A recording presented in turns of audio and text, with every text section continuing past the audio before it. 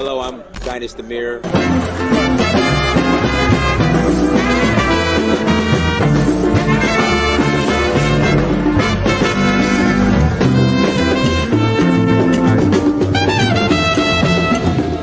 So I reached out to another friend of mine. I said, look, I need to go on vacation somewhere. Where should I go? He said, go to Africa. And not only am I going to go, I'm going to explore a new country. So I went to Tanzania, South Africa, Namibia, Mali, Senegal, Morocco, Liberia, Namibia, Kenya, the Voodoo Festival in Ouida, Gambia, Togo, Cote d'Ivoire.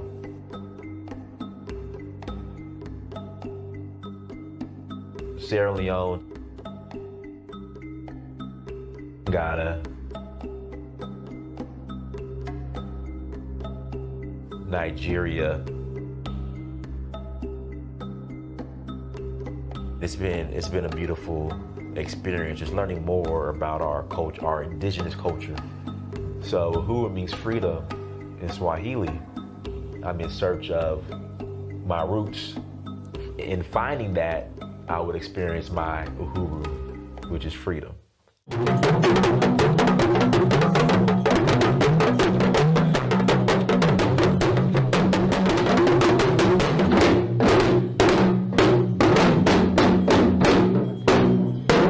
Till next time, Dynast Amir, I'm out.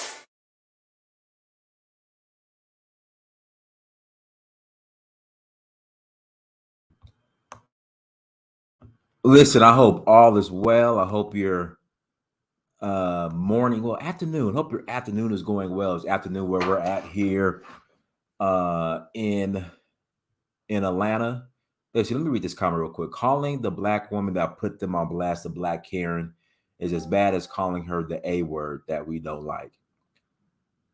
She was not a Karen. Wrong title, my G. Listen, okay, let's start off here. Then we have a couple of announcements.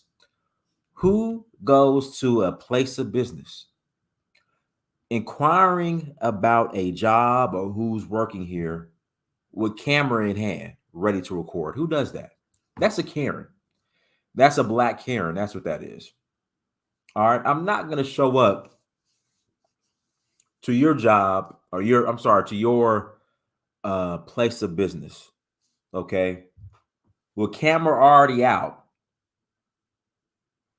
recording, wanting confrontation, and try to play it off like I'm coming in peace. She's a black Karen. All right, but anyways, guys, do me a favor. Hit the like button. Again, please hit the like button as you come into the chat room. Again, please hit the like button. Also share and subscribe.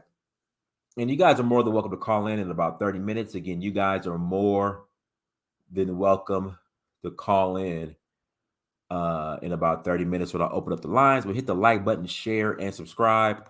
Also, if you have not bought the documentary, again, if you have not bought the documentary In Search of Uhuru, please go and buy the documentary. Go and support and buy the documentary.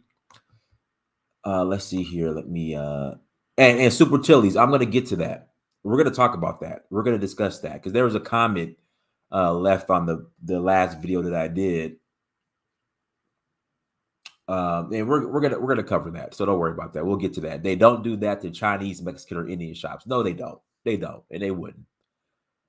So that's the hypocrisy. Like, you're not gonna bum rush the El Salvadorian pupusa restaurant, or the hell. Listen, right now in Los Angeles, California, there are soul food restaurants in Los Angeles, California, that are completely operated, Ruta to the Tuta, by Hispanics. Y'all aren't bum rushing those. In fact, there was one on Crenshaw. There used to be one on Crenshaw. I don't know if it's still there. I haven't been to LA since 2014. But before I left, there was a Hispanic-owned, ran, all Hispanic employee soul food restaurant right off of Crenshaw. But yeah, they're definitely not gonna bum rush those places. They're not gonna bum rush the El Salvadorian pupusa restaurant in South Bay in Lomita. Talk about something. Y'all hire Americans? Do y'all hire Americans? y'all hire? Oh, I'm telling. That's discrimination. Y'all hire Americans? They ain't doing that shit. Excuse my language. So yeah, don't take these people serious. But guys, please go to searchforuhuru.com. Please go to searchforuhuru.com and purchase the documentary. Again, please go to searchforuhuru.com and buy the documentary. Also, tours, guys. I'm probably going to announce there's a soul food restaurant ran by Chinese in Lithia Springs, Georgia, next to Walmart. I mean, come on now. This is ridiculous. Yeah. Y'all ain't hiring no Americans in the pupusa shop. Oh, I'm discrimination. Like I said, there is on Crenshaw, I forgot the name of it. Hispanic-owned and ran, top to bottom. Not one black person in the kitchen cooking the food. All Hispanic soul food restaurant in LA off of Crenshaw. And they not bum rushing that restaurant. Y'all hired Americans. Just ignorant. Goodness. Listen, here in Atlanta, there used to be a black Chinese restaurant called what was it called? There was a black Chinese restaurant here in Atlanta off of Ralph David Abernathy and Joseph E. Lowry.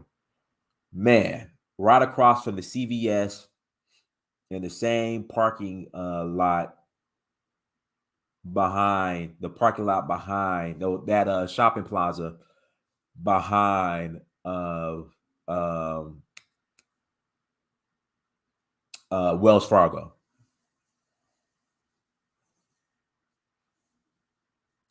So yeah, and there was a black top to bottom Chinese restaurant. It was off the chain. China Soul. It was called Soul China or China Soul.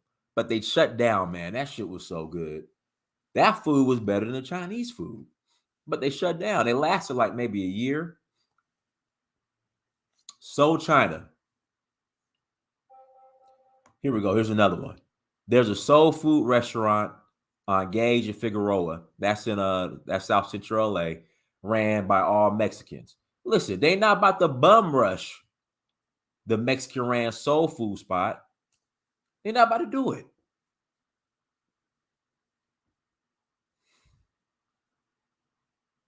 Y'all hired Americans. Y'all hiring Americans. Oh, it's discrimination. They're not about to do it. They're not about to bum rush all these black soul food. All these Mexican-owned soul food restaurants in LA. There's a bunch of them.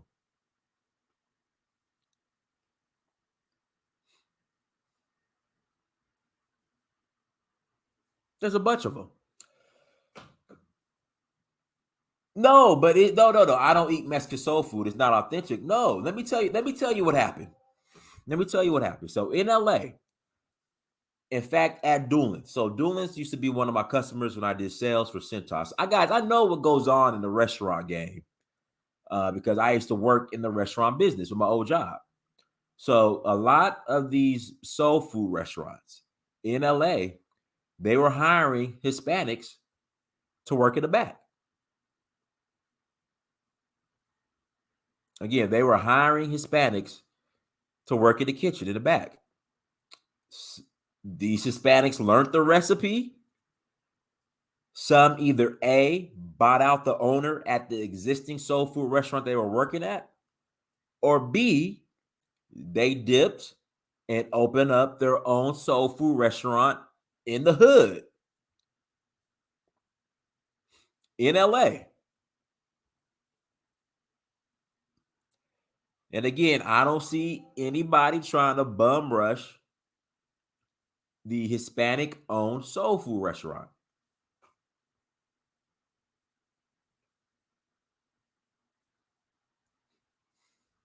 There are some Ghanaian restaurants in the DMV that have Latinas working in the back. Hell, there's some here in Atlanta.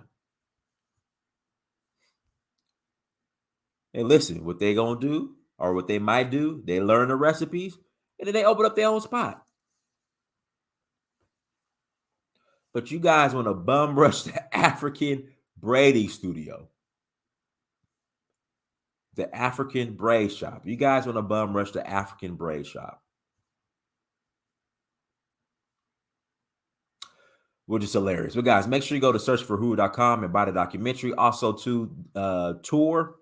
We are rolling to Sierra Leone in about 2 months, y'all. In about 2 months, we are rolling to Sierra Leone. So please visit donfo.africa. Please visit donfo.africa.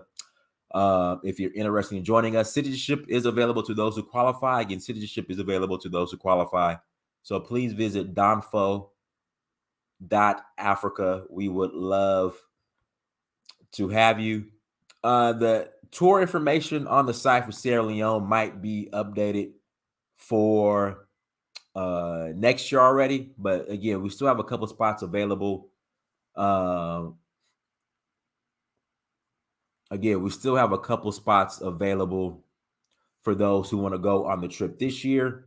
November 20th through December 3rd. November 20th through December 3rd.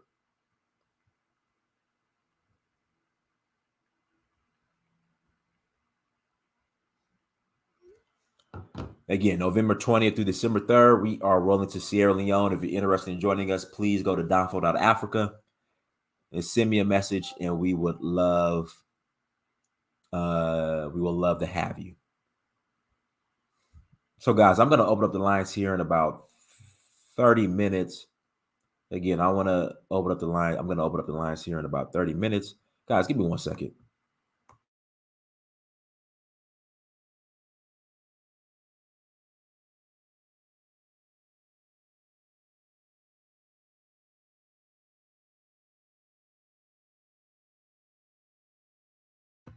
Okay, I'm back.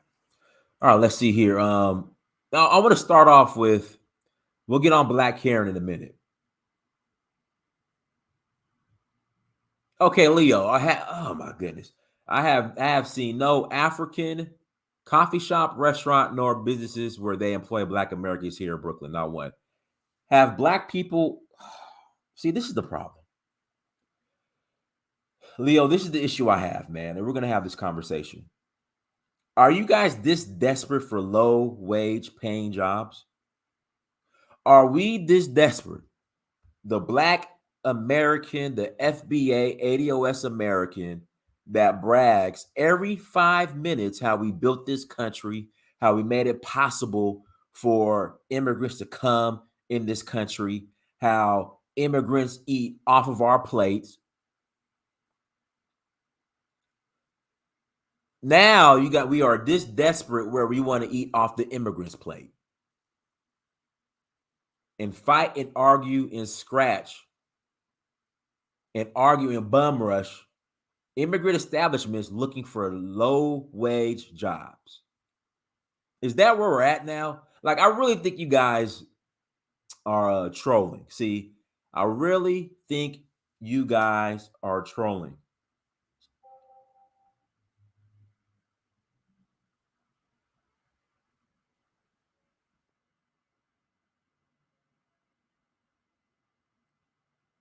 I really think you guys are trolling. You guys can't be serious.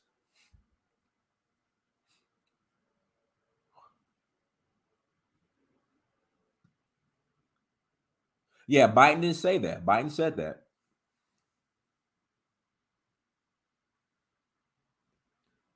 I mean, I thought we built this country. I thought we built this country. You know, I thought we were sharecroppers. But now we are going to harass immigrants for low wage paying jobs. This shit, I think people have to be playing, man. Y'all ain't serious. Y'all ain't serious.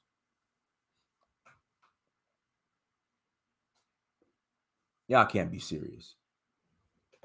In New York, well, guys, what's the rent like in New York right now? Like a one bedroom apartment is what, like $2,000 a month? So you're begging for a low wage paying job that is not going to afford you to rent an apartment in Harlem or in Brooklyn or in the Bronx. Somebody said more like 4K. Yeah. Yeah, y'all not serious. I just listen. When I graduated from the University of Georgia, and my goal in life was to go work, and if my goal in life was to go work a low wage job for immigrants at a braid shop or at a restaurant, I have failed.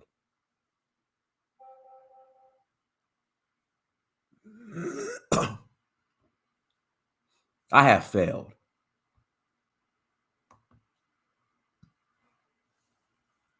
Again, I graduated from the University of Georgia. I start showing up to all the African braid shops. I start showing up to all the African restaurants, the Caribbean restaurants, demanding that they hire me. Because y'all hire Americans.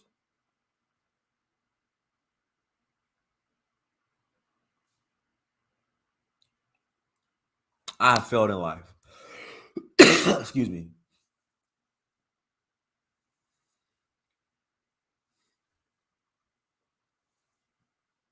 But dog, we're talking small immigrant mom and pop shops. We're not talking the Coach brothers and these big multinational, multi-billion-dollar companies, man.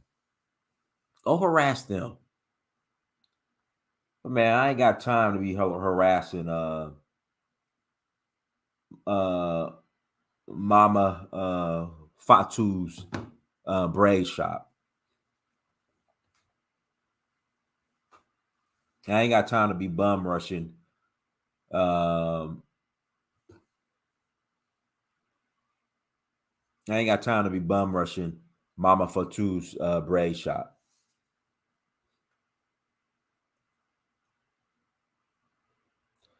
You know. All right, let's get started. Let's see here. All right, so Africa. Guys, put it like this. If Africa was really that bad, if Africans didn't like Black Americans the way that a lot of Black Americans claim they don't. My first trip to Africa in 2011 or 2010, whenever it was. Oh, I got some in my beard. Let me just shave. There we go. Would have been my last. Again, if Africans were this bad, called us a kata 24/7, called us slaves 24/7, didn't like us, hated us,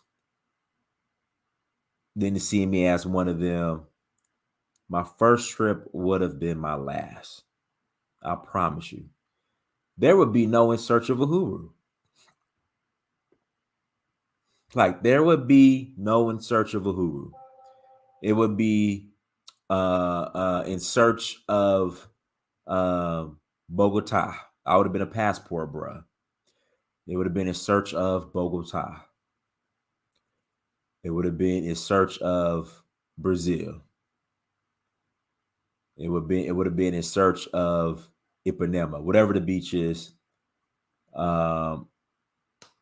Guys, what's the name of the beach in Copacabana, the beach in Brazil, in Rio de Janeiro? It would have been In Search of Rio.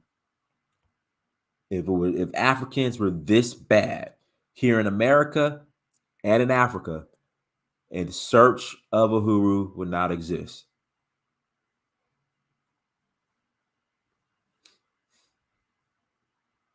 In Search of DR. There we go. In Search of Dominican Republic. Would have been In Search of DR. That's what it would be. No In Search of Uhuru. It'd be In Search of DR. In Search of Latin America. It would have been In Search of Thailand. In Search of the Philippines. In Search of Manila. That's what it would have been, you guys. So I think, and listen, I ran into coons in Africa. I've run into African coons here in America. But again, the bad experiences don't outweigh the good experiences. That's why I'm here. And I find it hard to believe when people say all this stuff about Africans, they do this, they do that, they do this, they do that. There we go. Albert's Quest. I was already Dynast, so it would have been Dynast. I was already Dynast. Yeah, it would have been In Search of, like I said, it would have been In Search of Brazil, In Search of Rio. That's what it would have been. I'm just being honest. So again, if John Johnson, who was the founder of Ebony Magazine, rest in peace. And I just hate the way that what happened to that institution since he passed away. How it just completely went into the dirt, went into the ground, ran into the dirt. Someone asked him if he is making money, like after like the first couple of guys, buy his book, Succeeding Against the Odds, or Succeeding Through the Odds, or Succeeding Against the Odds. I think that's the name of the book by John Johnson, founder of Jet and Ebony Magazine. Someone asked him, like, after he printed his first like couple of issues, like, hey, are you making money? And he responded, if I didn't make money off the first issue, there wouldn't have been a second issue. There would be no Ebony. Those were his exact words. He said, if I did not make any money off of the first issue, there wouldn't have been a second issue. Those were his exact words. So what I'm trying to tell you, if Africa was that bad, all right, there would not have been,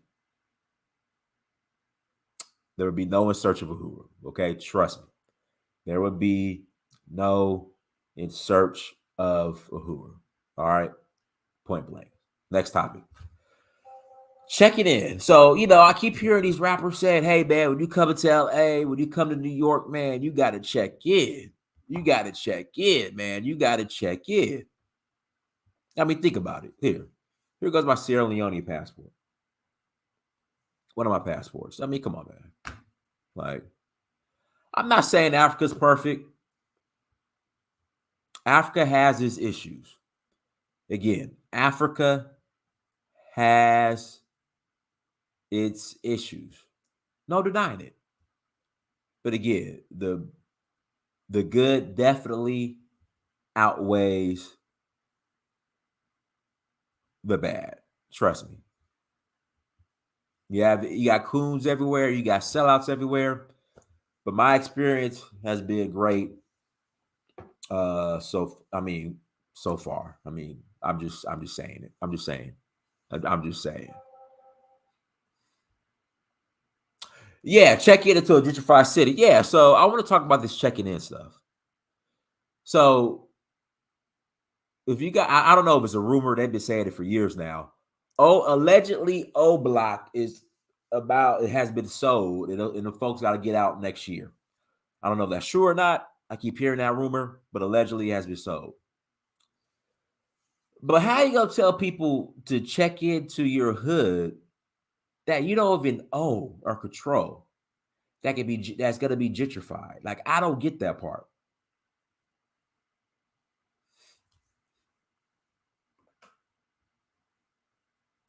Like, I don't get that part. Like, how are you going to check in, have people demand people check in into neighborhoods that are being gentrified and that you don't even own? It's just this mindset. And we only do that to other black people.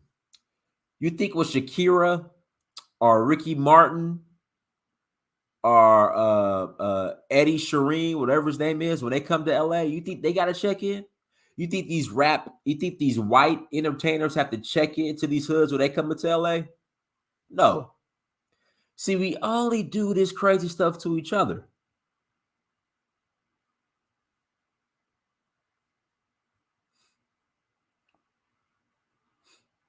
We only do this crazy stuff to each other.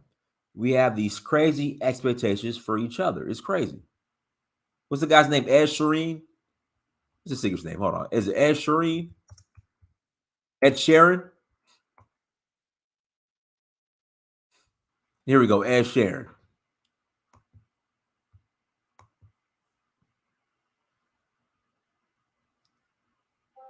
Hold on.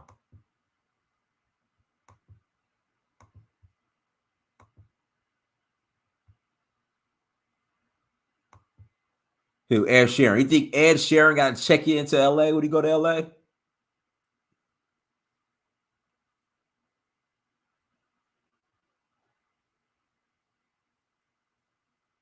Hell no. Nah. See, I need to stop this stuff, man. Stop this checking in stuff.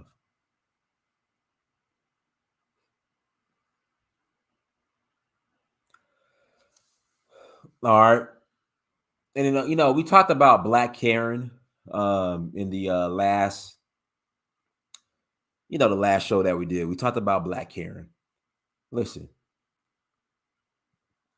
again, I worked in the restaurant industry for years. Let's see here, we'll say about 10 years. I worked in the restaurant industry. All right. In LA, my territory is stretched from the South Bay all the way to the Hollywood Hills. As far as west, at one point to Santa Monica. As far as east, at one point right bordered up to downtown LA, right around Alvarado.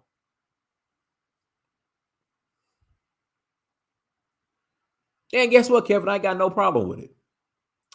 I got no problem checking in when I go back to Nigeria. No problem checking in with the family. No, I have no problem at all.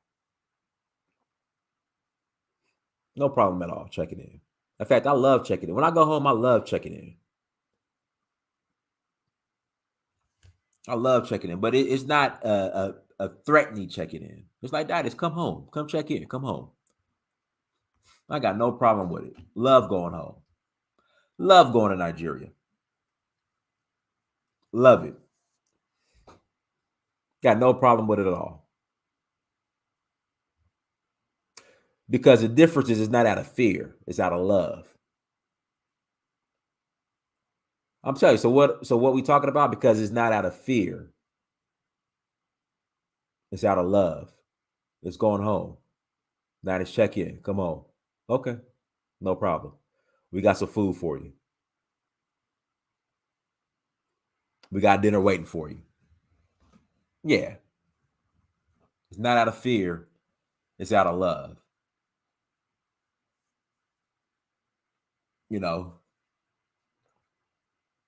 I'm not getting pressed.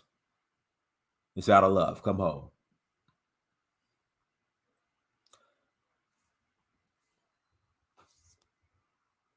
Here we go. Bam. Here we go.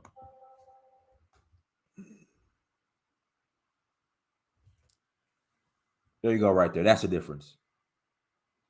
Same thing for Sacramento. I check in. I go to mama's house. Go to my mom's house. Holla at the homies. Barbecue. Cookout. It's all good. Check in from an African that's coming with a plate of food. Check into Negroes that's coming with guns. There you go. Sums it up.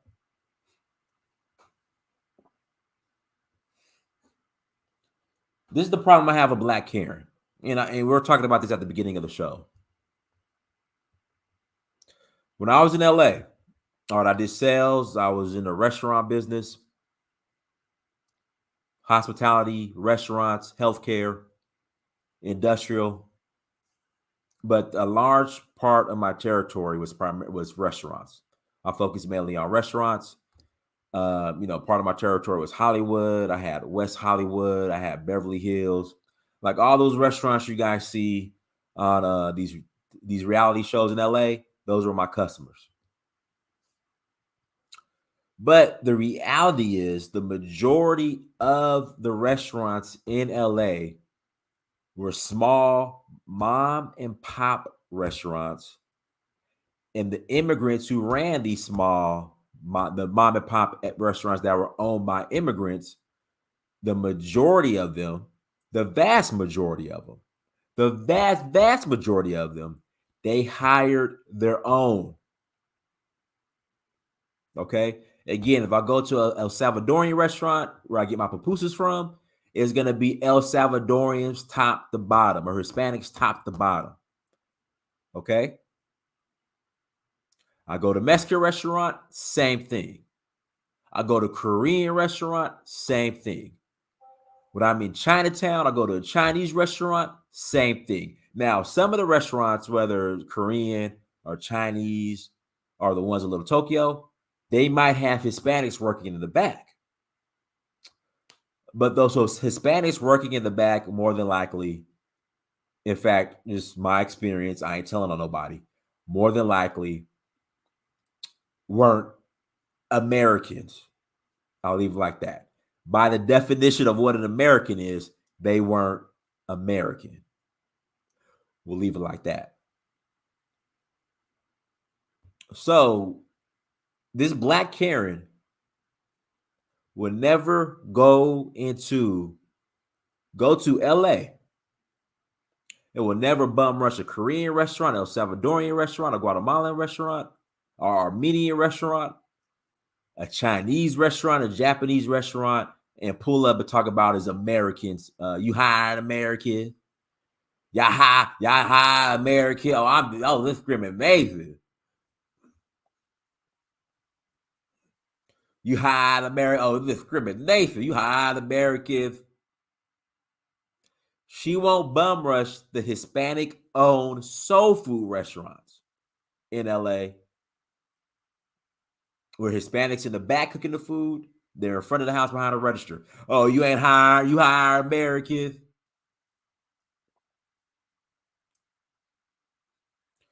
You hired Americans.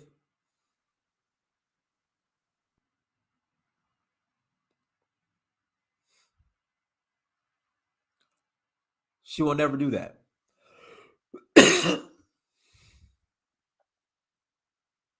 She'll never do that. Never.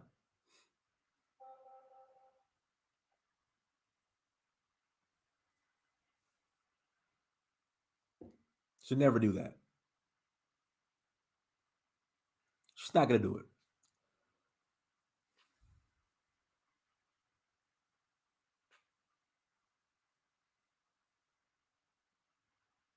Do you have an American braider? Whatever she said. Do you have an American braider? Why? What is an American braider? Like, what is an American braider? Like, what is an American braider? Because let there have been a white woman in there, a white American braider. This lady would have snapped. Well, she's American.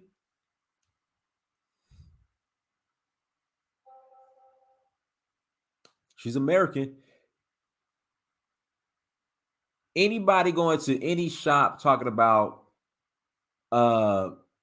you hire Americans, or do you have American this, that, or whatever, more than likely their default is not Pan-Africanism.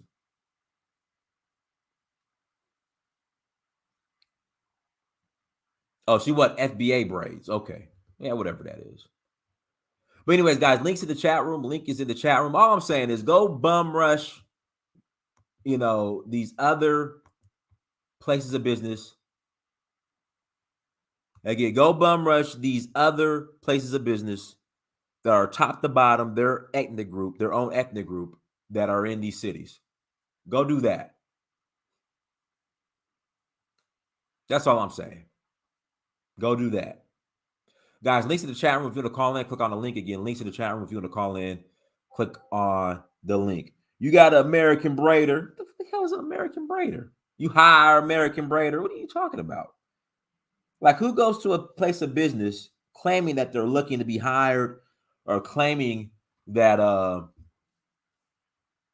they're looking for a service by a specific person with camera in hand recording as if they're claiming to be sincere?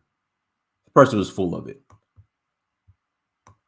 All right, Jay Dullo, go ahead. What's up, Dennis? How you doing? But yeah, Dennis, I was just wondering if you, speaking of this whole restaurant thing, did you hear about what happened at, I think it was Candy Burris' restaurant? It's called Blaze Seafood in Atlanta. Yeah, no, what happened? I'm familiar with the restaurant, but what happened? You're familiar with? Yeah. So apparently one of her workers shot another one of her workers. This happened 2-3 days ago. Oh, in the restaurant? In the restaurant, yeah. Yeah, dude, I don't know what's going on with Atlanta, man, but Atlanta is just... Yeah, I was thinking about visiting Atlanta because Negroes are tearing up Atlanta, man. We've been talking about this for a while. Like Pookie and Ray Ray, and then you got up now. Blaze is like an upscale restaurant. Yeah, that's what I hear. It's like you can't even go. I mean, and that's the thing. Like a lot of the shit that's going on in Atlanta is going on in the upscale areas, like in Buckhead, like crime in Buckhead, like that. People get robbed broad daylight. People getting robbed and shot at Lenox Mall. That was I don't even want to talk about Lenox Mall, man. I heard some stories about that. That was unheard of. Back in the day. Back in the day, that was unheard of. Like you went out there to get away for Pookie and Ray Ray. Shout out to Sim Police Academy, who's in the chat room. You went out there to get away for Pookie and Ray Ray. Now I feel more comfortable at Greenbrier Mall. I'll go to Greenbrier Mall. I feel more comfortable there than at Lenox Mall. Oh, wow. Lenox Mall, Greenbrier Mall, South DeKalb Mall, those were the hood malls. Like Lenox Mall was the upscale mall. Now Lenox Mall, man, they be tearing that ish up. Yeah, man, but I mean, my opinion on this whole thing, Black Karen or whatever, it's low hanging fruit. I think we don't really respect each other as Black people, and that's the root cause of this. We will easily tear each other down, destroy each other, talk slanderously about each other behind each other's backs, but we'll never do that to another community.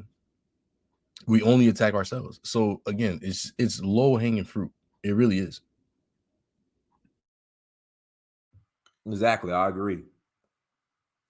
I gotta look this up. I didn't know that shooting at Blaze. Yeah. Oh yeah, Blaze. It's called like Blaze. You know what's crazy too. So I want to say about a month back, the city council here in Atlanta, they're trying to pass a law, and Killer Mike and Titty Boy and all these Black restaurant owners and club owners got outraged. They're gonna pass a law basically saying if there's a shooting at your establishment, you shut down. And they was ready to go to war over that. Like Killer Mike, Titty Boy, 2 Chainz, and the owner of T.I., of course. He's probably. Well, I don't think T.I. was there. Oh, but they're gonna pass here in Atlanta. It's like they're gonna pass legislation. Like, look, somebody gets shot at your club, you shut down. What's wrong? Down. I don't understand. Like, what's the issue? I don't know what happened. I don't know what happened. So when I got to Georgia in 2000, Atlanta was cool. You had the little dope boys, little trap boys or whatever, but they were cool. And the thing about it is, everybody spoke. So even if So-So was in the trap or was in the hood, everybody was friendly. Everybody spoke. Right. Then when Katrina happened, they came to Atlanta, started tearing stuff up. But it wasn't as bad. Things got better. these last couple of years, Negroes just been out of control here in Atlanta. And so what's going on? Atlanta is it's kind of like LA in New York. Like Negroes go to LA and congregate, they go to New York and congregate, and now they're coming to Atlanta to congregate. Yeah, but And they're coming from all over. They're coming from the West Coast, Midwest, up north, and they're just coming here now to congregate. And they just come, they bring that activity with them, and they just tearing stuff up now. yeah, I think the main difference with New York and like LA, New York City especially, is like it basically is a police state. Like they spend more money on their police department than most countries have for their military budget every year.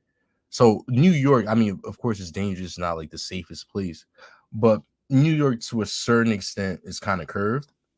But with Atlanta, man, I just see they're just running wild in Atlanta, man. I've heard some crazy.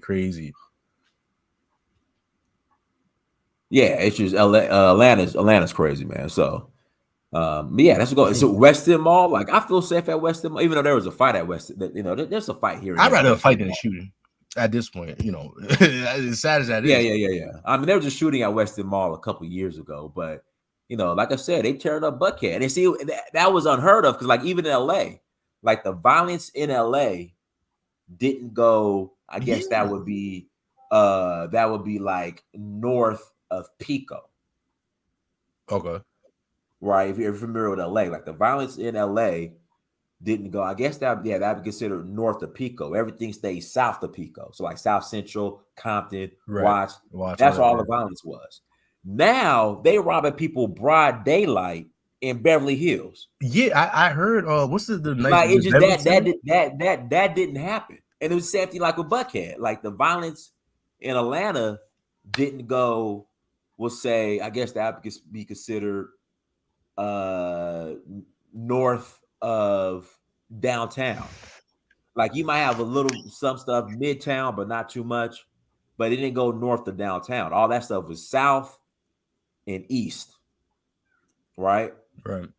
Now, broad daylight, people getting shot in Buckhead. That just didn't happen. What do you think it is? I don't know. Maybe go back to Africa. Tell us. Go ahead. Go back. It's the jab, man. It's that jab. Okay. No, I don't think these Negroes got jabs. No, I don't think these Negroes got the bat. I don't think so. You know, man, I was watching that video. I just saw the video of the woman, man, going to the shop, of the African shop. If you listen very closely, I think there was a miscommunication. If you listen, it was obviously a miscommunication. It was obviously a miscommunication. Yeah, because the sister said that when she answered the sister who came into the shop, she was answering as though that no, she hasn't hired any African Americans, and then she says that nobody has come in to apply. Well, the thing is, was the term African American even mentioned? I just heard American. Well, American, what have you. I think the sister, she responded as though that there hasn't been anybody to come in to apply. So it's not that she was saying she doesn't hire anybody who's American, but yet she hasn't had anybody who come in to apply.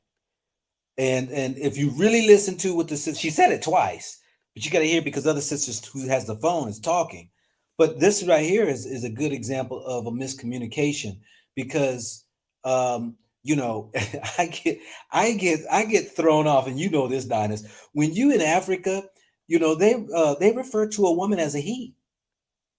You know, they're like he this, you know, he went this or he did this, and I'm like, are we talking about the woman? Yeah. It's like most don't say she. It's like referred to like he. It's a language barrier. It's a language barrier. It's a language barrier. Different language, man. Different language, different way of communicating, understanding, and being here, man, for so many times. And I'm here now over in Tanzania, man. Every country I've been to, man, there's a miscommunication. Totally different culture, all that. I just did a video on that, and it's amazing, man. And we expect people to understand us and get mad if they can't speak or right. That's what it was. Like she was expecting them to understand her. They clearly didn't. And she saw that, And then she got upset about she gonna sue this discrimination. Or it's like, come on. Man. Yeah, that was. I mean, if you really wanted a job that bad, you couldn't go in and how do I apply? How do I work here? I have such and such skills. I have this. I could braid hair. I could do this. But it just seemed like she didn't really want a job. She was trying to make a show. You're looking for an opportunity. So looking for an opportunity to go viral, maybe. Yeah. I thought it was a shame, but there again, that miscommunication that goes on. We and it's so destructive, and it just makes me cringe because when I see how dysfunctional we as a people become, and then things like this is what's going to cause even a larger wedge between those who are African in America or brothers and sisters at each other's feet. It's almost like we're looking for the next person to become a victim or the next person to attack. Okay, we destroyed our own. Now who's next? And it's crazy. It's crazy, to watch this whole thing unfold. Brothers against sisters, sisters against brothers. Now it's and we only do that to each other. We only do that to. That's why I say it's low hanging fruit. It's low hanging fruit. Will not bring like I said, they in LA they wouldn't dare go into these immigrant-owned, top to bottom, nothing but them hired and and operating their businesses, their business and do the same thing. They wouldn't do it. Absolutely not. She's not going into them white franchises. With them white franchises, Fantastic Sam's and Sports Clips and Great Clips and all these places that are predominantly white owned and only white people. She ain't going there asking them they looking for braiders. Right. Fantastic, Sam. Hey, let's pass to Michonne. Go ahead, Michonne. Man, you got the ball rolling today. So many things are going through my mind while you're speaking.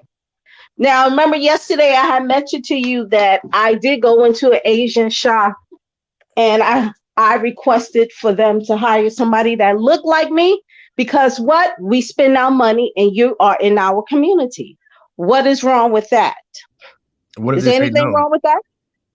Are you serious about getting a job? Like, what if they say no? We don't want to hire you. Not me getting a job. Anyone black getting a job. And what if they say no? Well, they actually got one black person who was there for a long time, but it was one black person. They didn't say no. No, but I'm saying, what if they would have? We can't. If they would have said no, it would have been my option to push the issue because guess what? That's the American way in America. How about that? You can't dictate how other people run their business. You can't say, no, you can't dictate, but you can make requests. You can submit complaints because that's a part of our policy. Right. And the policy, hold up, is a part of the American way once again. If you want to go there. But listen. Go ahead. Let me go back to Africa this question. I made this statement in the beginning. Now, the same group will sit here and tell immigrants till they're blue in the face how we built this country, how we were sharecroppers, how if it wasn't for us, y'all wouldn't be here, But now it's like we're begging these immigrants for jobs, for low-wage jobs at that. Now, hold up. But you mentioned the restaurant business, right? Now, right. In Japanese culture and Korean culture, they do not hire outside their own culturally. It's like a religious belief. Right. And in New York, they have a group. There's a church, a Chinese, because I've been in there. They have their own, everybody Chinese, and all the Chinese shop there. Now, point blank is, with the Pan-Africanism, the Black Americans did and do support Africans and Black and brown people from other cultures. I'm talking about in this country, in the United States. That's leading to the African market on 125th Street. And the reason why I'm bringing this up and showing the difference is, even though they don't like, a lot of them do not like Black Americans, right? I'm talking about Black and brown people now. The black and brown people, the Americans were shot with them anyway. But what's messed up is, why would you want to do? It's like what we call eternal racism. I'm black, you brown, but you don't like me. But we still go to support you. And I can understand when Ados makes that a point. You don't like us, but we still go to support you because it's our money that's keeping your shop alive. Think about that. Ma'am, I have one question. I don't mean to cut you off, Go Black, but my thing is this: if you know people don't like you, why would you go support them? Why would you go there? Right? Why doesn't FBA and ADOS just build their own shops and support each other? Why would you? Yes, because I've had my own braided shop and I'm American and I'm ADOS. Right. But anyhow, I don't know. But what you just said was you go and you spend your money with people who don't like you or support you. So why would you do that? Why not go to an FBA shop or an ADOS shop? It doesn't make sense to me. Here's the thing. At the time, we didn't look at it like that. We look at it as you are brothers and our sisters. I mean, well, the groups that I know who are American and ADOS, they would go there, whether you're an attorney, whether you, whatever, how you make your living, you would go to the braider shop, say, hey, I want my hair to, because that's our culture. So it's our culture in America and it's their culture in Africa, right? So they go there to get their hair braided. But the thing is, it's not so much of ADOS not liking Africans, it's the Africans not liking ADOS. But Dynast, you said, I wonder why. So which means to tell me that maybe it's, I don't know if it's something that how ADOS act where the Africans don't like ADOS. You see what I'm saying? Say that again. I want what? It's because they don't like ADOS. They don't like whatever it is about them, because I've been in the presence to support and they didn't like me either. I was like, I'm here to support you. What's the problem? I'm just coming to get my hair done and they looking at you, rolling your eyes. And so why are you there to service us then? Well, put it that way. They want the money. Simple. That's what it is. But if you want the money on our shores, in our community, service us the right way without the attitude, rolling your eyes, and don't give us ball spots. Man, do you have these same demands for the Koreans or the Middle Easterners that run? Hell yeah. Yes. Okay. Yes, because we've had issues. You've seen that on online, how Koreans disrespect the black, well, not just black Americans, but anybody black and brown. You see, there is a difference. They can be disrespectful, and I'll be like, you cannot talk to us. You cannot be in our community and service. It depends on where you are. You cannot be service us kind of way and be disrespectful and get our money at the same time and demand that we give you tips too. So how did you guys hold them accountable when I still see in my neighborhood, majority of the hair shops are owned by Koreans and all the customers are black? Well, that's up to them. They can make complaints. That's why we have government. Hold up. We got agencies, Department of Health.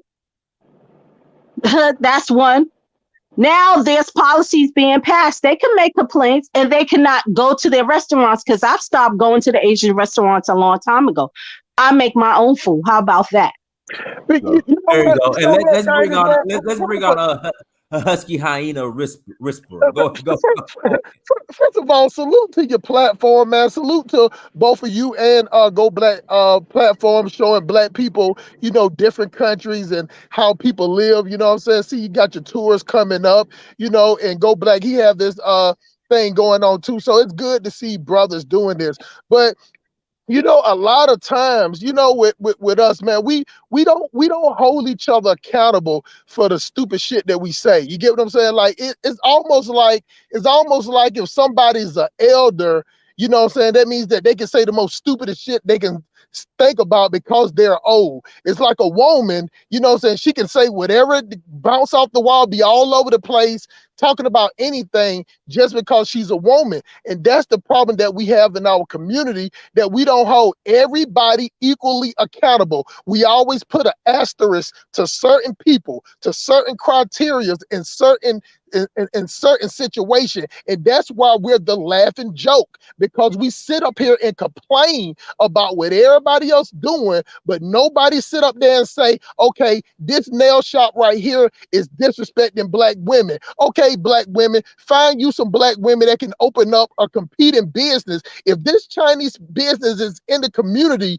disrespecting black people, then it would be easy to get that business out of, not going to not complaining, not going to put up going to the state and put up a bullshit affidavit. You can just simply go to it, open up a business right there. Sorry, bro. I don't. If I can interject, you know what kills me? They want to complain about white supremacy and the white rules and laws. The white police officers, but then they want to go tell on this African. They want to go run and tell to this same white supremacy about this African braid shop. Make it make sense. The thing about it is now what the brother said earlier.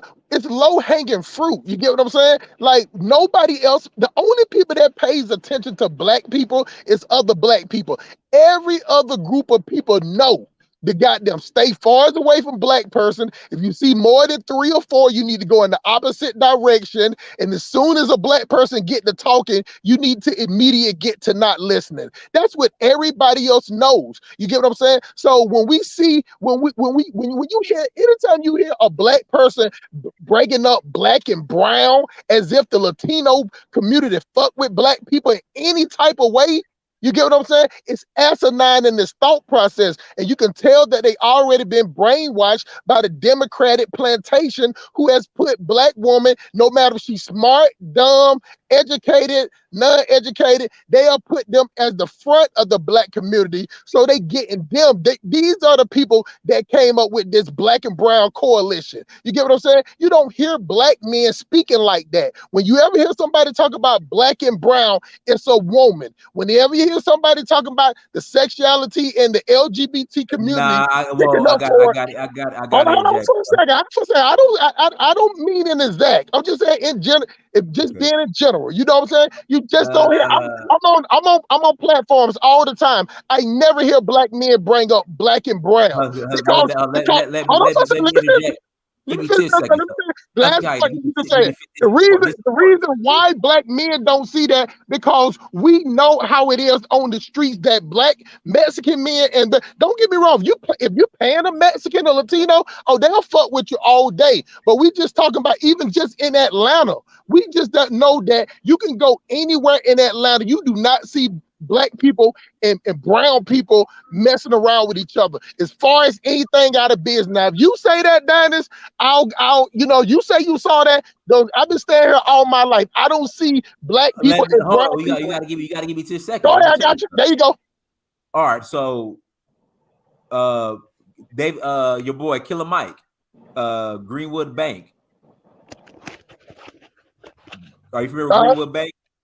The bank. But black people don't even agree with. Black people don't follow that, because that's what I'm saying. He said he set up the bank specifically for black and brown people. He did.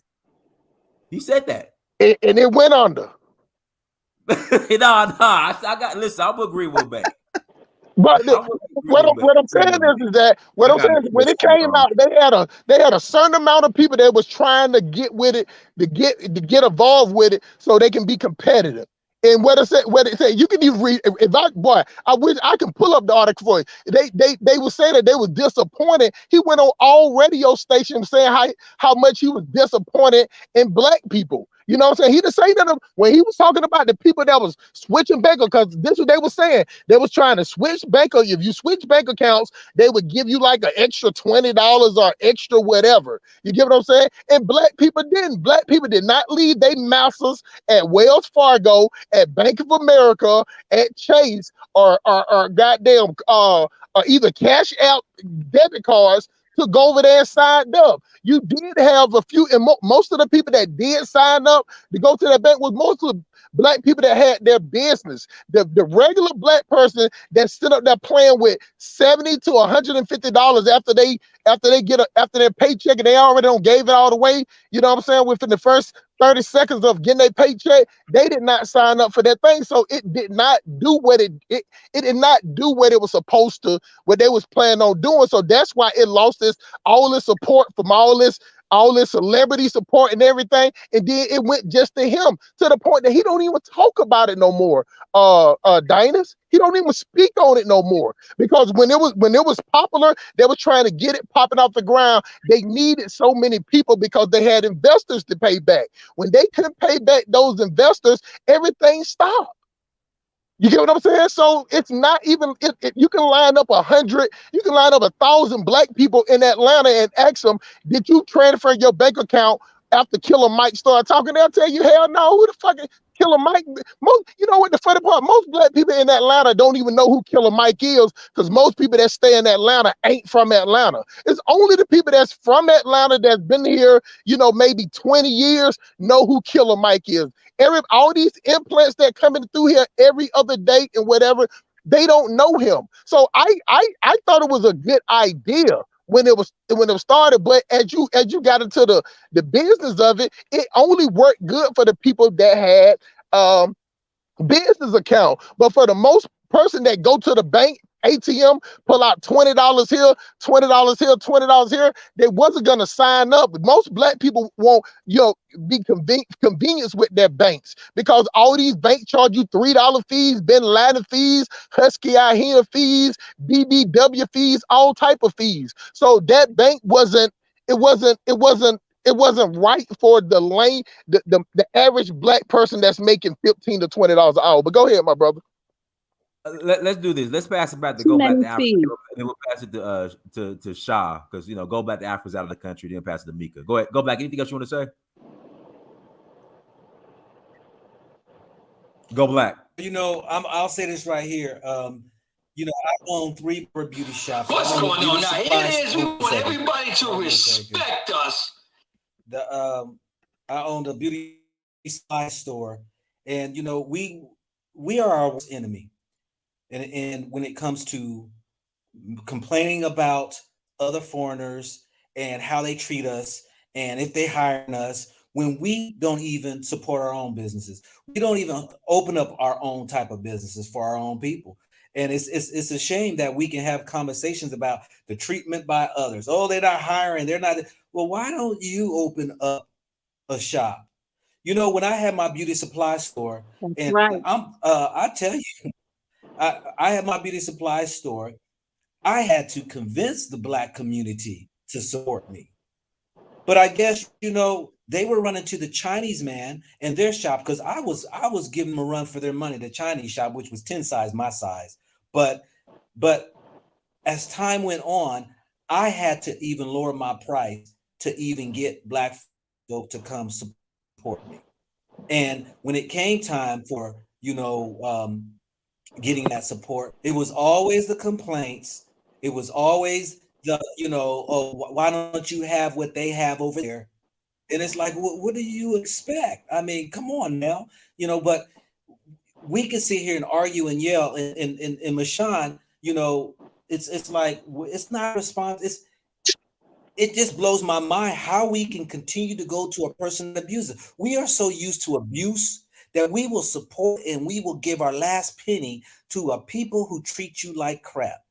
Preach. This is a big problem that a lot in the Black community have, because we are just so used to the abuse. We look for issues look for drama in our life. We want the drama in our lives. We don't want to walk away from the master's hand. We don't want to walk away from the white supremacists. We rather just deal with all of that mess they throw at us. Won't give them heat. We will shoot on people. We will argue and yell. We will sit there and fight. But every time I see these videos of Karens and Kens, no Black person sits up there and fights them. No Black person and give them their smoke, give them the business. The first thing come out their mouth is they turn on their phone. Oh, look at this person right here. They're abusing, but they don't jump on their back. That blows my mind. They let them push them around. Every video that you talking about, Mr. Go Black, even with that dude that the black dude was walking in the neighborhood, he let that dude walk up on him, push them, slang them sideways. And even with the females that's blocking the black men going into the apartments, the black men act like they are scared. They are sitting there just trying to have a conversation with somebody that don't like that. But when it comes to me and you, they look you up straight and down. We know every intuition when it comes to each other. But when it comes to white people, it's like, man, look, I appreciate the yoke that you put around my neck. As long as you don't squeeze it tight, you can continue to keep this yoke around my neck. You know what I'm saying? Like, just long as you don't take my breath away, I'll walk around with this yoke and you can just gradually yank on it whenever you feel, whatever, and bring me back to place. But it's not that way when it comes to each other. When we look at each other,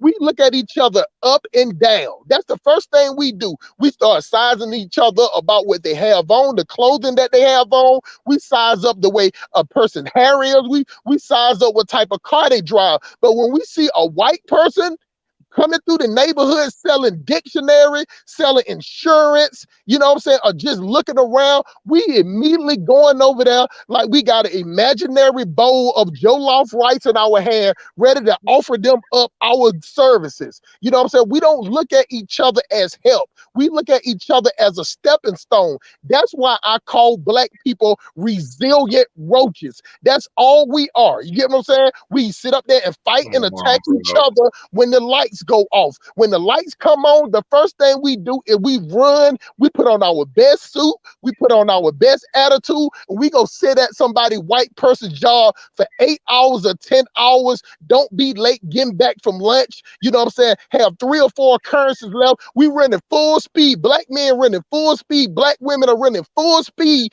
to hit that time clock.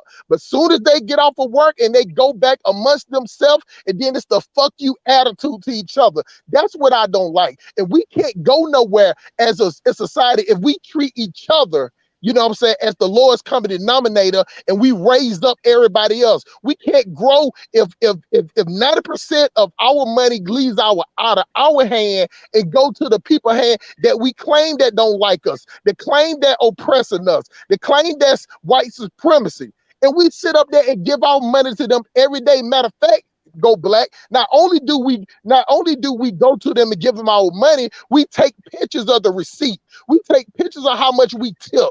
We take pictures of the parking lot. We do all that stuff, but we won't do that to each other at all. Go ahead, my brother. So here's a kind of a niche situation, but it's a pretty, decent sized community. And this is the conscious African American community.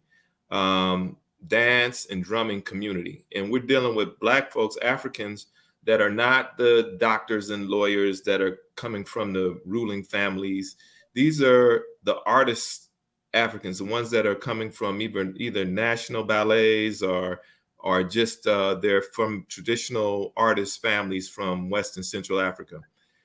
Since the 70s, they've been coming over teaching dance and music. And we've been learning. In the beginning, it was mostly African Americans who were supporting those dance classes. You got Fwadia Congo, and you've got Jamanacore in the Bay Area. You've got like 3 or 4 different African dance companies in the Bay Area.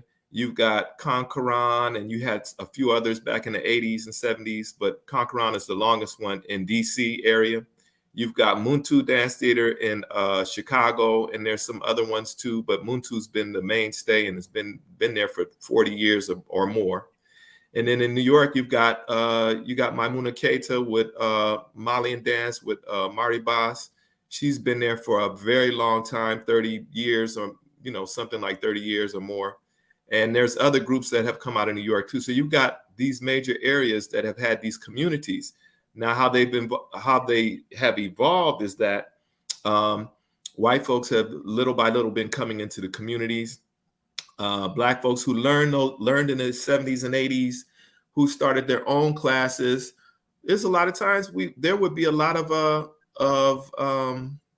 not resistance, but kind of not overwhelming support by African Americans supporting African Americans who learned for 20 years and the dance and the music. African Americans would not support it as much. Would be kind of nilly-willy support from African Americans going to African Americans that has studied, learned, spent their money, dedicated their lives to the music and dance.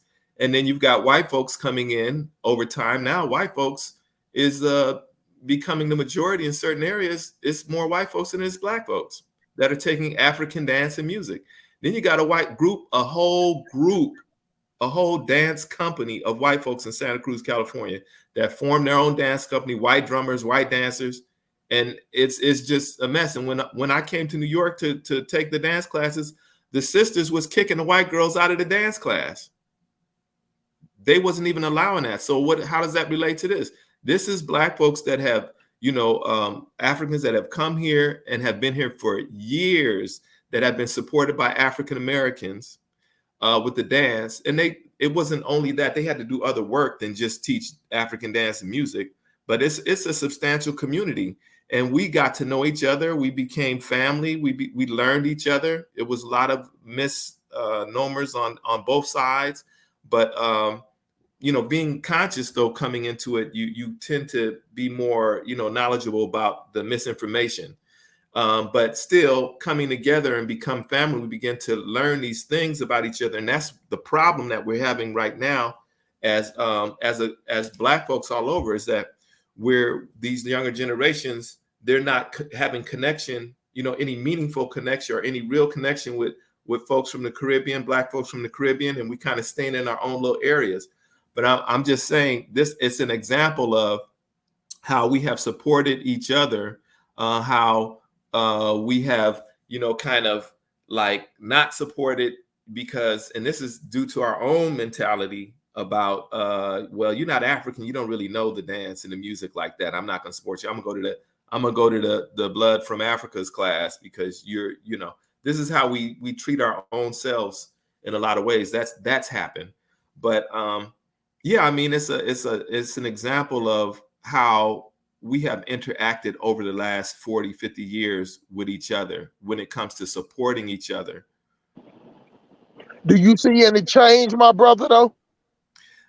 Change. Yeah, I see the change I see is that it's like all of this work that we did in the African dance community, because a lot of this was about culture. It wasn't just performance. This was about, taking this information and going to the communities and doing residencies in schools and stuff. That a lot of that kind of thing that we were doing, and it was about culture and it was about connecting with Africa. It's gotten smaller. And then the young people they're disenfranchised from that whole, Pan-African spirit. And they don't know nothing about it. And they're talking shit like crazy. Like they talking crazy. Like they don't understand nothing. No, they saying fuck you. Keep it real, man. That's why, a lot of people always get on me about the way I talk. I just think that we need to just call it what it is. The young people, because my daughter is in college, and the way that I talk, and even they'll tell me, my daughter friends, they'll be like, you know what, they'll call me Mr. Sir, and they'll be like, you know what, we're just not with that.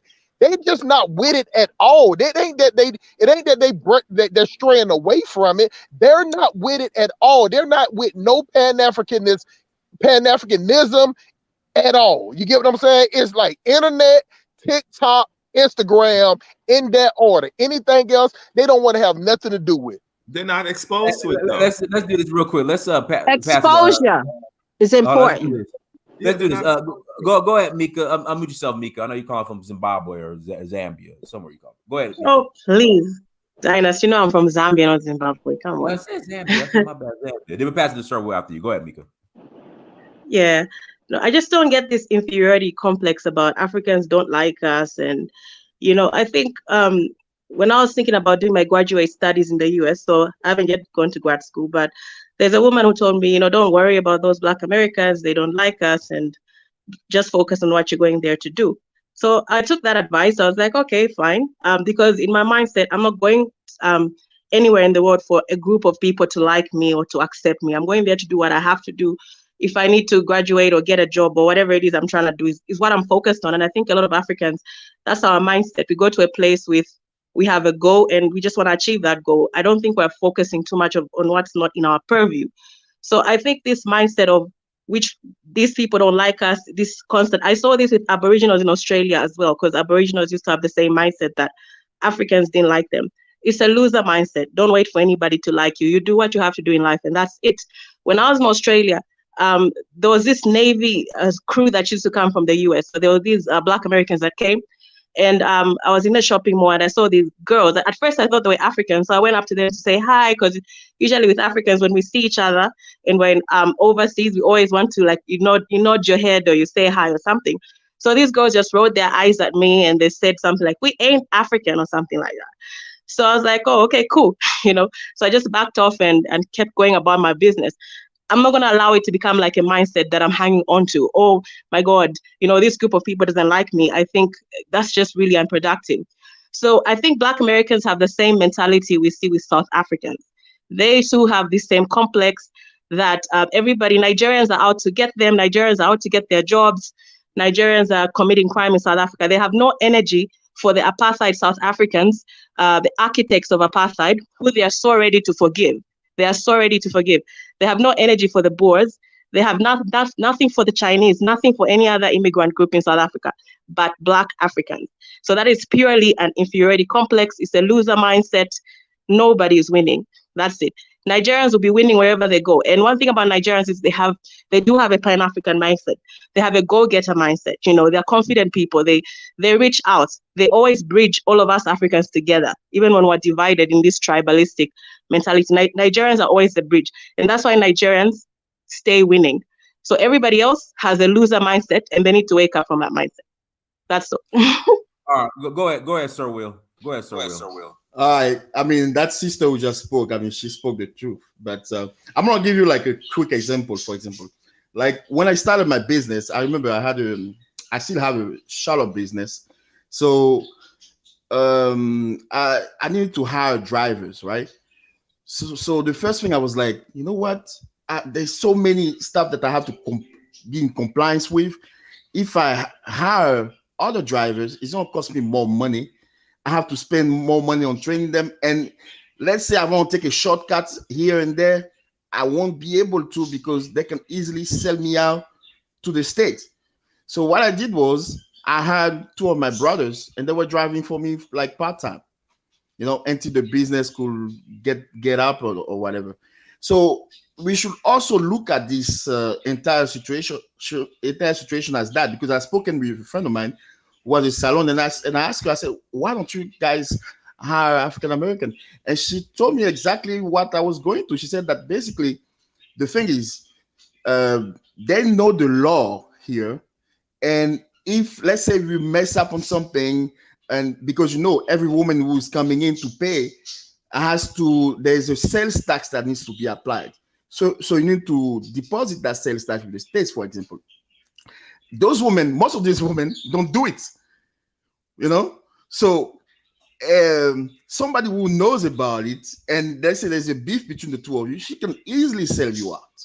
So, but if you have like another African or whatever who is coming to the US to quote unquote make it or whatever, she doesn't have time to go to the authorities or to file a lawsuit or whatever. If you guys have a beef, guess what? She's just going to go to another hair salon and work. So we should just look at it as basically as a survival mindset. If another friend of mine who is in Houston, for example, she has a really famous salon, she hires African American because she's already made it. You know what I mean? So that's how we should look at this thing. One time I met another Mexican guy, and I asked him, I said, hey, he was telling me what he was doing in the construction business and things. And I said, oh, that's pretty cool. And he said, oh, no, but my boss, he doesn't pay me for overtime and stuff. And I look at him, I was like, he doesn't pay you for overtime. That's a crime, right? He should be paying you for overtime. And he's like, and the guy told me, he's like, yeah, but I can go to the authorities because, we're both Mexican. I don't want him to get in trouble. You know what I mean? So basically, that's what it comes down to. It's basically a survival mindset from a business standpoint. Now, I acknowledge that if you work in the community, it makes more sense for you to hire somebody from that community, as you can possibly have more business if you do that.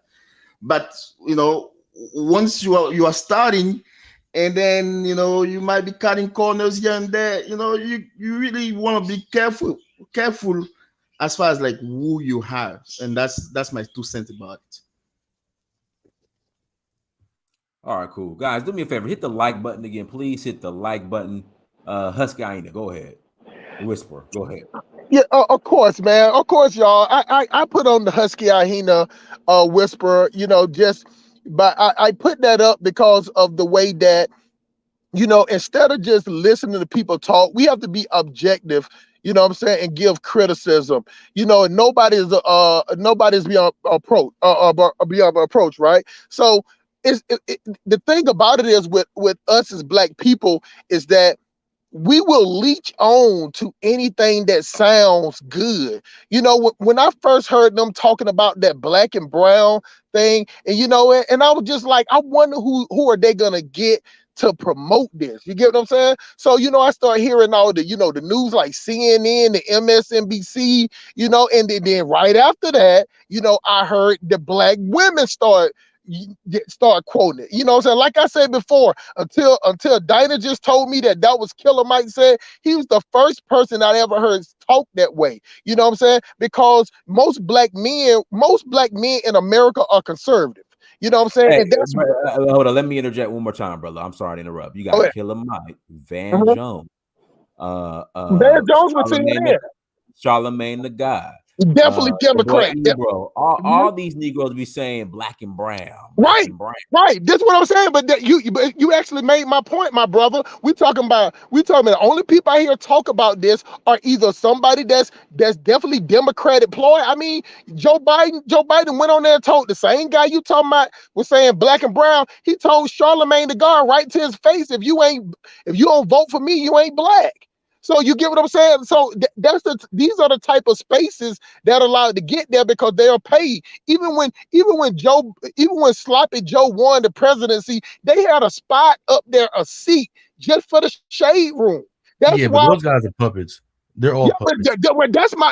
This is my whole point. So when I say most black men, you know what I'm saying, I mean the black men that are not puppets, that are basically conservative. You know what I'm saying? We're basically conservative in our views. You know what I'm saying? Like me, I even have gay people in my family, but I tell them that when you come around me, you know what I'm saying, I want you to act a certain type of way. You don't have to be. If you want to be flamboyant, you be flamboyant somewhere else. And it's not to say that you can't act the way you want to act, but at the same time, it is, because it's my house, it's the way it is. Nobody ain't gonna disrespect you. Nobody's not gonna talk about you. Nobody ain't gonna put their hands on you. But at the same time, you're not gonna come and force however you are around people that don't want to eat it. You get what I'm saying? Just the same way, I'm not a religious guy, but my sisters are. I got preachers in my family, but just because they're I don't allow them to come over there and tell me that I'm going to a place that I don't even believe in. See, you get what I'm saying? So this is just how we are as black people, because we latch on to religion. We latch on to religion. We latch on to gossip. We latch on to trauma, and we latch on to drama. That's why you can get people that stay in a nice neighborhood. Black people will call that boring. But you go somewhere where people out there in the streets riding four-wheelers, hanging out the window, that's where black people want to show out. Black people will actually get dressed up.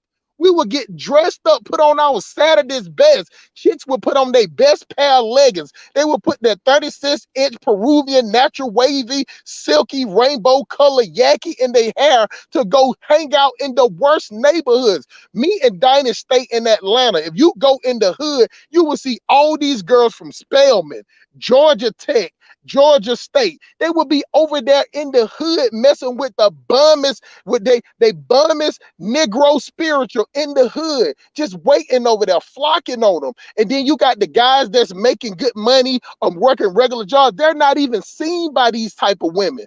That's what goes on in our community. So what I'm saying is that if you was going to invest in the black race, was the business that you had to invest in, whether it be black people or the Latino people. Which one would you invest in? We're talking about looking at the black race, put it down on paper. Pros and cons of the black community, and put down the pros and the cons of the Latino, Hispanic, whatever y'all want to call it. And if you are an investor and you want to see a return on your money, ain't no damn way you would invest in the black community. The black community stock is the same thing as Enron stock. You know, if y'all know anything about Enron, that's the equivalent. So you got so the black experience is over. They don't did it for 400, 500 years. If y'all don't see that they trying to get y'all black people to cape and talk that black and brown bullshit for a group of people that outnumber you. Latino people outnumber us by 18 or 20 million. And you still hear more black people, more black puppets talk about black and brown coalition. But you go in those Latino spaces, you go in those Hispanic places, those brown people, you never hear them talk about black and brown because they know that they don't fuck with us. You get what I'm saying? But you can convince enough black people to sit up there and do it because that's what the Democrat Party do. They put a couple of black people up, give them a blue check on their social media, and then that's where the dumbest black person get their information from. And that's why they call black people the low info voters. They don't call us that for no reason. And I pass the mic. All right, let's pass it to go ahead, Gas. But go ahead, Michelle. I just want to say something to him. He said just a real quick thing. He mentioned that investment that they wouldn't invest in us black people. They do invest in us. Bloomberg has a big investment in our demise. They pay big money to keep us down. What are you saying? And that's you say the same thing that I'm saying. When I say invest, I don't mean invest for. Why would I even add that into a point or invest into bad? That's the same thing that we claim white supremacy and the KKK doing. They invest in our demise. So yeah, that's a given. What I was saying was the point that I was making was if you got two group of people and you want to invest your money to get a profit. See, that's we got to listen. We got to take our nigga ears off. We got to shut them nigga ears off sometime and listen and listen to the context. If you want to invest and get a return on your money as a group of people, if you got black people and Latino people, it's nowhere in the world if you want to see an investment on your money to back the black community, unless you need the black community to come in and tear down the neighborhood, rent down the houses, and then bring the price down so you can go in there and buy the property up for the low, for the LO, you know what I'm saying? Build it up, then price black people out. That's the only thing black people are used for. You know what I'm saying? We're just for their advantage. For their advantage or for the people advantage, because the Hispanic people are winning from their investment that they're putting towards them. That's why you got so many of them having business. And let me explain one thing to you. Practicing nepotism is not illegal. You get what I'm saying? We need to do that. We need, since we always want to copy, talking about white people do it too, we need to practice that by hiring each other, by hiring the brothers and sisters. The funny thing is that the most black person don't even trust their own family members. Don't even trust people at their family. If you got to go to your family union and go to locking the doors and putting your stuff in the closet, you don't even trust these people because most black people don't know each other. We are surprised when we go to a family reunion. We ain't fuck one of our family members in the Burger King bathroom, you know what I'm saying, close to closing time. That's what we're hoping when we go to a family reunion, because we don't know each other. We're separated. We're separated in the way we think. We're separated by the way we handle our business. We even have this stupid ass saying that game is to be sold. You know what I'm saying? When it comes to game, oh man, I can't tell you this, man. I ain't gonna tell you this. I ain't gonna tell you about this job. You know what I'm saying? I ain't gonna tell you this. You got to pay for this. Only black people talk like that. White people will share. White people sit up there and be like, man, this is my retarded cousin right here. You know, he don't do shit but handle the books. We don't give him up, but we got a job. We don't care about that. When we deal with another black person, that black person got to be 6'12". He got to have 36 six packs. He got to have abs. He got to have a backbone, look like he can smush pecans or shit. He got to talk the right way. He got to have all his hair and got to have his teeth got to be perfectly white. We like symbolism. bro. That's why they bring people around that come around and talk everything. That's why you got shows like The View. You have these entertainers come in and dance. You have Tyler Perry, faggot ass, bringing goddamn turkeys and bicycles around once a year, and that's good enough for black people because they got the EBT program. They got the EBT program for 12 months out the year, and you got certain entertainers that come through and give y'all these goddamn regular ass turkeys that's boosted up with all these steroids and some bicycles and the bikes every year, and y'all got them support them. Y'all pay the money that they put in to support these things. They come around every once in a year. Y'all pay for that times 10.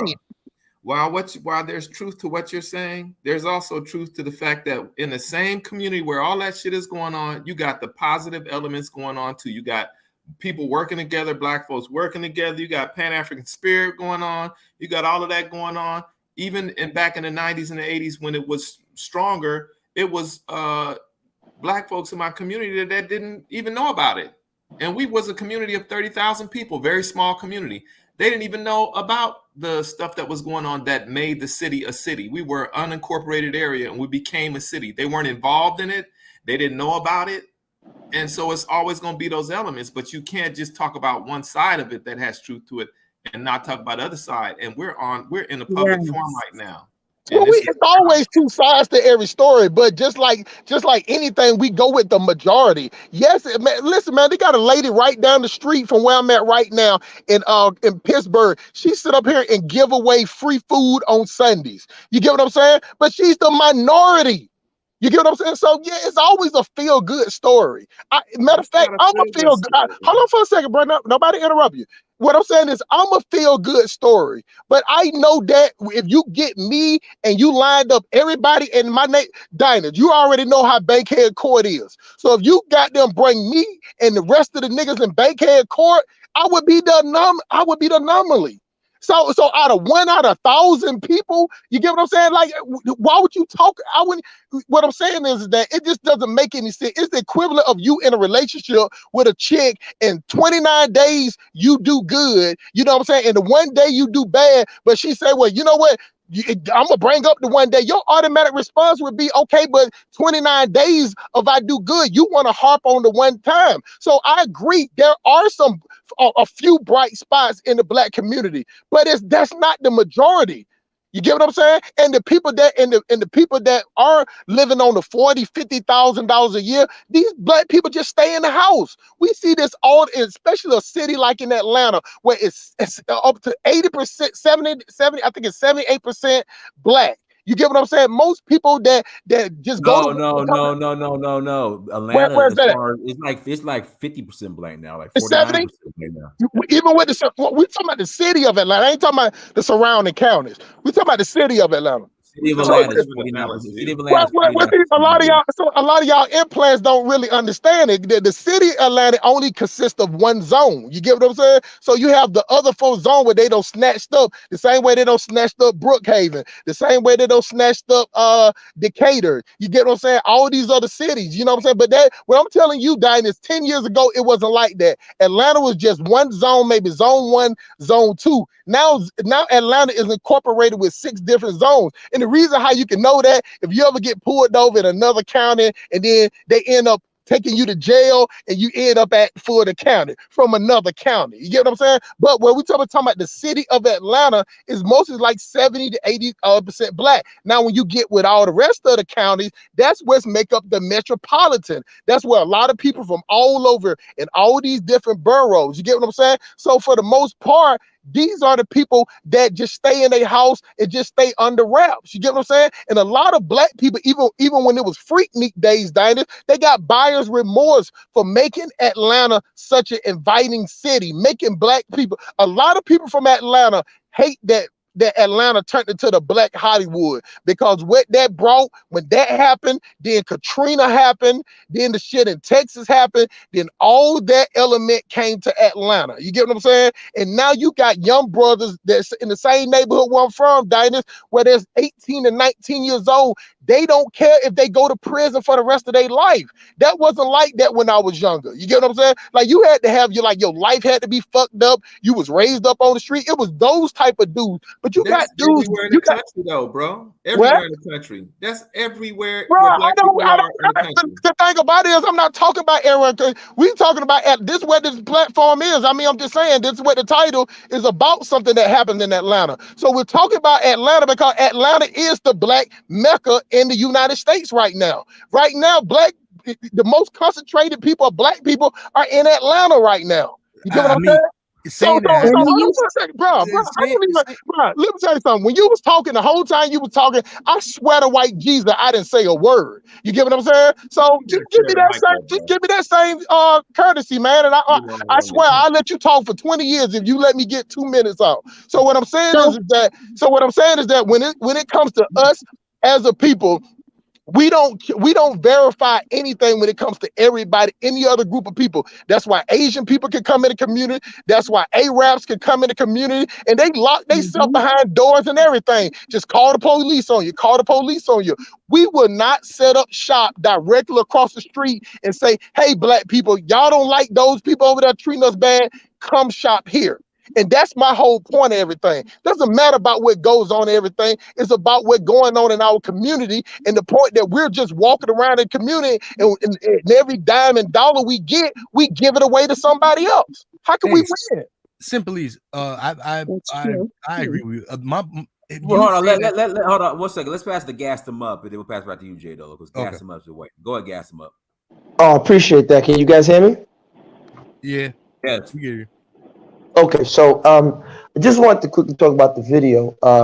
And the video is interesting with the lady. I think it reflects cultural difference. You know, I wouldn't shout out to Mika. We've had our disagreements. I wouldn't call anybody a loser or say loser mentality. You know, I always tell black people we have to be careful of sounding like Joe Rogan episodes. But I think it's a cultural difference.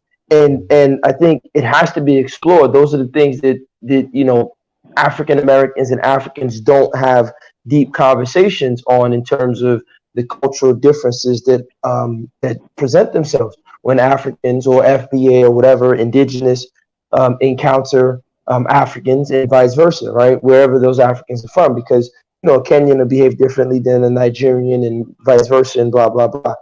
I think the video also shows an interesting dynamic in terms of a psychological dependence. The lady, interestingly enough, she walks into the shop and says, "Oh, okay, well, if you don't hire my type of people, or Black Americans, African Americans, that's discrimination according to the federal laws and whatnot." And it's interesting how she's now relying upon the same federal government that passes laws that allow police officers to kill her Black, males in her community. She's still relying on that same government to also, get her way. So basically, it's this catch-22, and I think that's what creates that mentality that creates a difference for Africans and African Americans or FBA. And so I just wanted to say all that, highlight 2 points. The first point is that the people, the women in that shop, in that hair shop, when they go home, what do you think they're going to tell their kids about interactions with FBA or African Americans? Not necessarily because they're FBA or African Americans, but because of what they're seeing that lady do. So what they're going to say, most likely, if they're Nigerian, is stay away from them. Now, I just want to point out, because a lot of times FBA come on the platforms or on their YouTube and say, "Yo, they said that they should stay away from us and this," and it's like, not necessarily. When I was coming up in New York City, my mom being Nigerian, the first thing she said was stay away from the bad kids. She didn't specifically single out FBA or whoever. And if you grew up in the New York City area, it wasn't only FBA. It was Puerto Rican kids who was in gangs. It was Latin Kings, and it was Bloods, and it was Crips, and all that. And so there was a whole variety of kids who were in those gangs, who were some FBA, some Caribbean, some Latin, right? The Dominicans had their gang. You had the DDP, Trinitarios, all that stuff.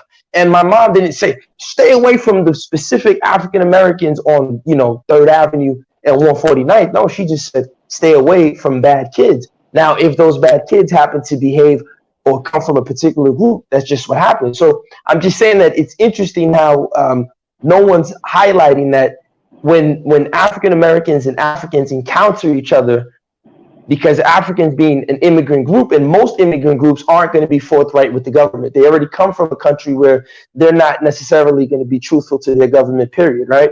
Like, you know, in Nigeria, no one's like just being forthright with the government. Like, hey, government, come on, take this. Yes, we'll tell you the truth.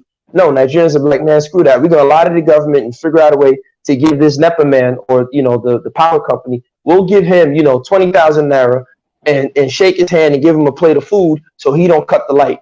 That's the environment we come from, as most immigrants do when they're dealing with their government. African Americans don't have that luxury, so they're kind of more, to a certain degree, even though, you know, I'm sure some police can give examples of people who do things with EBT cards and find ways to make all kind of magical things happen with the government.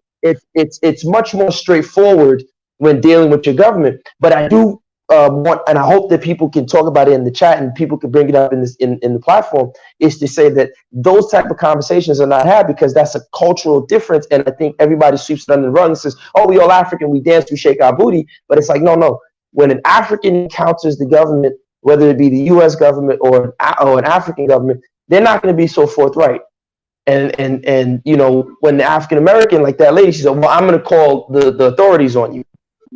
That African lady is going to tell her kids, yo, don't trust them, because when shit hits the fan, they're going to tell on you and they're going to get you deported or get you in trouble. And those are the stories they're going to have. So, you know, it's like about the government part. Hey, I'm not saying that again. I'm not saying that. I've seen Africans call the police real quick on you in New York City. So that's discretionable right there. I'm going to tell you that right now. No. When you say call the police, we see the government. Wait, time out. Wait. No, you guys, I think it went over your heads what I said.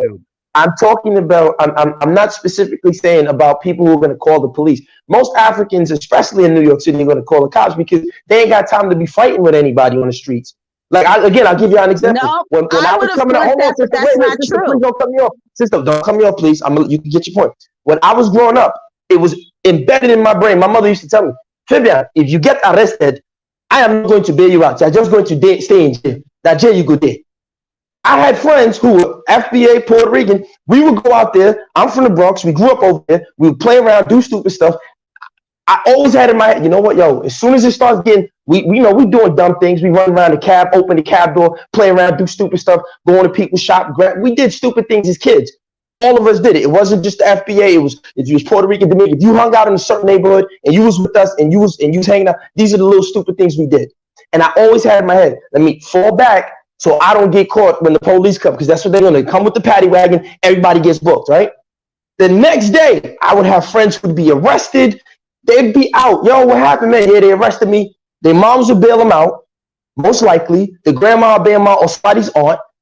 They'd be in school the next day with a brand new pair of sneakers. I'm not saying they didn't get in trouble, but I'm saying that as an African, especially at that time, it's changed now, but as an African, I didn't have that luxury because I knew my mother wouldn't bail me out. I'd be, up Schitt's Creek. So I'm just saying that because I don't want to get caught up in that. My point was that there's a cultural difference. So those African ladies, when they go home, when it comes to the government, like the dude gave the example of the Mexican guy who said they're not paying him for overtime, but he doesn't want to get his other fellow Mexican in trouble. Most of the time, not always, most of the time, unless you like hush puppy or something, most of them Africans are going to lie to the government. Like the guy was saying in terms of sales tax. So when you guys are not understanding what that lady did, the Africans are going to say, oh yeah, them Americans, when it hit the fan, this is what they're going to do. That's not always true, but I'm just showing you these are examples. So those cultural differences need to be discussed. Don't just brush it off. Not always true. I saw an African who called the cops on me on Thursday. No. Like, let's just have an honest conversation without pointing fingers, without this. I wasn't disrespectful. I didn't diss FBA. I'm just saying that's not been my experience. And what I've seen is that we try to work the system. We ain't trying to, and we will use with each other. FBA work the system with each other. They don't work the system with Africans. First of all, we're not FBA. That's some new word that came up. That's some new shit. So to identify, that's a small, little bitty, itty bitty group of people that are calling themselves FBA. Africans in America, African Americans. That's 100%. We have worked the system to the best that we can in every way that we can. And if we think we can call the police to work to our benefit, we would. But we know nowadays it's like you don't call the police because police come and kill you. So no, we're in the same kind of mindset that the government is the enemy in a lot of ways.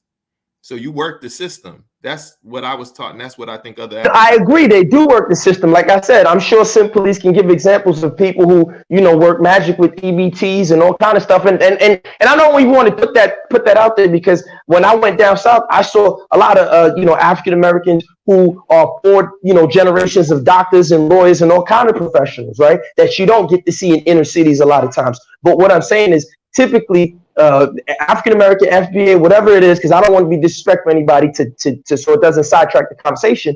But whatever it is that the definition is, they work together with each other. It's not really like, oh, work together. And I'm not saying you don't, but I'm saying that especially with that video, with that lady's experience, she's gonna be like, damn, why would this African American lady who knows how the government gets down want to be the first person to go tell the U.S. government that, oh, this? Because I guarantee you, and here's the problem. The problem is, and Grandmaster Amin Rahman, he rest in peace, he said this. It's going to be impossible for you to be around an African without, succumbing to a certain degree. What do I mean by that? Learn to speak some pidgin English. Learn some French. If you can say ça va bien, you can speak to so many Africans. But you can't just come in with that arrogance, and I'm not talking about anybody on this panel, but you can't come in like, well, I'm going to be African American, and think that you're not going to have anything in common with them. Like when Africans come to America, right away, we make fun of them. I was making fun of Elvis the other day. They put on a fake accent. Yo, what's up, my nigga? You good, brother? Yeah, man. They learn to try to blend in as best as they can. But when it's time for the African Americans to deal with the Africans, I rarely hear African American pick up Yoruba language. I rarely hear African American speak pidgin English. Don't worry about my age, because that's going to take away from the argument. But I really hear an African. I'm just saying. Am I saying a lie, sir? I want you to tell me. Am I saying a lie? I rarely hear African Americans embrace African culture. In my experience, and because I'm a lot older than you, that we were. You don't know how old I am. I don't tell you my age, but go ahead, sir. The relationships between Africans coming from the continent and African Americans was much more connecting. And even though it was still a smaller group, it was still a small group in a sense that, not all of us were connecting. There was a lot of negative, there's negative statements coming, and Black folks would have negative experience with Africans have negative experiences with African Americans. But there was this community of African Americans and Africans connecting, doing stuff with each other, getting to know each other, and the spirit of culture was out, and I'm not even from the era of Mariam Makeba and Olatunji, Babatunde Olatunji, when Columbia Records had picked them up and had put the whole it was an African, this was after civil rights, and this was the 70s and the 80s. That was my older sister. So it was a whole movement. That kind of thing. Let's we got some people calling in from overseas. Let's pass it to Mika, then Chrissy. Go ahead, Mika. Mika, unmute yourself. Mika. That's that Zimbabwe Wi-Fi. Yeah, that's that Zambia. That's that Zambia internet. Mika, you gotta ask the minister MTN. Ask the minister call back in. She got the bad boy data. All right, Chrissy, go ahead, Chrissy. Unmute yourself. Chrissy. Yes. Okay, I did it. Sorry, because I'm driving. But I wanted to just quickly get in on the conversation. One thing, I through all these conversations I haven't heard yet, why is it so important for people to like you? Like, that's the part I don't understand. There are always these conversations about supposedly, allegedly, Africans or Black immigrants not liking Black Americans. But why do you care? That's the part I don't understand, because I'm Caribbean. I'm Jamaican. I think like this is not, America is not the only country that, you say my people go to. Other islands. Bahamians don't like Jamaicans. Bahamians look down on Haitians. Haitians have been mistreated by Jamaicans. Haitians are a great example of people who've been mistreated by everybody. And they're some of the most proud, borderline arrogant people I know. They don't give a damn if you like them. If you're with them, fine. If you're not with them, fine. I don't understand why you care so much. Why is it so important if people like you? It's If they important want to because be we're in with a you, situation fine. as a And if they people. don't like you, then forget them. Hang It's with not who about is a with you. popularity contest, my dear. It's about a situation that we are in as a people all over the globe. This anti-Africanness all over the globe, and we are in this shit together. Now, you can be isolated if you want to, but it would make sense to have allies, simply to have allies and to work together. You don't have to like me. You don't have to like me per se. You ain't gotta, but we can work together and do some things economically. But why? But why does the dominant form of interaction always have to be from the African American side? Like, and I'm saying it again. How come I don't ever hear African Americans speak pidgin English?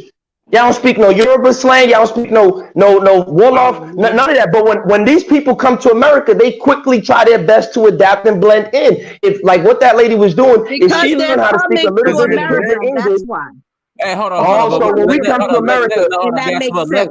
Let Chrissy Oh, talk. okay, Go ahead, Chrissy. Go ahead. Yes, okay, so they're coming to America. Yes, you come to America, you should learn the language and customs. But if you're talking about unification, that should be on both sides. Unless you're talking about a hierarchy where you're superior than black people who come here.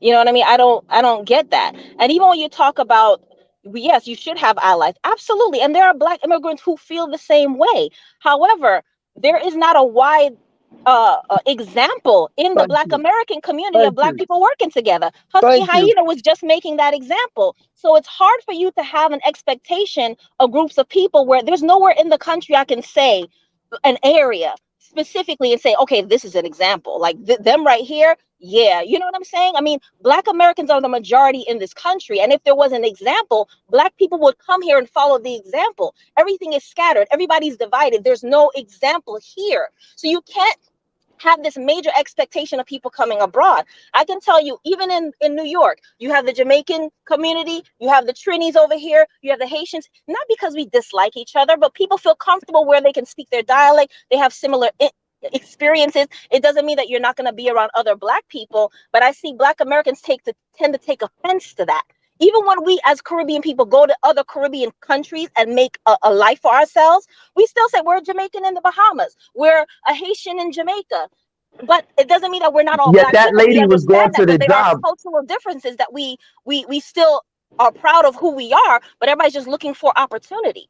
But there seems to But be Chrissy, that lady was going to that salon trying to get a job, not trying to fit in with the culture. Yeah, she wasn't You trying to see get the a job. problem? Tariq Nasheed posted on his page saying that Africans don't hire Black Americans, and then next thing this video pop up. Daddy Tariq informed his flock that so-called Africans don't. That's where this really stems from. And to me, it's like, why would you? These are people who come here. Some don't even fully have their papers. Some outstay their visa. They're trying to make a way, minimum wage. They're not paid well, on your feet all day. Why would you want to? I think Dinah said it before. If you're in a position where people who just come here and you have to go to them for work, or you have to complain they're not hiring you, and you've been here for so long, that's a problem. Yeah, that's not a good look. Even if you're doing it as a test study, that don't look good. It don't make you look good. I don't get it. Hey, Miss Christie, see, the thing you got to understand that even though Black people, we're not even the second minority now. You get what I'm saying? We think that we're better. Black Americans think that we're better than every other group of people except for white people. The only group of people we don't think we better than is white people. We think everybody else should like us. We think everybody else should dress like us. That's why it's only because we're the most popular. We're the popular Black people on the country. The Black people in the United States is the most popular. You get what I'm saying? So Only because of American marketing dollars. Let me finish it up. I'm Africans saying it think all. they better So sometimes too. what I'm saying is that still the Black Americans are the most popular. The Black Americans are the most imitated. You get what I'm saying? When it comes to videos, we talking about even how Black Americans do the clubs in America. That all that dysfunction is carrying back over to Africa. You get what I'm saying? If you go to South Africa, and I have a female from South Africa and from Mali. You know what I'm saying? I look at all that video. All of that is imitating their clubs, their dances, how they act, how they dress. It's imitating Black Americans. Because if you'd have saw that 2 or 3 years ago before the internet, it wasn't like that. So I mean, that's That's Africans' fault for imitating black people, because if they don't see the burning house, you get what I'm saying? It's viable to just start over. But again, like I say, Miss Chrissy, black people thinks that everybody should like it. Black people, we think we're the funniest. We think we're the best singers. We think we're the best dancers. Nobody can jump higher than us. Nobody can run faster than us. We think because so if anybody come over here and don't like us, you get what I'm saying? We get offended by that. Like we get offended when we go to somebody's restaurant and we spending $300 and they don't kiss our ass. You get what I'm saying? Like some continental Africans think the same thing. I but remember that has nothing. But that has nothing to do with in America, because Black Americans still have the most millionaires or whatever. You know, that black people want respect from other people that we don't show each other. That's what makes us. That's why I can understand. Hold on for a second. Good Lord, my brother. Hold on for a second. So that's why I understand, because I know a lot of people. I know a lot of, especially in my business, I see so many Africans come through. The thing about it is that they don't have to, they cannot, once they get in America, after they see all the popularity from Black Americans, once they get in America, they see that black people ain't got no power. The only thing black people got power at is shooting the basketball, goddamn throwing a football, running up, dancing, shaking their stinking ass. That's it. You see, when an African or any other group, black person from out of the country come to the United States, when they want to get any type of help, any type of advice, a job or whatever, it ain't from a black person. So once they get here, it's a cult. Every African person has told me that. Every last one of them tell me once they get here, they are shocked by how black people don't run nothing. Right. Yeah. Bro. How you gonna say black people don't run nothing? That's absolutely not you know true. what? You know what? We do know. Okay, you mentioned Africa. Hold up. I want to bring up Nelson Mandela when he was in the White House. She's one of those. Look at all the black people that came to the aid of apartheid. All of the businesses What are you in saying? America, well, all the businesses in America, let's say 3% is owned by black people. So yes, it's 3%. Own business that can hire more than 50 or 60 people in the United States. 3%. So yes, there is that. But one thing about black people, the thing that always makes every other group of people look at us bad, because we always try to illuminate the minority. We always try to illuminate the exception. And we all know in any got to do with business, capitalism, society, the majority makes the rule. So if the majority is not doing this as a whole, then that's what they see when they come to the other country. When they come to this country, they've been watching black people, they've been listening to black people music, they've been watching black people movies, everything. But when they get here, they see that white people are controlling 97%. So, Sir, I want to say something about that. Last 30 seconds. In Africa, who's controlling Africa? Who's controlling Africa? Last 30 Who's controlling Africa? That's the funny thing. That's another thing that black people do. I'm talking about America because I live in America. I don't know shit about Africa. You said the Africans come to America and they are surprised. That come here and that I know. The Africans that come to America that I know. Every last one of them had to go look to another group of people, which is the dominant people, which is white people, for a job. It's not black Americans giving them a job. It's not black person that giving them opportunity. It's not black people that's helping them fill out applications. It's a white person. So I get it, because if I was coming to my God, ladies, white people always want to hire blacks? Listen, ma'am. How is it that white people are hiring blacks? How is it that white people are hiring blacks in America? You forgot about the civil rights? Did you forget that? Without the fight of the civil rights movement, there would be no hiring of any black person. Period. It doesn't matter if Plymouth Rock landed on us or whatever say you want to say. It doesn't matter. It doesn't matter if they stood on 1 million black people to get on top. At the end of the day, they're at top. That's the one thing that I noticed when I reconstruct my business deals or whatever, nobody gives a damn who started the company.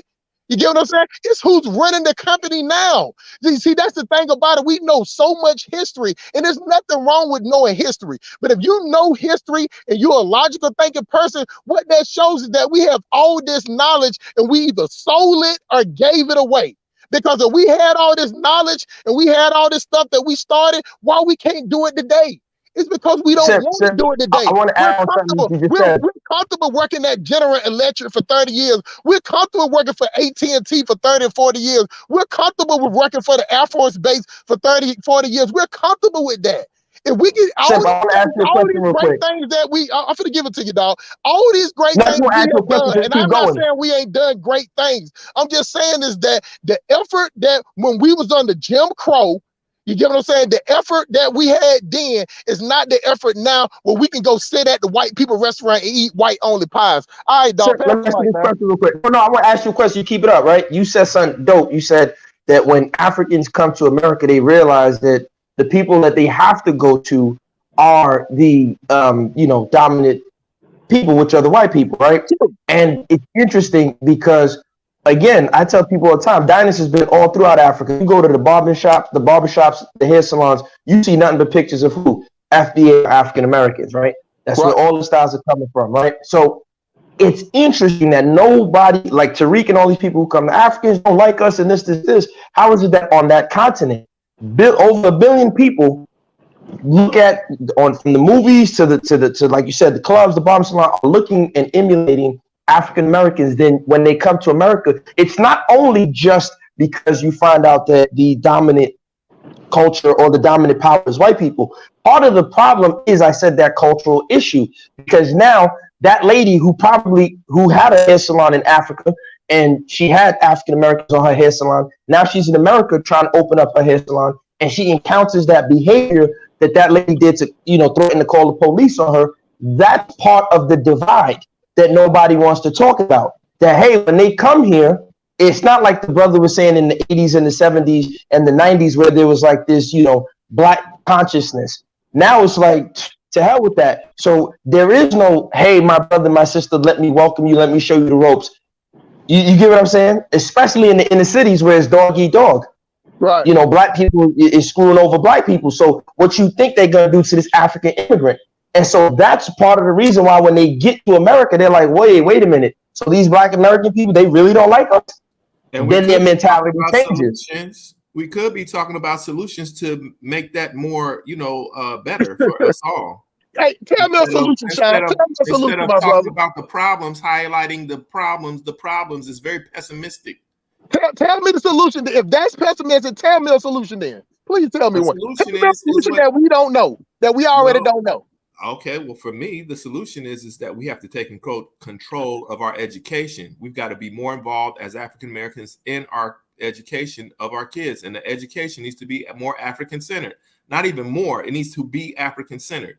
That's it. That's one of the biggest starting points, and that needs to happen in Africa too. Yes, I make all things about African people my business, whether you anywhere in the world. But just like I said, you one thing we had this conversation on another dining show. What we came to realize that we had 12 people on the show and everybody had a solution. But at the end of the day, if you got 1,000 solution diners, let me put it in the terms for a business for diners. Diners, if you got 1,000 business ideas and you ain't implemented now one of them, how many business have you started, diners? 0.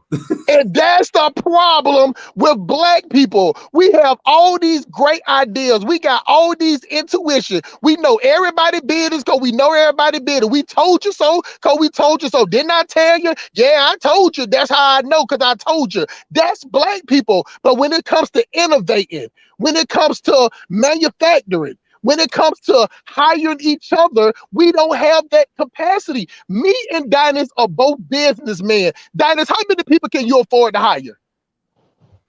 Currently, right now, I have 3 employees. And you ain't got to tell me nowhere to ballpark about how much you gross. I'll say mine. In my business, I gross over $200,000 a year, and I can't afford to hire nobody. So do you get what I'm saying? So I do business on a small scale, but I'm also education. And all I just want to say about that is all the stuff that we're doing, Lord, they're bro. undoing Bro, John, do you have like a feminine trait or something? Because like when you talk, No, man, you interject too. nobody When other people talking, you interrupt you at interject all, all the my time. brother. You know what I'm saying? I'm saying that no. This is just man to man. When anybody else talk, no. When you talk, bro, we make sure that we be quiet and don't say a word. Let you get out every word you say. But as soon as another man get to talking or whatever, you get to interrupting. And I just want to ask you, bro, why do you do that? That's just man to man. I do that because you're very long-winded. You go on and on and on, and you ain't coming with no solutions. You're pessimistic. So hold on. So since I don't Everything you say is negative. so when I don't come up with a solution, no so since I don't come up with a solution that you don't like, that means that you'll just interrupt me. So basically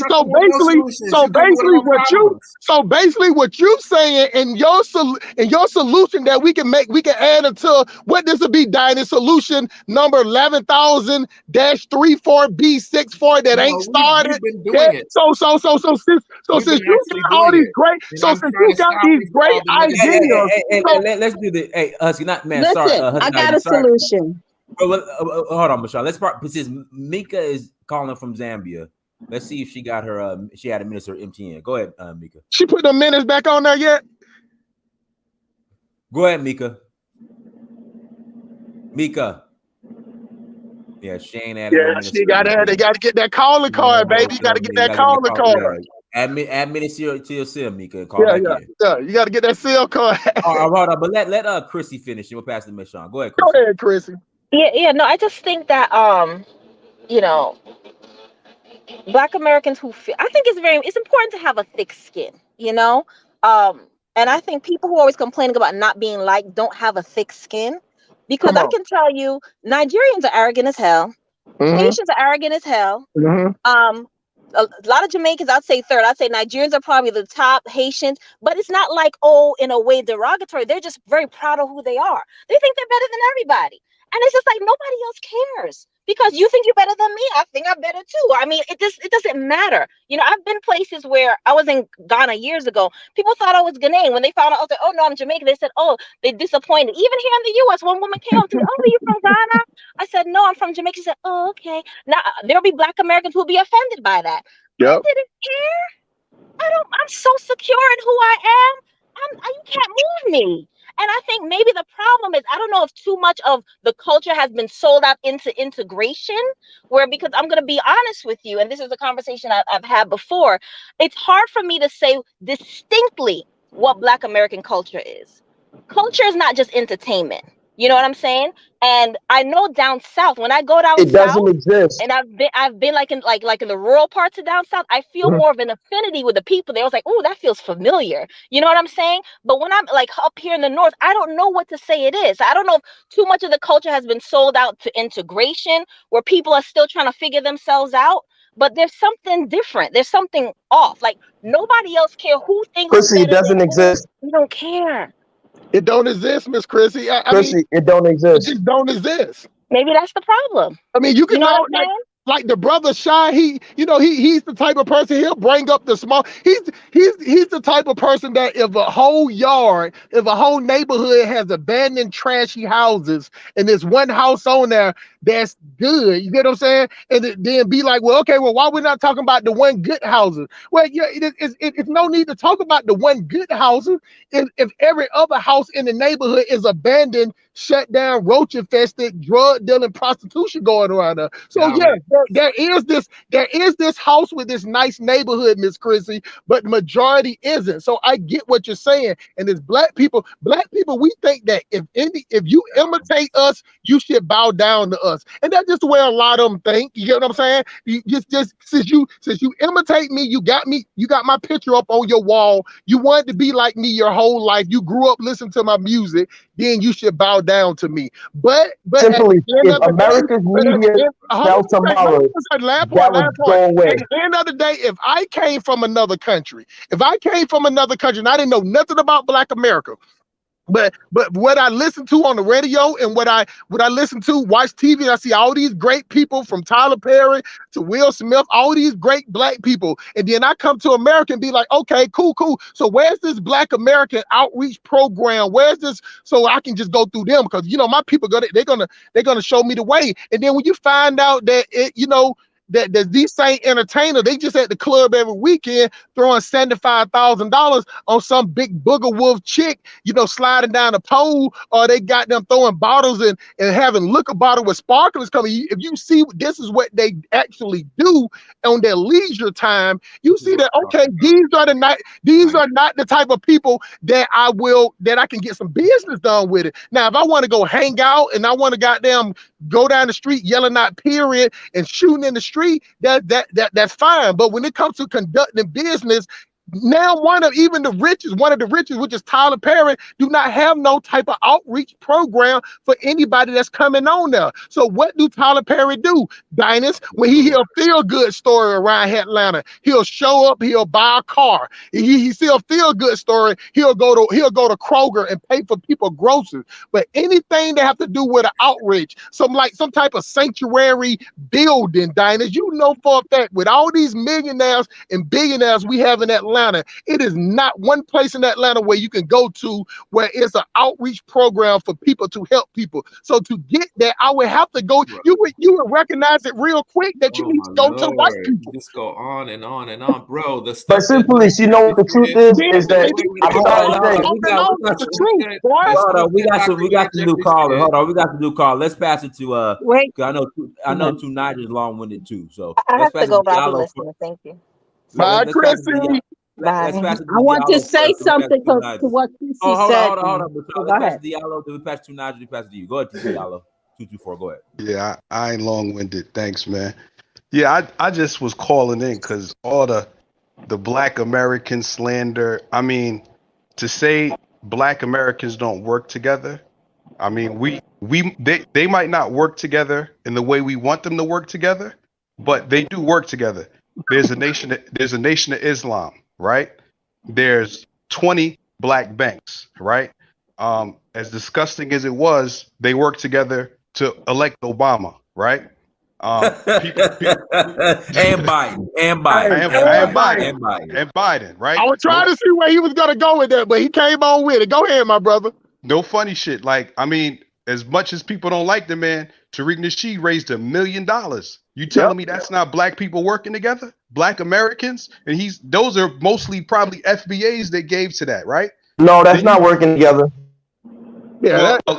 A lot of people don't like Dr. Umar. Look what he's doing. People work together to help him get where he's at, right? A lot of us, we just victims of media propaganda. Like all this bad shit, black people killing each other and all that shit. The majority of black Americans, they not criminals. People want to go to work, take care of their kids, go on vacation, save a couple of dollars. Like that's the majority of black Americans. Like a few dirty dudes running around shooting people, causing havoc. That's not the norm. Like that shit happens, but that's what the news covers. The news ain't covering Umar Johnson. The news ain't covering the NOI and what they doing. They covering what they know that's going to cause division.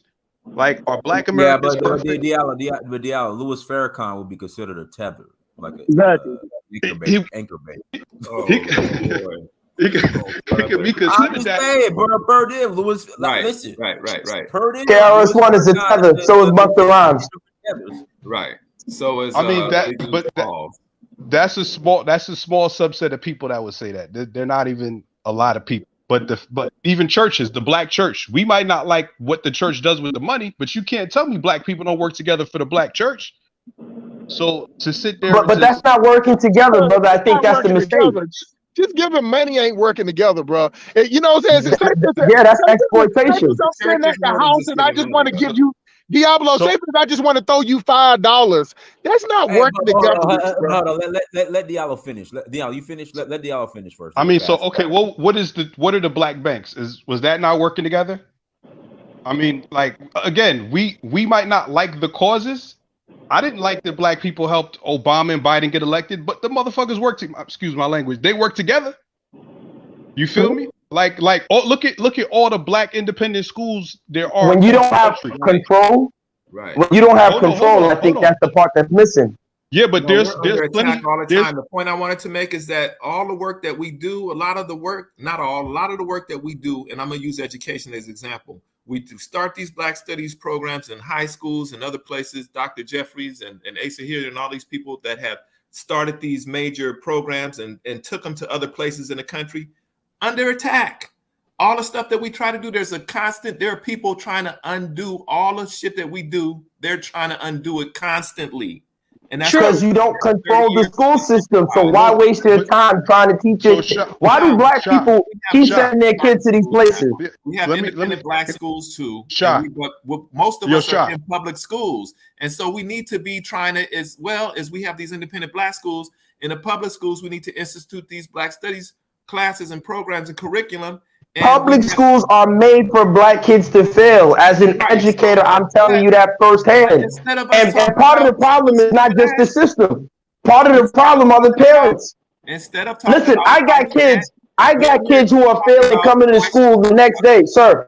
Sir, I got kids who are failing. They're coming to school the next day with Jordans and all kind of things on their feet and on their back, $800 jackets, the Montclair jackets, the Amiri jeans. And they know more. I had a young girl who literally on an exam, this was a first grader.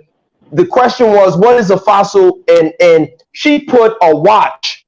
I passed her still because she didn't understand what a fossil was. I still passed her because I don't want to fail Black kids. But my point is that y'all keep sending your Black kids to these public schools that are going to fail them. And so my point with Diallo is this. Look, if you don't have control, and that's what, like when he said the few people in the community who are causing havoc, I agree. Most Black Americans or African Americans aren't causing havoc, no. But y'all don't have the control to stop that behavior. Dynast was talking on the show a few weeks back where he said when he's in Lagos and he sees people trying to fight, hold on, wait, don't cut that wisdom because you got to get this part. When he sees people about to fight, what does the community normally do, Dynast? When you in Nigeria, you see two people about to fight. They break it up.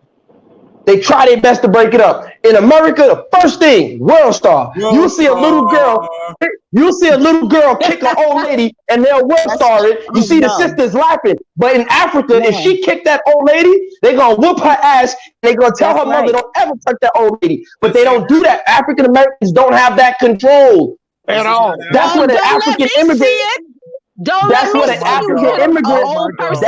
African immigrant will have problems with, because as an African immigrant, if you got a shop and a little girl come to your braiding shop and she kick your thing over and you grab her up and then she call her cousin, now her cousin shoot up your shop. Now y'all gonna say, oh, these Africans don't want to hang out with FBA. No, there's no control. Right, we understand that, and it's truth to what you're saying. And all I'm saying is that we have to be ready to fight. We have to be, and the fight is not the little girl fighting another girl per se. That's not really the big fight. Is really us controlling these institutions that we're paying taxes for, and we got to roll up our sleeves, and we've got to do more than one thing. We got to have the independent schools, and we've got to deal with the public schools too. That means we got to get on the boards. We got to sit on the education boards. And we've got to have community input like they have done at schools, and they have instituted these curriculums, and now this shit is going away. Let me ask him a real question. Just about what you're saying right now, which was not a bad idea. That's the one thing that you get wrong about me. I don't think nothing that you're saying is a bad idea. I just want to know if that was just a start, how many years it would take to implement what you just said? By getting people on the board and doing the education system. It was done. I heard Kaba Kamene say how they had taken over the board and they had implemented a curriculum in one of the schools here in Brooklyn. In Brooklyn, okay. It was in Brownsville. Come on, man. Come on. We're not talking about the number. I'm not talking about the number element, bro. And other people came in and start to supplant the people. So we have to constantly, we can't just get it and not fight. But that wasn't the question, though. The question is to get that to not just one. Okay, back with that one. Now case study. I'm talking about it's over 2,000 and some schools in America. 2,000 over 2,200. So hold on, man. Let me get the question.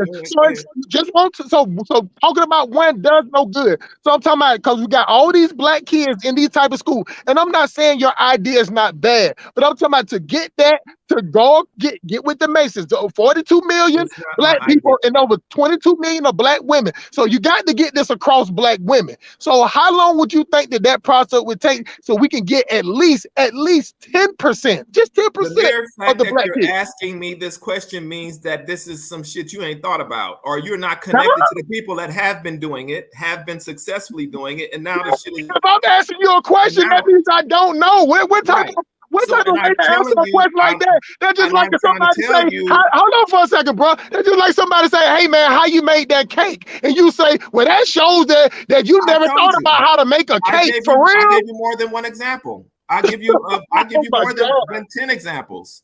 I give you more than, well, I don't know, 10. I give you more than 4 or 5 examples. And those are the ones that I know about. They're ones that I don't know about. The problem is that you don't know about it. And because if you know about it as a business owner who's doing $200,000 in maybe net or gross, that you could be supporting some effort to help keep the shit going. Oh, I'm not supporting none of that shit because my business has something to do. My business has something to do with trans. Hold on, let me explain to you. My business has something. My business has nothing, bro. My business has something to do with transportation. My business has nothing to do with education. You can get the dumbest That's why I do on the weekend instead of doing this right. As a matter of fact, y'all, my channel is called the Simp Police Academy. Y'all wait a minute. Get this work, but let me say this. That's why every weekend, if you can donate money to education. I don't understand that now. Just because why you can't donate money to education? I don't get it. It just doesn't matter. Let me just get my words out and then you can say whatever you want to say. That's why I show up in the weekend in the worst neighborhoods in Atlanta to try to get brothers that think that they got to have an education or got the same to get them to get a trade so they can make this type of money too. You know what I do don't have anything to do with education. That's why I asked the question. It was just a simple question. You get what I'm saying? Training and transportation is education too. But these black women, I just don't understand it. They just think they can be disrespectful just because they're women. You know what I'm saying? But all I was asking is that how many years you take to implement that? And the only reason why I say that because we're always at the starting moment. Every time we get on this show, every time this topic come up, we always got these ideas of how to start. And we say there are examples of it that have been going on so long that it's suffered now because we've lost the interest and the input from people. And this is proof as to why when Africans or other immigrants come to America, this conversation between the African Americans on this panel is why Africans don't follow the so-called B1 or follow us and no disrespect, we got love for African Americans and everything you guys have accomplished. And I've said this many times. Many people couldn't have accomplished what you guys have accomplished. But at the end of the day, there's no immigrant in their right mind that's going to come to America just hearing the conversation amongst African Americans on these panels and say, I am going to follow these people. No, they're not going to do it. But then if that's the case, they could do the same thing in their own home. Huh? And let but them this be an ain't your home example. either. This ain't your home either. Be an example. But sister, the white shooter in Buffalo. So where is my home? Since you know so much, I don't know. Listen, I don't listen. All I'll tell you is this. I can answer it. It's definitely not in Buffalo, New York, where that white shooter lets you know where your home is not. But where are you see now? The difference? Hold up. Where are you now? Why are you asking me CIA questions? Hold up. Why aren't you in your home? You trying to run down on me? You trying to run people down on me? I'm not running down on nothing. I asked you a question because you made a comment. This is delusional, boy. You made a comment. Sister, maybe you check your husband and the men in your family like that. You don't check me like that. This is the only home that I know goes back to my great grandparents. This is the only home I know. And I understand, and I feel bad about that. But there are a lot of Africans. Where's my home? Because you made I can answer that. I can tell you. I can tell you that. I was saying to Husky about education. Hold on. But Dennis, I can tell her if she learns how to speak education. But go ahead. If you learn how to speak an African language, Hold on. Let's hold on. Well, Mike, let's pass the two. Go ahead, two Nigel. Go ahead, two Nigel. I had to mute you. Yeah, Go ahead. thanks for having me, this in Diners, and greetings to everyone on the panel. Nigel, are you and, in the bathroom on the toilet? You sound like you're in a I don't know, man. It sounds like I'm very far. I don't know what's going on. Let me just. Is it better now? That's better. Go ahead. You know it sounds better now. Come on with that Egusi soup babble. I don't know what's going on.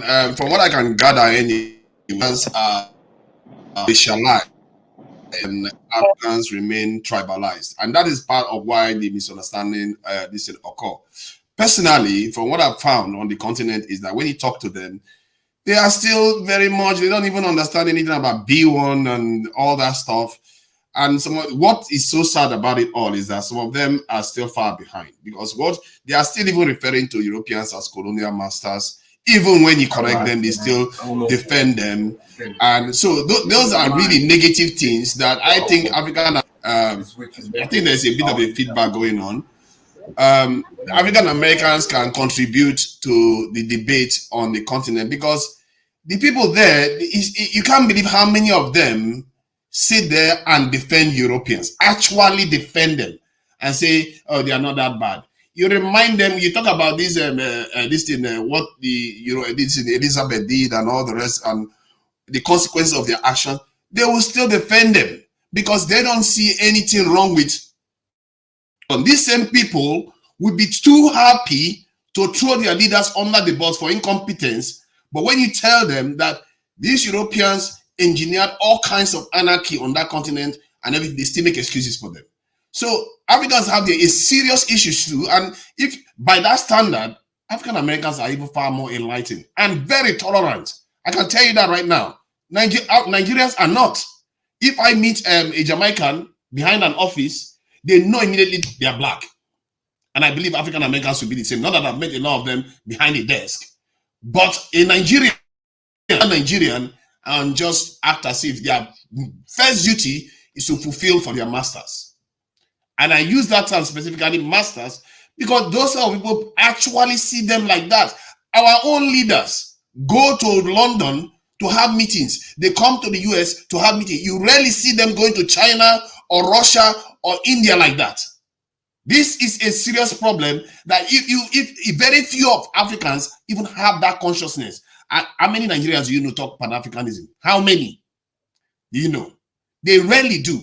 So, excuse me, if you are not, that if you are knocking the African Americans, I've seen so many African Americans, all these FBA people, and they're a little bit negative against Africans, but they are ahead. At least they know that there's a racial struggle going on. But Africans, they don't. So, excuse me, I'm not here to bash African Americans on this one. And I actually think they will do some good to come and contribute on the African channels, because right now I'm here and I'm African. I'm talking on an African American channel, and they let me see all kinds of crazy stuff too, without bashing my head in. But go and tell Nigerians like this or Somali how intolerant they can be. So I'm not here to. I'm just here to highlight some of the stuff I've observed in the recent months, because I've been on the African channels talking to them, and these people, man, we have a lot of work to do. Thank you. All right, let's pass the last African. Unmute yourself, but you said you had a feedback coming from the background. But go ahead and unmute yourself. Last African. Oh, let me unmute. Hey, is that me, Dynast? He ain't got that headband on, dude. Can you hear me? Yeah, last African. You gotta stop the playback. All right. Hey, what's up? I'm having a little tech problem. Let's pass it to Brandon. We'll come back to you. Yeah, man. He got to pause his YouTube. He got to pause the YouTube in the background. Figure it out. Go ahead, Brandon. That's that Nelly headband internet. Can you guys can you hear me okay? We hear you fine. Go ahead. All right, man. So I just had to get in when I heard Shaw talking, giving the good old faithful "we gotta" speech that has been regurgitated by the black male and black woman in the residing in the North American theater for the past 4 centuries. We gotta do this. We gotta support the school, man. Fuck these schools. Forget these little degenerate kids. They degenerate ass mama. They crackhead daddy. We don't got to do nothing. All we got to do is let the dead bury the Not dead. the babies. I'm quoting the scriptures that your white God gave you at the inception of his supremacy, dude. What about Not Jesus? The scriptures say, let the dead bury the dead. And that's exactly what black folks in America need to do. If you ain't got enough sense to get your look, I got a daughter, fam. My daughter can get on the internet, communicate eloquently, express herself, let people know what she's thinking, take a topic, break it down, you know what I'm saying, give her opinion. She's 13. You got people like Mashawn on here who 300 years old and got less cognitive ability than my 13-year-old daughter. And you're trying to drag that person to the promised land, bro. Mm. When are you going to accept that somebody is just willfully ignorant? Yep. Or they are just they're the unlucky winner or loser in the game we call life. Guys, we're not going to build any schools. Dr. Umar Johnson tried to build a school. Don't disrespect me. Don't disrespect me, for real. Hitting, that's why you hitting. Don't disrespect me. One thing my daughter You don't call me ignorant. One thing my daughter not going to do is Do you know my education? Do you know me? Yes. Okay. Yes. How you know me? Hey, Mashawn, there's an old saying. It's better to Husky, remain silent. how you know me? You're the same people. Don't play. Don't fucking play me. Listen. You don't disrespect me. Listen. Listen. Why would you come up and disrespect a black woman? Why would you do that? There's an old saying. Why would you do that? There's an old saying. It's better to remain No, silent. there's an old saying. You must be old talking about somebody 300 years old. Guys, listen. This is Don't disrespect. Is that a clickbait? First of all, Shaw. Is that a clickbait? Shaw, when it's your turn, you can simp all you want to. Don't tell Do me. it in person and see what happens. Ain't nothing gonna happen. Do it in person and see what happens. Ain't nothing gonna happen. Husky. Okay, listen. So stop As playing. a tether and a booty scratcher, that is why we don't want to join the coalition for B1. Let me tell you something. I'm with Gas Them Up, right? Because in Africa, Black America is the only group that lets people like I this. bet you ain't going to their territories talking shit to their women. For 5 minutes? You will lose your teeth. Could you shut up for 5 minutes? Listen, we are the only group of people on earth who allow people like this to speak publicly and represent us, bro. Even on the internet. Because we think the shit is funny. It's funny. Bro, in Africa, you would never be allowed to even be involved in these conversations. Because in Africa... Let me tell you, actions speak louder than words. And that's all I'm going to say to you. I didn't interrupt you. Because you're not going to disrespect me. I'm going to tell you that right now. Did you know me? I got to really get to know who you are. Can you mute this person? Wait a minute, bro. I sit on this channel and watch people like Mashawn and other FBA disrespect Africans, disrespect people who don't agree with them, disrespect the audience by blatantly. You're a liar. I didn't disrespect no African. You're a liar. You're a liar right there. Disrespect the audience by telling blatant lies. That's disrespecting your people when you make up lies to try to justify the bullshit you lying about, right? Oh, I'm a part of this Chinese group. How about the truth? How about the truth? I'm a part of the right? Listen, I can't. How about the truth? I'll be done by now. How about the truth? No, because you came out disrespecting a woman. You came out. So what does that tell you about you? Mute this lady real fast, please, so I can get my point. Okay, you've been doing that the Husky, you been talking, Husky. Because guys think this stuff is funny, and that's what I'm trying to tell y'all. You got people. That's not Husky. That's Hidden Brandon. You got the people who supposed to know better. They sound just alike. We entertain the BS from people who don't know nothing because it's funny. So what I'm telling y'all is you're never gonna build anything because even the people who know better, who supposed to be able, you know how they say if you knew better, you do better.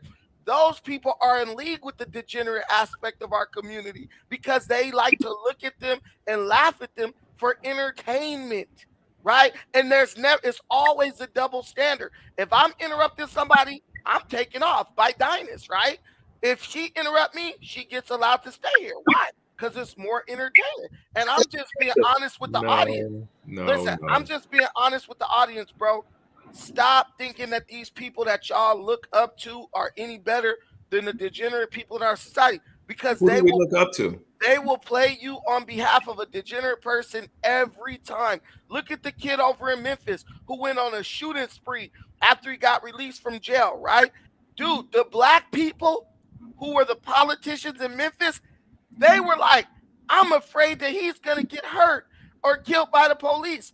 They were more afraid for the degenerate than they were for the citizens, even the black citizens who were at risk of getting killed by this degenerate. And that is something that's wrong with our society. I was talking to Kyla earlier today, privately.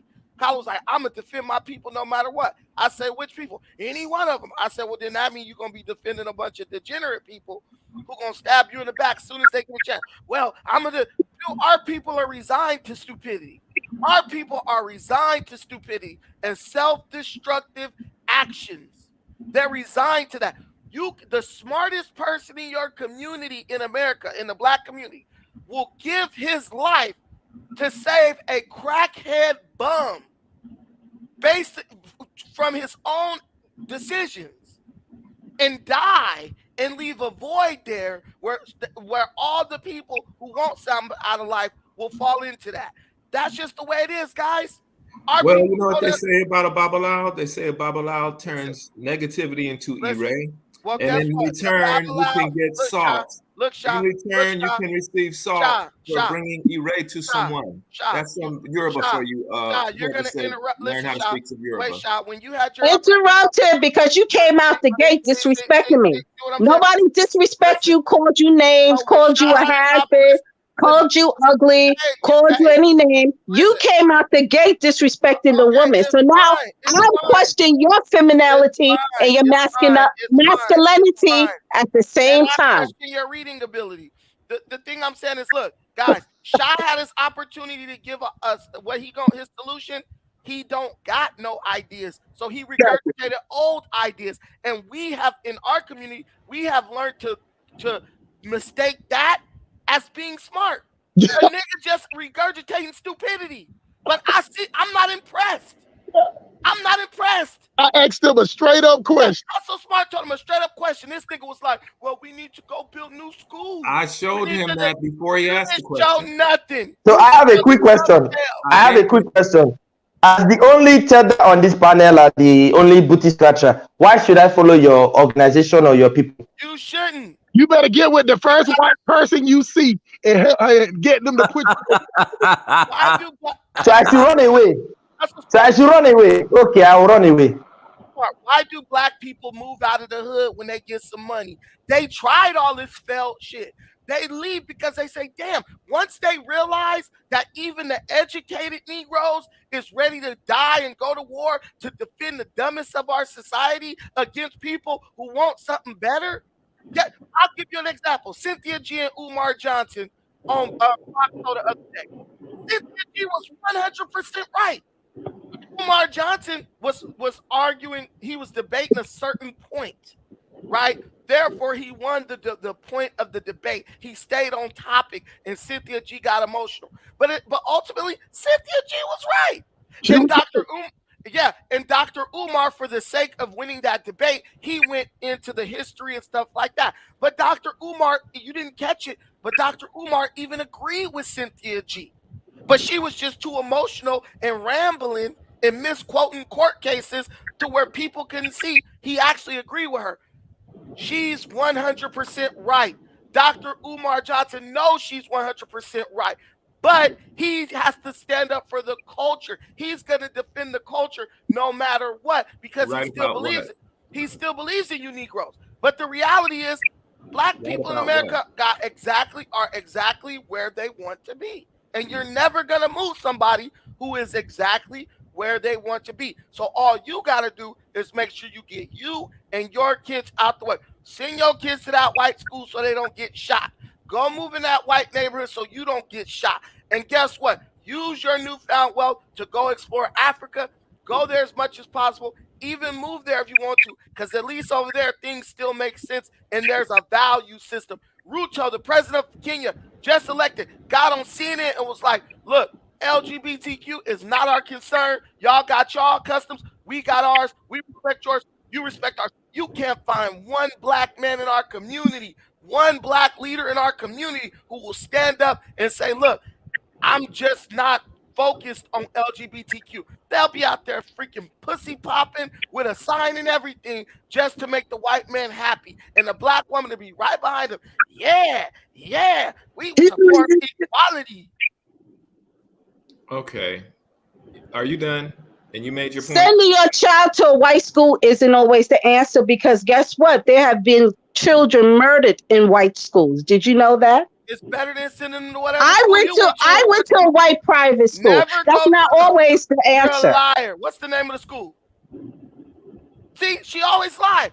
You should be able to say what school you went to immediately. This lady is a straight liar, bro. She makes up lies to try to prove a point, and that's the worst type One of the schools I went to is called St. Angela's. 45 minutes to tell us what school she went to, what private school she went to. I went to Helen Keller Elementary, Longfellow Elementary, Bixby Elementary, Stanford Middle School, Jefferson Middle School, Cabrillo High School, and Pacific High School. High School of Performing Arts. Junior high school in the white neighborhoods. It doesn't make a difference. I'm telling you, I don't have to prove shit to you. But anyway, as I said, going to a white school, going to a white school or white college is not always the answer, because they are racist too, and they can make your life a living hell, especially as a young adult. Mashawn, you're racist. I see you up here in practice. Practicing open xenophobia against Africans every day. You're worse than a white. That is not true. That's not true. I don't have anything against Africans. I didn't say that. You heard me say things against. I tell you the true story. That's all right. No, you guys are. It doesn't matter what you think, though. You guys are. It doesn't matter what you think. You guys lie. It doesn't matter what you think. It doesn't matter what you think. Listen, man. Period. By that same logic, whenever we bring up a point, she always revert back to some anomaly, to something that had to do with her, some anecdotal. You get what I'm saying? We could be talking about something just broad and general. Then she'll go back to be like, well, when I went to the Jamaican place, they didn't like me. So that doesn't. She'll put this the sentence of they, and then revert back to I. You get what I'm saying? Now, I'm telling you, in Atlanta, I have never had a problem with a Jamaican. On top of that, I ain't never had a Jamaican want to hang out with me. But at the most of my friends growing up, a lot of the people I hung out with was Jamaican, are Jamaican. So I grew up in that community too. I'm going to tell you both sides of the story. Hustle smart. Both sides of the story. Hustle smart. Let me ask you a question. Hustle smart. I was a part of a lot of Jamaican churches. Lady, stop yes. up. Hey, African churches and ministry. My coach was Jamaican. So I'm telling you both sides of the story. That's it. Hustle smart. It's the truth. No one's making anything up. American kids to Jamaica. He took 20 African American kids. We're a soccer team. So, and he was from Jamaica. We went to Jamaica as kids. We did lose. I know y'all got y'all. I know y'all lost because you was on the team. I know you got whooped because you was on the team. We won one game. We won one game and lost about 3. Shah, as soon as you said you was on the team, I know y'all lost. I know you look like a damn loser. But we did win. We went to the Northern California Championship. So if we had won that game, we would have been Northern California champs. Northern California. This was soccer. We were an anomaly anyway because there was no African Americans playing soccer at that time. We're talking about the 70s. We was an anomaly. And so that's smart. I think Brandon has a point because I think our people. Let me ask you a smart question. I'm just adding to your point very quickly. You will hear what I'm trying to say. I think Brandon has a point that our community, they don't tend to come out to speak their own voice. Because if you go to the continent now, I just spoke to somebody recently that his grandfather lost 7 members of their family to slavery. Because of that, he went and he did his genetic test, and he was linked to so many people on the American states. And this same person, you will not hear him talking Pan-Africanism at all. He still goes about tribalistic stuff constantly. And he knows the stories of how this has happened. He knew about the wars, and he actually named villages and how this wars happened and the enslaved members of his family. The thing is, we are seeking so much acceptance that we don't call out what is clear in our face, glaring in our face. And this is something that we have to, because it's happening on both sides of this in oceans now. Because Brandon is saying that the African American community are not calling out LGBT and all the other stuff. In Africa, the same thing. They would rather be like supporting climate change than worry about removing getting their people out of poverty.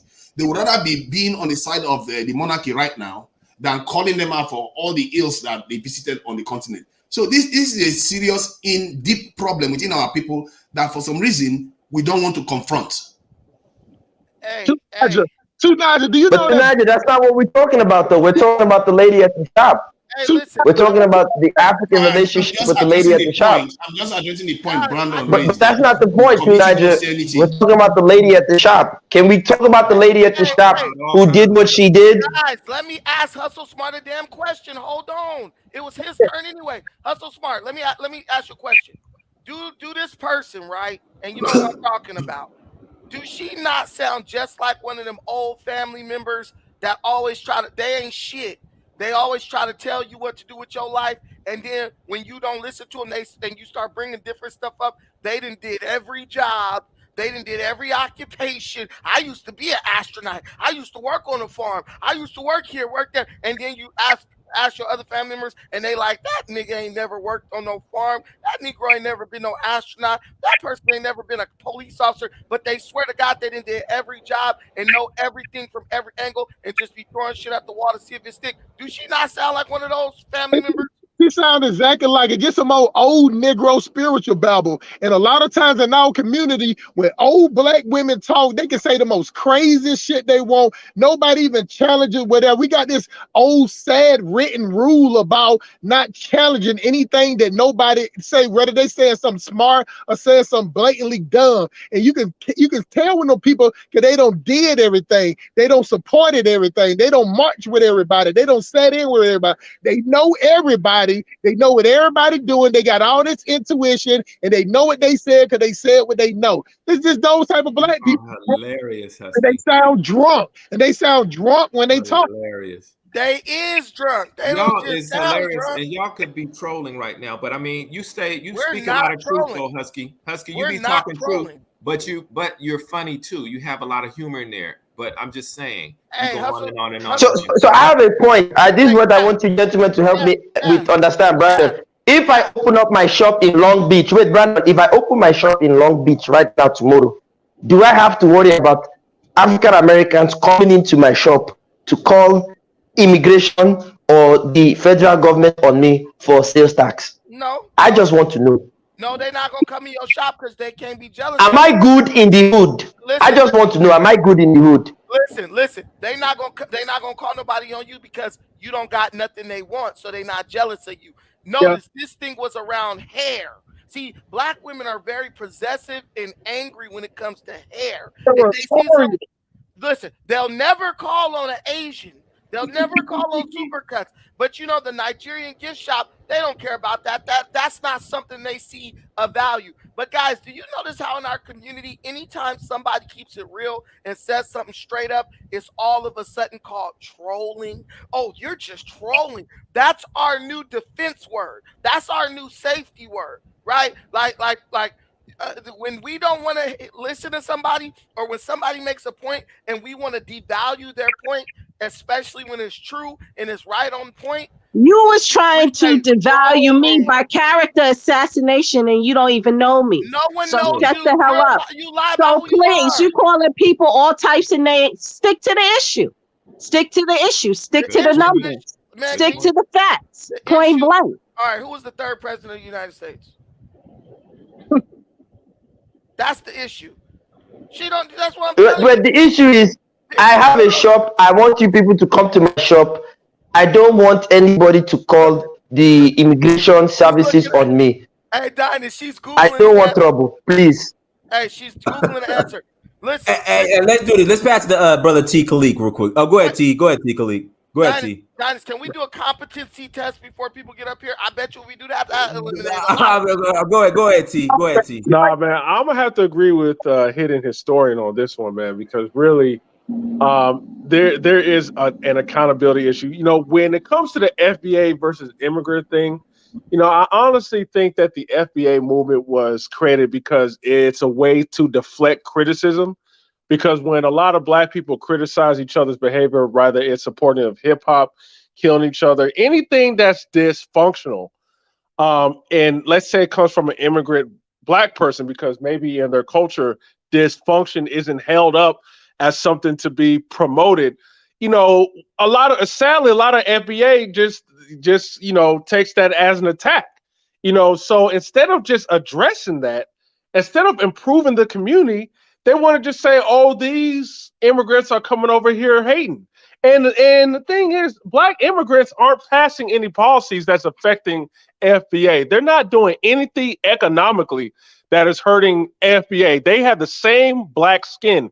So if they could come over here and do group economics, why can't Black people do it?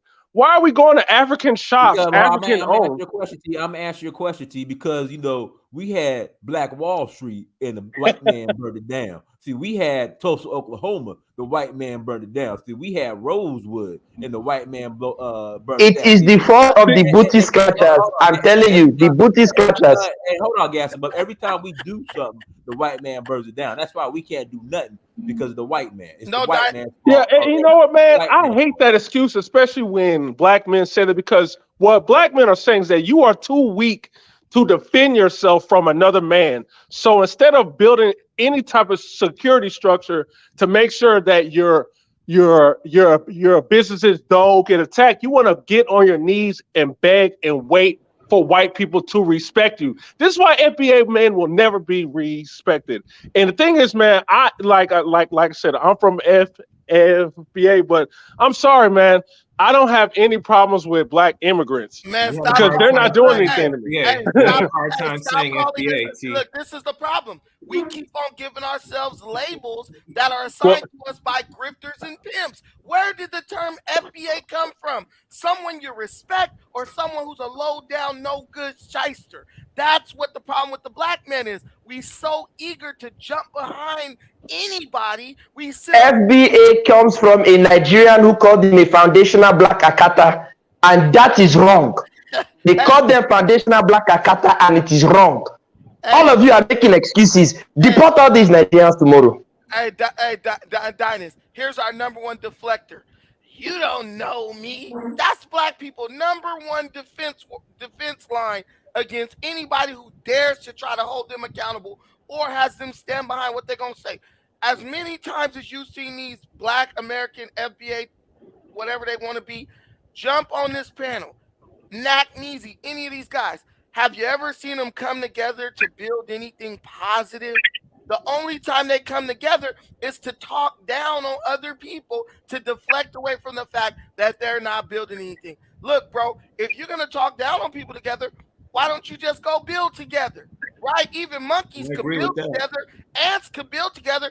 Right. Black Americans hate other Black Americans. That is very true. That is very true. We hate anything Black. So we're not coming together to talk down on these people because they're doing something to us. We're coming together to tear down. We'll come together to riot and tear up our own neighborhood. We will not come together to build up our own neighborhood. Bro, Dynast, this is the last thing I'm gonna say. In Long Beach, these damn Black folks got with these other Antifas. They tore down everything in the whole city. When it was all said and done, Dynast, do you know white people in this city got together and was giving Black business owners $80,000, $100,000, $200,000 to rebuild their businesses, Dynast? How much money did you see Black people generate and collect up to go give back to these Black business owners who businesses that they burned down? $0. See, with other groups, Even if they mad, they'll go and they'll tear something down, but they'll come together to build it back up better than what it was before. Black people, we only know how to destroy our property, our neighborhoods, and ourselves. Diners, they all talking about global warming, but ride in the car with them for 5 minutes, they throwing trash out the window. Their neighborhood got litter everywhere, but we gotta vote. We gotta vote Democrat so we can save the planet. Save your damn street first. Then No, worry about Well, that's why we move with the white man, because it's so sad, man. Black people will not live around each other because we understand our nature. We don't want to say it in public because it sounds embarrassing, but we do know is that when we make money, we have to move out the hoods because it's not safe for our families. We act like we don't even want to talk about that.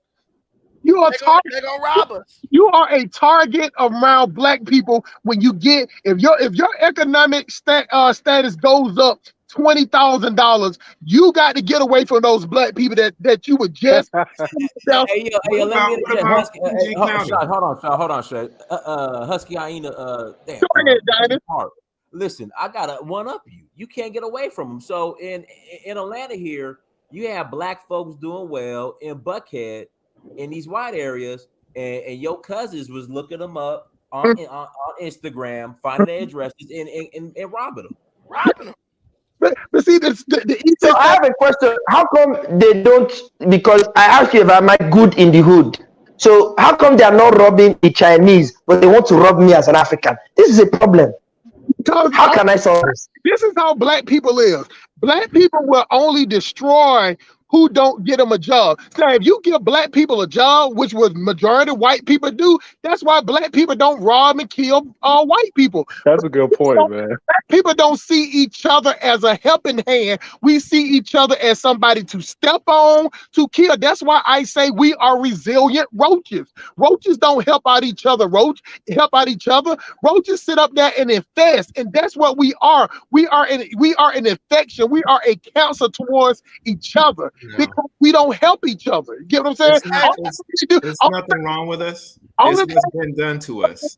It's the same. It's been done to us. There's nothing wrong with us. It's what's been done to us. Together, but every other group of people, you can line up 400 people that's on this channel right now, and you ask them who gave you a job, a black person and a white person, and I will bet your grandmama draws that it would be 99% of people on this chat right now will tell you that it was a white person gave you a job. Yeah, so if you're in a space like this, which is Pan-African, you know what I'm saying, which is supposed to be B1, and still amongst us, the B1 people, the Pan-African people, and still 99% of the people that's watching this show right now, a white person gave them a job, tells you that black people have no power. We just have a lot of moth. And then, once the Latino, the last point, Brandon, once the Latinos all learn how to speak English, it's over with for black person. Then they can close the book on the black experience. Go ahead, Brandon. That's so smart. Let me say this too.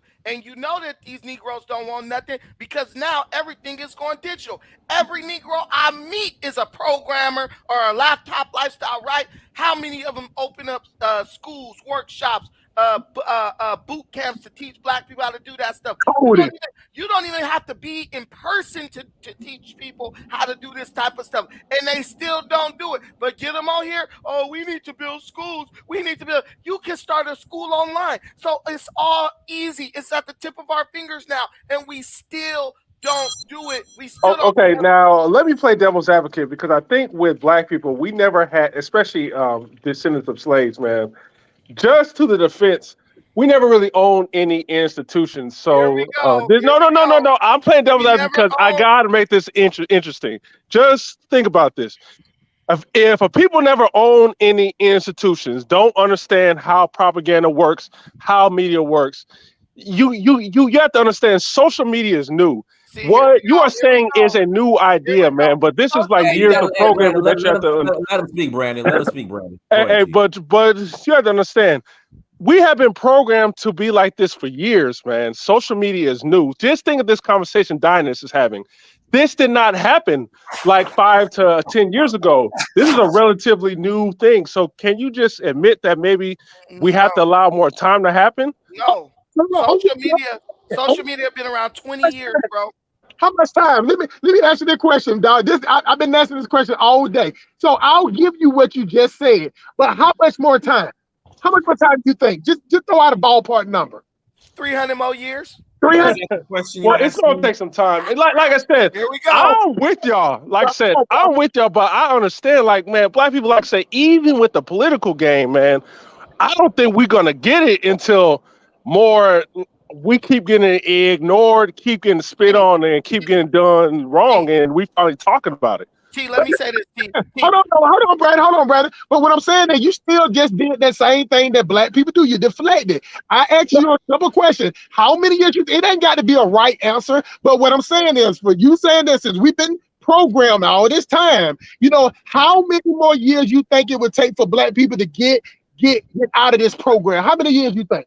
That's kind of hard to answer, man. I mean, I'm gonna be honest with you, man. I think things have to just get really bad for us to finally wake up, man. I think it's kind of comfortable. Let me ask you the same question. How long does it take to create a Black Studies program in a school? That's what you're asking me. One second, How long does it take to create a Black Studies program in a school? Lord. I got an answer for you. This is what I've been saying since I came on this platform, and Dinas will attest to this. The reason why I say we're doomed because for things to change for black people, we will have to lay down our life. Blood will have to be shed for things to change. And most of that will be against each other because it's a subgroup of black people that makes money off the division between black men and black women. That's very true. It's a subgroup of black people that make a profit off the neighborhoods being the way that we are. It's a lot of people. Give us an example of that. It's profitable for us to be. Give us an example of someone who does that. What? Give us an example of somebody who does that. Look in the mirror. Jay-Z, oh my Beyonce, your favorite rappers. Jay-Z, a billionaire, talk about how he's so crack and everything like that, and then out of the other side of his mouth talking about, oh, I'm gonna go work with the NFL to build up the black community, but the black community not paying attention. Meek Mills. Hey, we not paying attention to the NFL part. We paying attention to the crack. Hey, we have black men, Dinas. This is the truth. We have Meek Mills and Jay-Z going to visit the mayor of Philadelphia and all these different mayors talking about they don't want them to be able to use these dudes' rap lyrics where they admit to crimes as evidence for prosecuting them. So a bunch of millionaires who stay in gated communities, who live in the upper echelon of white society, are like, look, we want these violent, degenerate barbarians to be able to run around our neighborhoods where we grew up at, killing kids, killing adults, shooting each other, dealing drugs. We want that more than we want to have these people locked up so the place can be peaceful, bro. Like I said before, even the people who are at the top in our society as black people, they still support degenerate murderers. So, brother, who controls the education system, though? You got to understand, man. The reason why black people don't speak on black crime, man, is because they're being inundated about white supremacy all day. No, that's true. Why do you? Okay, let me ask you this. Why is it that when a white person kills a black person, we are all united against them? No matter how many black people kill each other, let that one white man kill a black person, we protest and rioting. That is because we were indoctrinated that it's the white man that is the source of all of our problems. This is why we do nothing. To lock more black people up. Lock all the criminals up, and then the problem will be solved. Yes, it is. Okay, so if that's the case, then why don't we have a solved problem already? We got so many black men locked up. When you look at the protests, bro, that's a tiny fraction of the black people in the United States. When you see people acting a fool, tearing stuff up, majority of black people don't give a damn if a white person kills a black person. They gonna say he deserved it 9 times out of 10. That's how black people really think. They say I'm glad it was him and not me. We don't support that. What this white media does and what black people do too, they hyper focus on one tiny little incident to get people emotionally stirred up, and they make it seem like, look, all black people supported George Floyd. Damn, George Floyd. If I was the cop, I would have did the same thing to his ass. Why? Because he's a degenerate. I don't care about him because he has no. George Floyd would sleep like a. It's just like Joe Rogan said yesterday.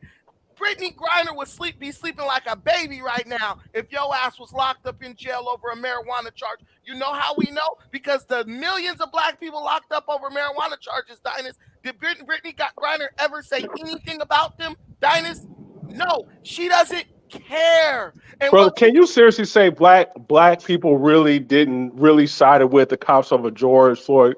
Man, come on, man. The majority of black people sided with George Floyd, bro. Come on, man. No, we didn't No, care. man. Bro, the majority of black people, listen, while y'all was out here tearing up the neighborhood, the majority of black people was at work, supporting their family. They didn't give a damn. Dynast, let's be real. They didn't care. Dynast, They're probably talking about it, man, but they definitely sided with Floyd. They didn't say shit like that all the time. Dynast, did you really give a damn about George Floyd? Let's be realistic. Let's put you on the spot.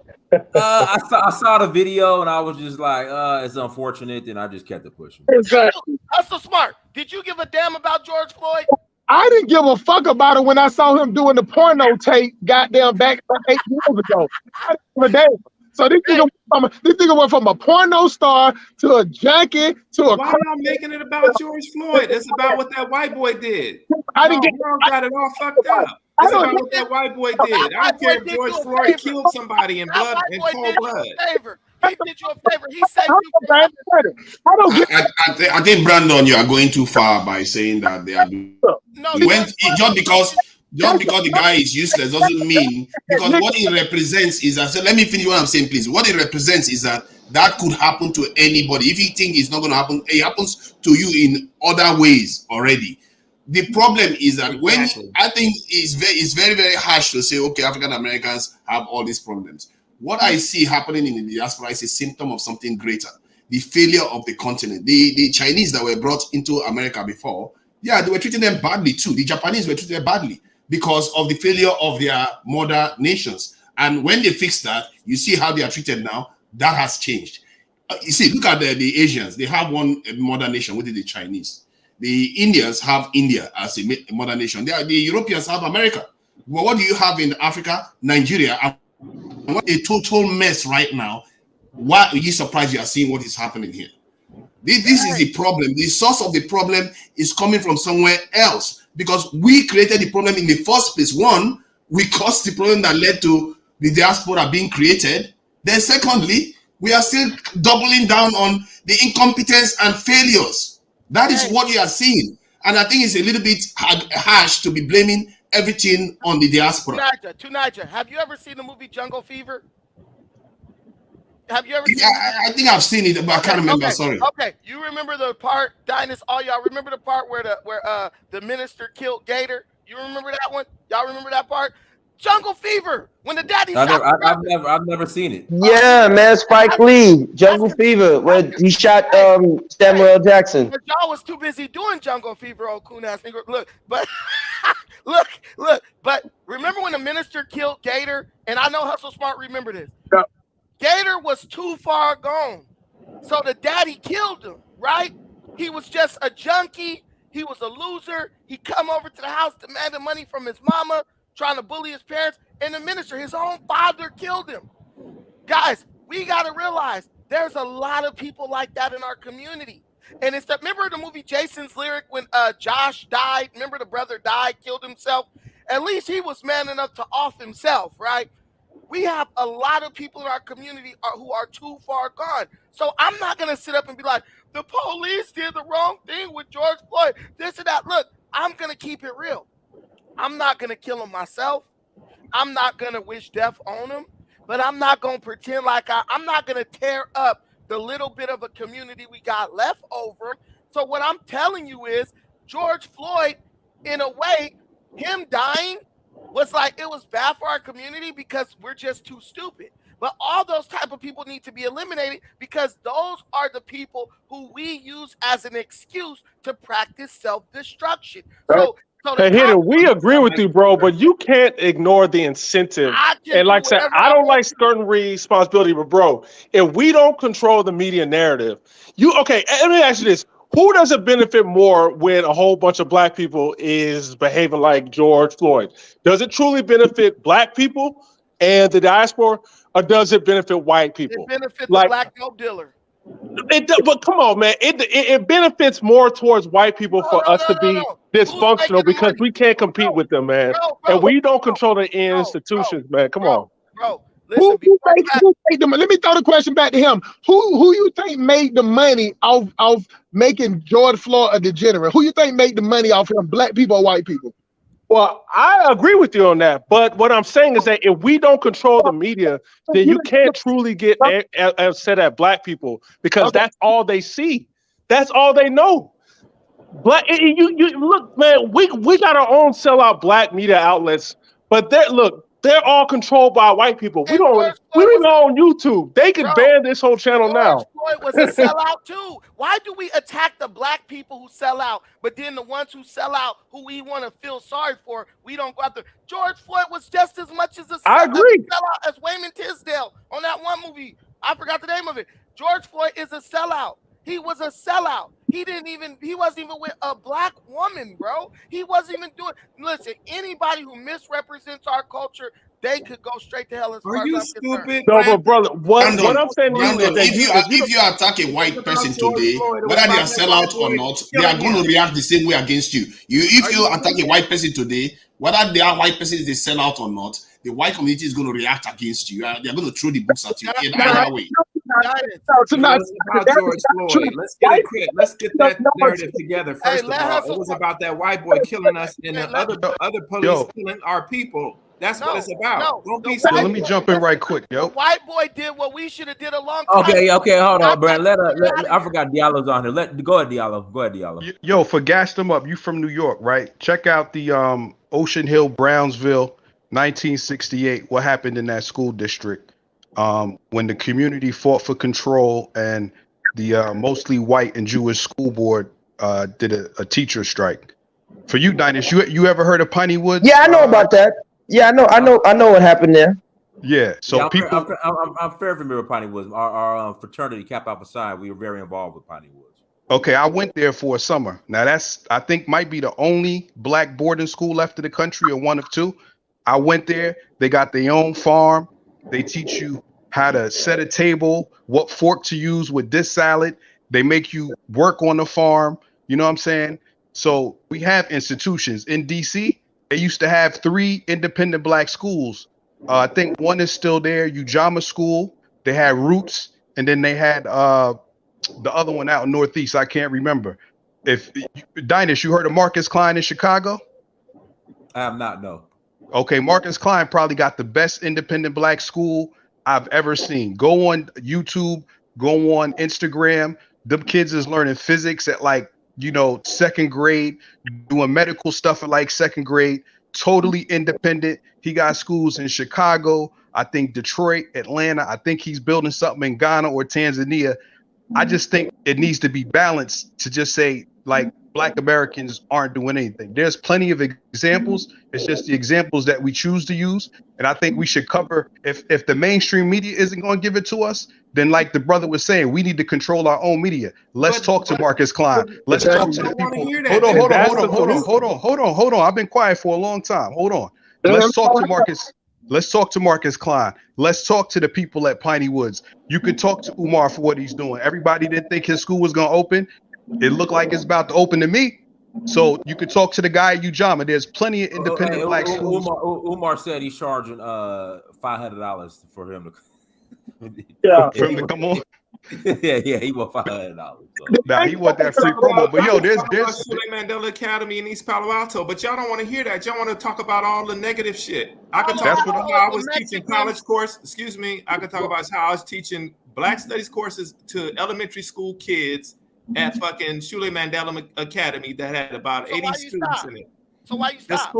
Because the school ended. The school ended after about 15, 20 years. I think it was about 20 years. The school ended. So niggas didn't keep their own school running. Okay, I got that done. Yeah, no, there's some reasons why. So basically, once again, that's it. But once again, this is the thing. We talking about the relationship between Africans and African Americans. When you saw that lady come into the store, this is why I was saying that now with that type of behavior, what do you think that African lady or those African ladies are going to tell their children about relationships with African Americans having experienced what that lady did?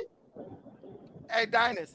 That's a lot of races doing Dynast, that with all us, we man. doing, Indian, Latino. Dynast, all we doing with all these schools. See, Negroes always love to talk about schools, right? Because what that does, Dynast, it allows us to put off our responsibility as men onto children, Dynast.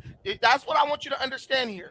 The reason why Negroes always talk about opening up a school, because instead of standing up and being men, we want to defer our responsibility off onto children. Well, hold on. Yeah, right. Look, if we put it off on the third graders, then we Yeah, got. we're trying to Then get we with the kids that think like you. Listen. If we put it off on the third graders, Dynast, that give us about 20 or 30 years of being degenerate before we got to bring this subject up again. That's why we always talking about the school. We got to build a school from scratch, and that little kindergartner, when he gets 29 years old, he's gonna do it for us. Dynast, I'm telling you this right now. All these schools do, even these specialty black schools, all they do is build superstars for white supremacy. Just like black colleges, Morehouse, Spelman, all that stuff, Dynast, when these people graduate, if they don't graduate You with make a great point. You make a great point. That's a good point. That's a good point. Don't tell me I've been living on this bitch for 37 But bro, years. that's a failure on black people because we allow white people to fund us. And bro, but here's what historian misses though.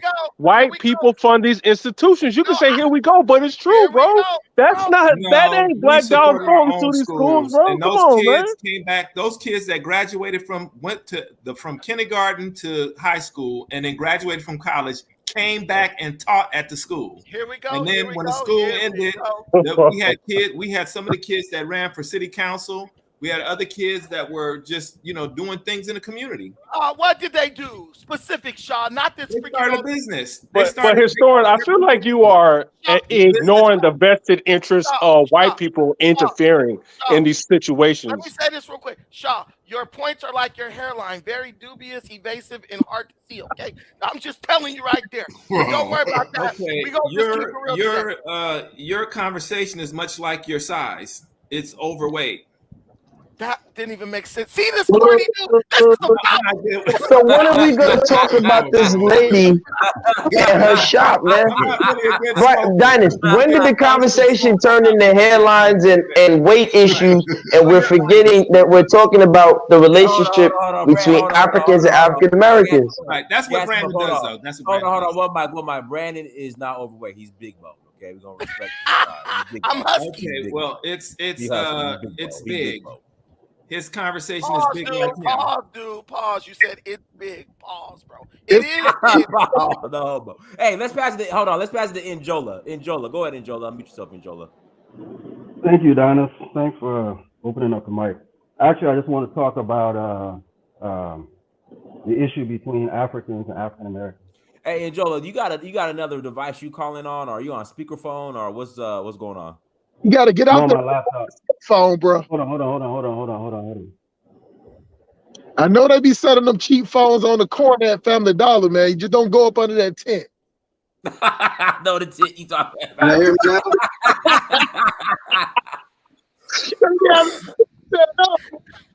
Can you hear me now? I know the tent you talking about. They be in front of Kroger. Oh my They God. be in front of Kroger in the parking lot. I know exactly what tent you talking about. Smoke. All right, go ahead, Njola. Can you hear me? Yeah, that's better. Go ahead, Njola. Okay, That's okay, better. Go good, ahead. good. I think the underlying problem that Africans and African Americans have goes back to slavery. That event where you had some Africans taken under certain circumstances and others remain behind. Because, and when I say this, I don't want any African Americans to think that they're the only black people that got problems. I have a Liberian background. Liberians have a lot of problems too. Different, but they have problems too. But in terms of African Americans, not all, but some, in order to really go back to Africa or engage Africa, it'll be a lot smoother process if you go back to the actual tribe or tribes your DNA directs you to. Because then you can go and sit, for example, Dynast, you had Yoruba and Mende, if I'm not mistaken. So if you go and you sit with those elders and say, Baba, what happened to this tribe during the time of slavery that made it, what was going on that made it that some of our people got put into slavery? What was the circumstances? They might tell you, say, oh, the European came and snatched us. Or they might tell you, actually we were at war with the people in Dahomey. And when they captured some of us, they sold them into slavery, and we did the same thing to them. So the reason I'm saying that is if everybody just goes to random African countries and try to resolve that issue from the African on the continent side, we see African Americans coming to the continent, and I might be in Liberia and somebody doesn't have any ethnicity background to Liberia, but the problem is being brought to our shores with someone that didn't actually get taken slave here. But if they did get taken as slave here and they came back, they might find out that, hey, it was somebody in their own tribe, or it was a neighboring tribe, or something like that was going on. Bro, you could go anywhere in Africa and they would. Hold on, we got another call. Let's get Afrik on here. He's been waiting. Afrik, then we'll pass it back to you, Brandon. Go ahead, Afrik. Afrik, unmute yourself. All right, going once, going twice, going twice. Okay. All right, go ahead, Brandon. A freak is no longer freaky. Listen, man, listen. This is the problem with these dudes right here with this, we got to go ask Baba and all that stuff. The biggest issue that the African American is facing, first of all, African Americans don't have no problem with Africans. You come to America, you don't see that. Oh, these Africans and stuff like that. That's an internet thing. Secondly, our biggest problem, we have bigger fish to fry. Our biggest problem is cash-free bail, cashless bail, and all these damn pookies that's going to get out and break in our damn house the minute we go to work. That's our problem. The biggest threat to Black America is not white supremacy. The biggest threat to Black America is the degenerate pookies, Ray-Rays, and pookishas that are preying on us because they are preying, they're taking advantage of the remorse that we feel for them because we are all from a shared experience. Bro, when Pookie break in your house or hold you hostage, you got to call the white police officer to come save you. The white man in America. I ain't no snitch, Brandon. I ain't calling no police. Right. I keep it real. The white man in America is doing in our community what we don't have the balls to do, which is eliminate the negative element. And the problem with that is he can't distinguish between us like we can distinguish between us. But guess what? We protect the degenerate element because every time the white man does what he has to do to make sure our community don't overflow with BS onto his community, he's the devil, he's a demon, he's that. You guys don't understand. We are literally the drivers behind even police brutality because we've let our communities get so damn bogged down with degeneracy. The police come in, they kill a Black person. There's a conversation about whether. But Brandon, we not supposed to snitch. We supposed to keep it real. We supposed to be real niggas. See, I agree with him on this, but he's not understanding. This is a new conversation. Like I said, this is years of programming, man. Black people are not hearing this in the media, or nothing, man. No, what I'm saying so is, Brandon, bro, you want us to snitch? So no, and listen, Hidden, I agree with you 1,000%. I agree with you. I think we are a worse enemy. Black folks do not hate no damn Africans. Seriously, we don't even be talking about. That's a deflection tactic from Tariq Nasheed, so that way no Caribbean or African can say anything negative about Black people. Man, that's all it is. We don't care about no Africans. We love Tariq, bro. Listen, let me tell you something.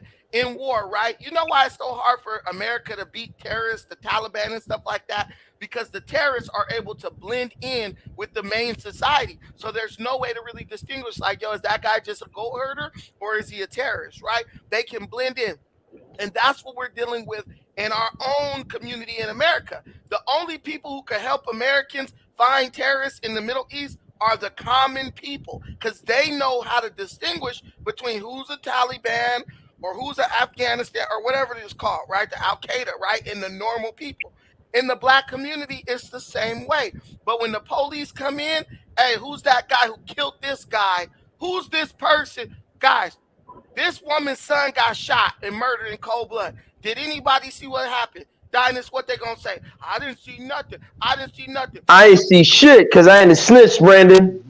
But here's where y'all ignore the white man again. Who controls the media to put that information out? No, I'm being serious. Media, bro. Yes, it does, man. Everything you see happen in the world don't happen on TV, bro. I'm telling you, the people who have been this woman neighbors for decades will be tight-lipped to tell who killed her own son. And that's why you see the mama get on TV and say, you guys saw something. I know some of y'all saw something, and y'all just gonna sit here. It happens time and time again.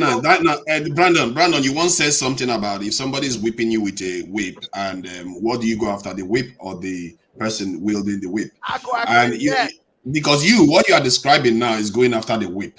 And what the other guy is telling you that you are not seeing the bigger picture of the environment you are in. And I think maybe there's some truth to that. I sympathize with your point, because clearly the people that are endangering this in African Americans are the African Americans more than the white cops, obviously. But you have to look at the bigger picture. What is stimulating that kind of culture that is generating that kind of level of. Tonight, you sound like a snitch. You sound like Hush Puppy. No, it's a fact, because this thing they documented this thing. This is not even a secret. It's something that they implemented. Malcolm X knew it before they even implemented it. So it's not like you're not a real nigga tonight.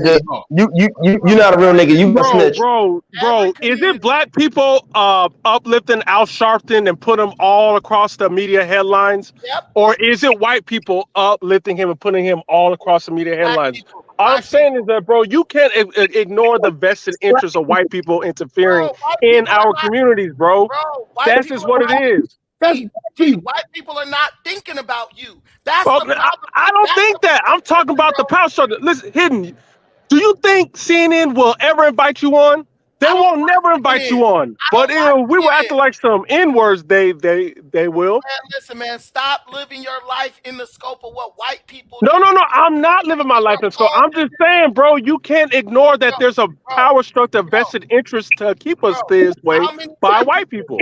Let me say this real quick. I get what you're saying, bro, but what I'm saying is that what I'm saying is they're gonna be into everything because they are the dominant society. We are the third minority. Think about it like this: it's only 42 million of black people, but it's over 130 something or 200 and some million white people. So it's all our fault. Based by that logic, they're gonna have their hands in everything. Where the thing about it is that black people have went back into their prime nature and be like they'll be a better worker, be a better employer. You know what I'm saying? All the white person got to do is don't call you a nigga and kick you in your ass. And a black person will work for that white person for 30, 40 years, raise their kids up to work for that white person for 30 years, and will tell on other black people to keep that job for 30 years. So what I'm saying is that the black people don't want to compete. Now, if the world was going to revert back 60 years, 100 years ago, then we'll have an even playing field. But at the end of the day, white people are with their technology, they are advancing over than we are. We just fall in the waves because most black people have common sense to know that we don't create anything that can compete with them. You know what I'm saying? We don't create anything. We don't create anything of value that can save our race. But a white person can go out in the backyard, find a spoon on the ground, and say GW on it, and be like, okay, we need to corner off this area. They don't hire 67 people to goddamn dig for more spoons. That's what I'm saying. They create with their technology. We don't create with the things we do. So we just survive. We don't thrive, we survive. And that's what I'm saying. If we at that point now, we're not keeping up with them in the rat race, they have no reason to bring us up to their level. They're not worried about it. But Smart, I want to ask you a question.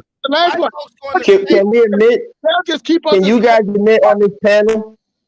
Can you guys admit on this panel? I don't mean cut your wisdom, brother. And I hate to say it. I hate to be the tether that says it. If what you guys are saying is true, whether it be the black community covering up, or there's no control, or there's vested interest to disrupt, the fact of the matter remains, then there is no culture. There's nothing to fight for. And I think it's like the I hidden, agree. there's the We don't hidden have a culture. secret nobody wants to Totally admit it. agree with that. And people get mad when it's said. It's like Michael Jackson's the culture or Jay-Z's the culture. And it's like that's not culture. If you don't have control and a centralized anything with a group of people who are directing, the direction and to say, hey, look, this is how our young boys, like Brandon said, you got degeneracy amongst the youth.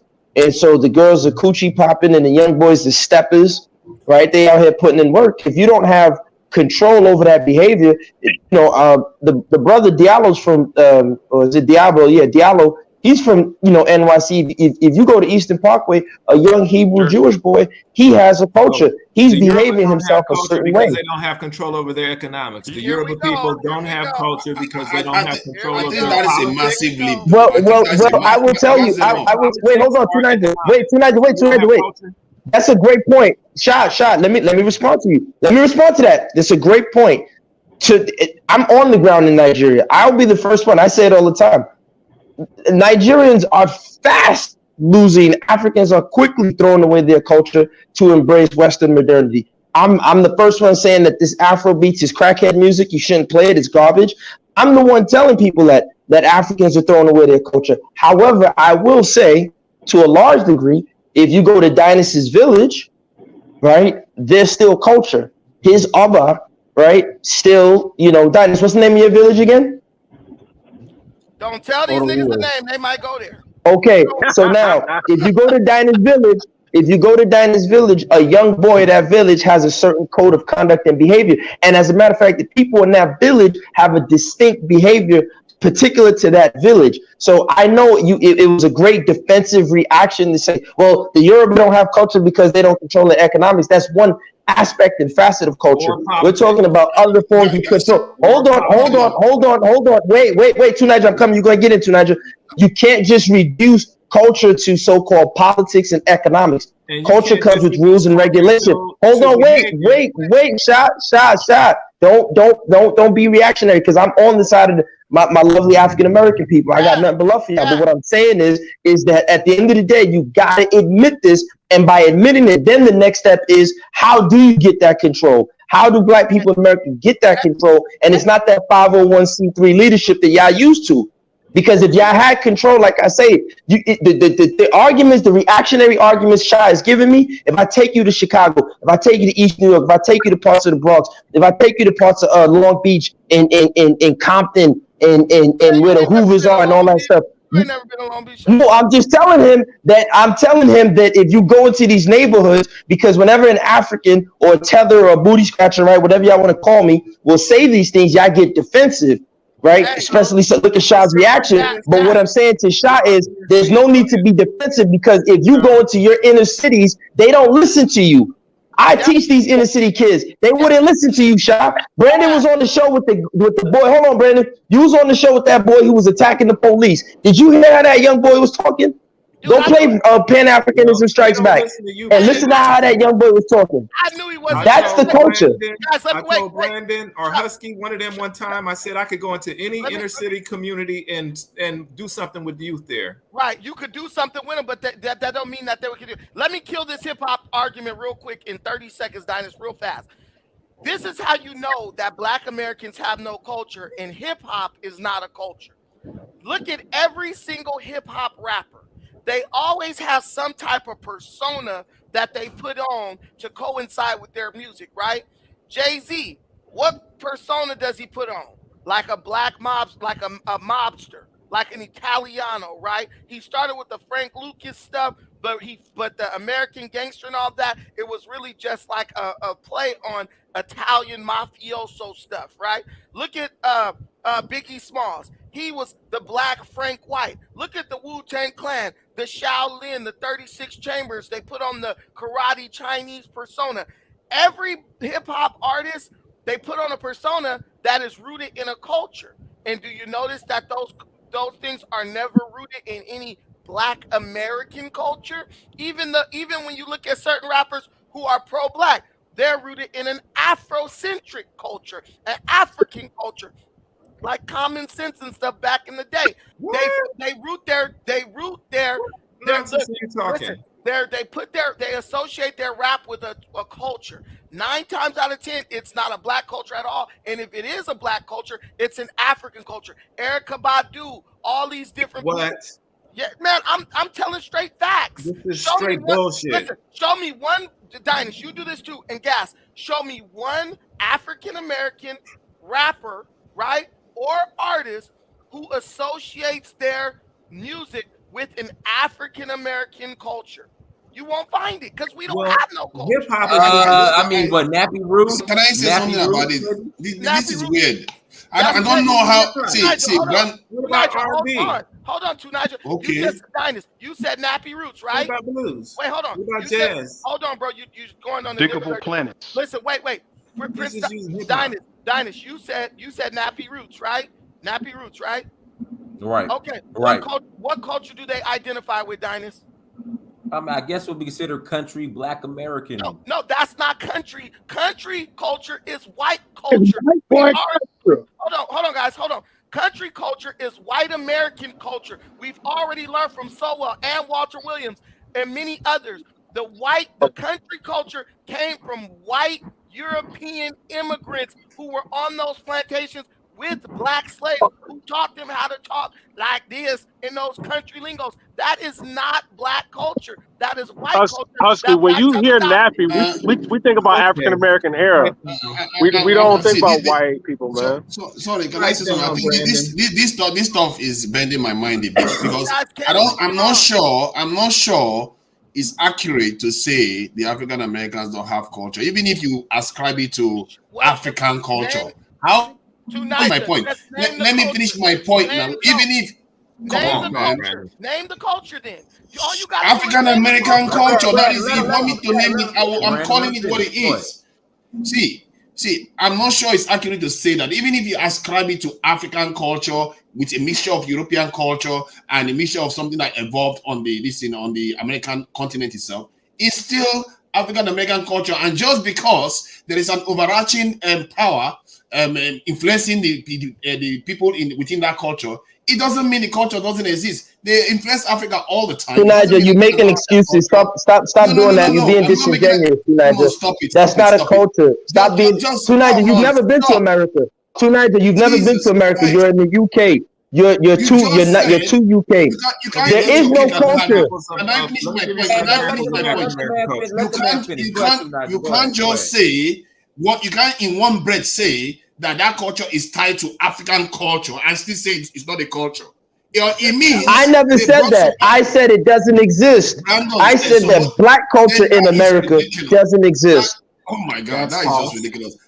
Culture is the way of life of a people, for crying out loud. Right. Don't they exist? If the way of life of the people, Niger, you see what you just said is a great point. Then you have to come to America and observe largely what you're seeing on a day-to-day basis, particularly in many communities. If that's what you're going to say is the culture, then again, that's a problem because they don't have control. I'm not saying Niger. Listen, slow down. Niger, slow down.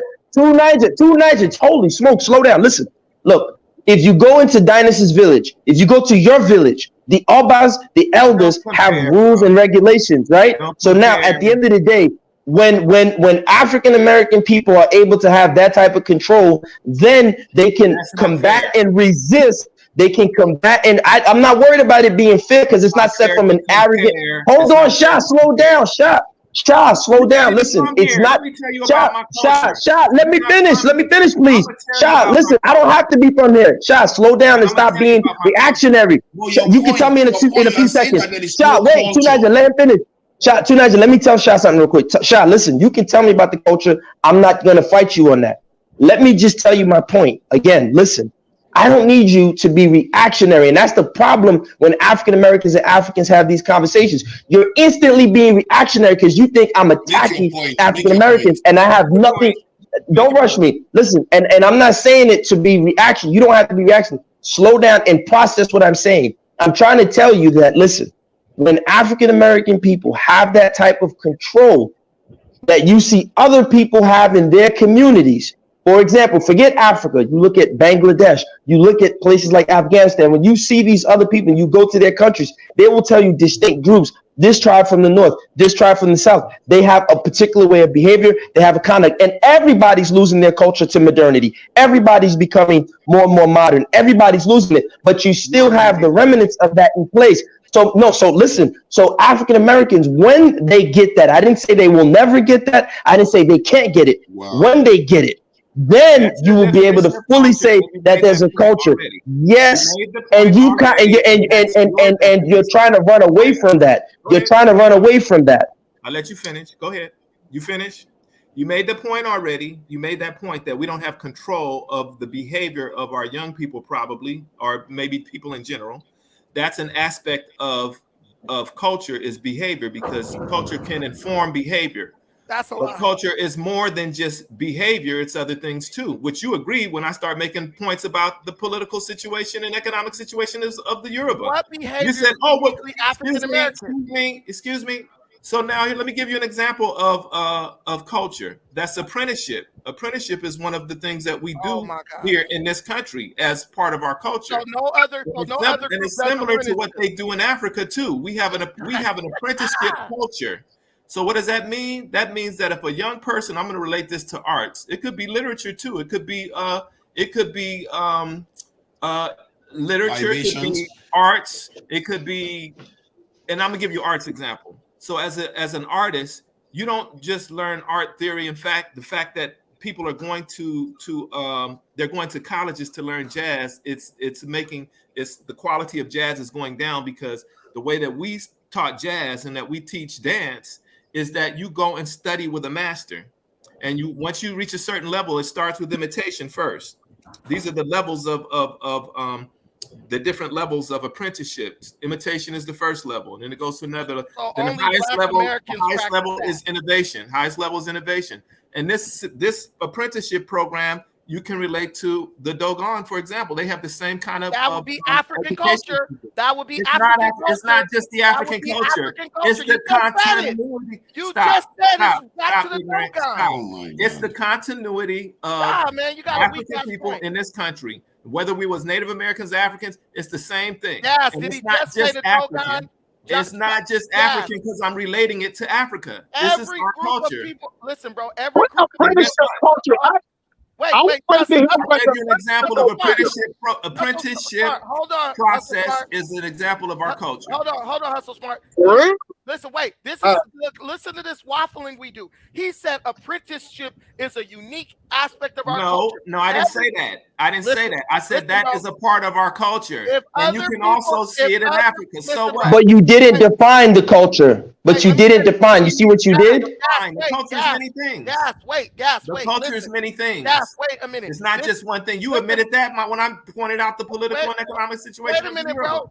You said, "Oh, it's more of the culture than just that." Wait a minute, bro. Listen, and then you zeroed in on behavior. Listen, if I say what's a unique aspect of like Ethiopian tribal culture, and I talk about the lip disc, right? Jazz is unique. Jazz is unique. No, jazz is unique. Listen, bro, jazz is just a genre. Jazz is unique. Wait a minute, Shaw. What you guys have unique. Listen, what you guys have. Brandon, come on, man. What you are doing is not unfair. What you are doing, I get what you are saying, but what you are doing is unfair. Let me say my point. Now he's gonna argue that. Let Brandon respond. Let me respond. What we see, this is the problem, guys. We are so devoid of culture. We are looking at anything trying to make it culture, and that's not true. The African American experience in America is one of grabbing hold of a bunch of what you would call subcultures and trying to turn that. We try to combine those things and make that into a culture. Like I do Brazilian Jiu-Jitsu. Brazilian Jiu-Jitsu is a subculture. It's not a culture. It's a subculture here in America. A black person, and if you notice, look at every black person you meet, they identify with a subculture. Look at bikers, black people who are in motorcycle clubs and stuff like that. They literally become attached to their subculture because they don't have a fundamental culture to attach to, because our fundamental culture is African culture. He even said, oh, this is practiced in the Dogon thing. Oh, but that's unique to our culture. Bro, we're so far gone, bro. Brandon, what he just said. Brandon, what he just said. Let me run from what you just said. Y'all Okay, let him round up, man. Let me let him round up. Y'all think it's so feminine and emotional. Y'all won't even let a man speak. Let me finish my last point, bro. Very emotional. You saw that, Hustle Smart. But they are not finishing. When a man says that some stuff, when a man says that something that's been around for less than even less than 100 years or 150 years is his culture, that's how you know that man doesn't know what culture actually is. Black people, we've adopted a bunch of subcultures. Look at basketball, baseball, football. We've adopted sports as a culture. We've adopted music genres as a culture. We don't have any fundamental thing that we can say, yo, this is uniquely African American. I heard a Negro the other day talking about fried chicken is our culture. Fried chicken was invented in Europe, but cornbread. Our culture. See, I think that Brandon, what you are doing is a bit unfair, because if you look at it, cultures. See, okay, because it's also wrong. Cultures generally are an adaptation to the environment people find themselves. To say that culture remains the same, even on the African continent, they are always overlapping cultures. What you are he never said it stayed the same. Culture. Let me finish my point. What he is describing as African culture in the African Americans is still a culture. I don't understand the term. Where I think what he should be saying is that the culture we have is still African. You can, if you want to say that, or it still has a lot of African aspects to it. But there are unique aspects that are Europe. That's exactly what you are saying. But Gazem up is saying that there is no culture. That's exactly what I said. So let me answer. Okay. Wait. Two Niger, slow down. Listen. Okay, for example, gentlemen, right? Listen to this, gentlemen. Okay, and this is from Grandmaster Amir, may he rest in peace. I'm taking this argument from him. He says something very profound. He said, when he was on one of Dynasty's shows, a guy was arguing with him that LeBron James and Michael Jordan is culture, blah, blah, blah. And he made a great point. He said that if you go to Japan right now, the most popular sport in Japan is not judo, it's not kung fu. Well, not kung fu, it's not karate. It's none other than American baseball. But nobody in their right mind would say that American baseball, which is the most popular sport in Japan, is Japanese culture. Japanese culture is totally separate from their popular pastime or their popular entertainment. So no one is saying that they're not Africans or Aboriginal, whatever it is. I'm not here to tell African Americans, FBA, what their identity is. I am saying that because there is no control, because at the end of the day, and it's changing, the media, the white media for now, because a lot of sellout Africans cannot go into Nigeria and put a movie and say, well, you know what? The new African culture is two women as queens, which they're trying to change, right? The Yoruba people on the ground would actively resist it and say, hell no, that's not our culture. They have numerous Yoruba movies, traditional Yoruba movies that go against that. But the African Americans don't have any ability to resist anything that is projected upon them from the outside. So I'm not saying it to attack African Americans. I'm saying it. Hold on, let me say this last sentence. Tunaja, let me say the sentence. I'm saying it. African culture. Tunaja, I'm saying it so that they can now fight to get the culture and define it. So when an African immigrant, comes, hold on, wait, let me give you an example. So when an African comes to this continent, right, comes to the United States, they can, for example, the closest thing would probably be the Nation of Islam, because now, if most African Americans were like the Nation of Islam, when you come to America, you would have to either conduct yourself like the people of the Nation of Islam. You can't just disrespect them. Civil rights was resistance. We resisted. Civil rights was something. The Rockefeller family, sir. The Rockefeller, child, slow down. Child. Holy smokes, child. Black Lives Matter. Man, child. Can I just tell him this statement? Let me say the sentence, Dynast. He's missing this. Wait, let me just tell this. That's them up. Come on, man. Hold on. Let me interject. Let me say the sentence, Dynast. This sentence. No, gas him up. No. Let me say this. All right.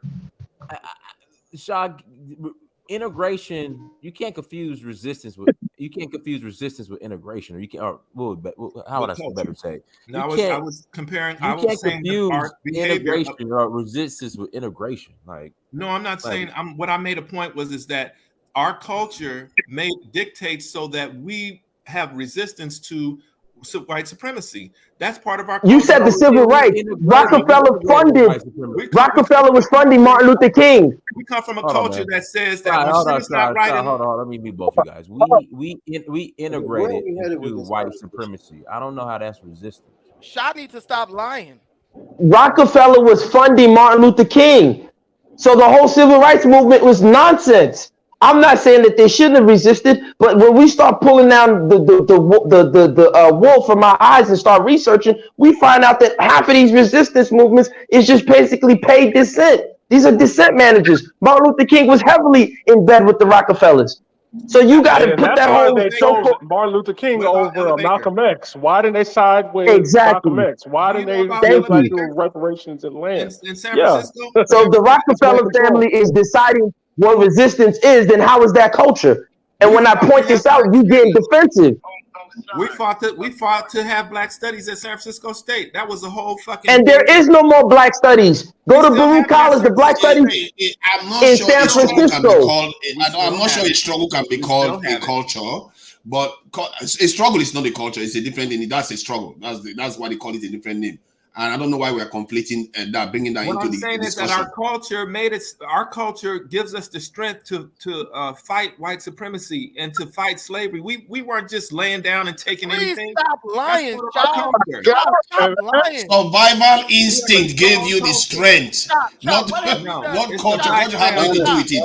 You have to survive. The Black Family Unit is the Black Family Unit, and it's the warrior spirit. Mexicans resisted the Alamo. Are you going to say Mexican culture? The warrior spirit. The Mexicans resisted the Alamo, dude.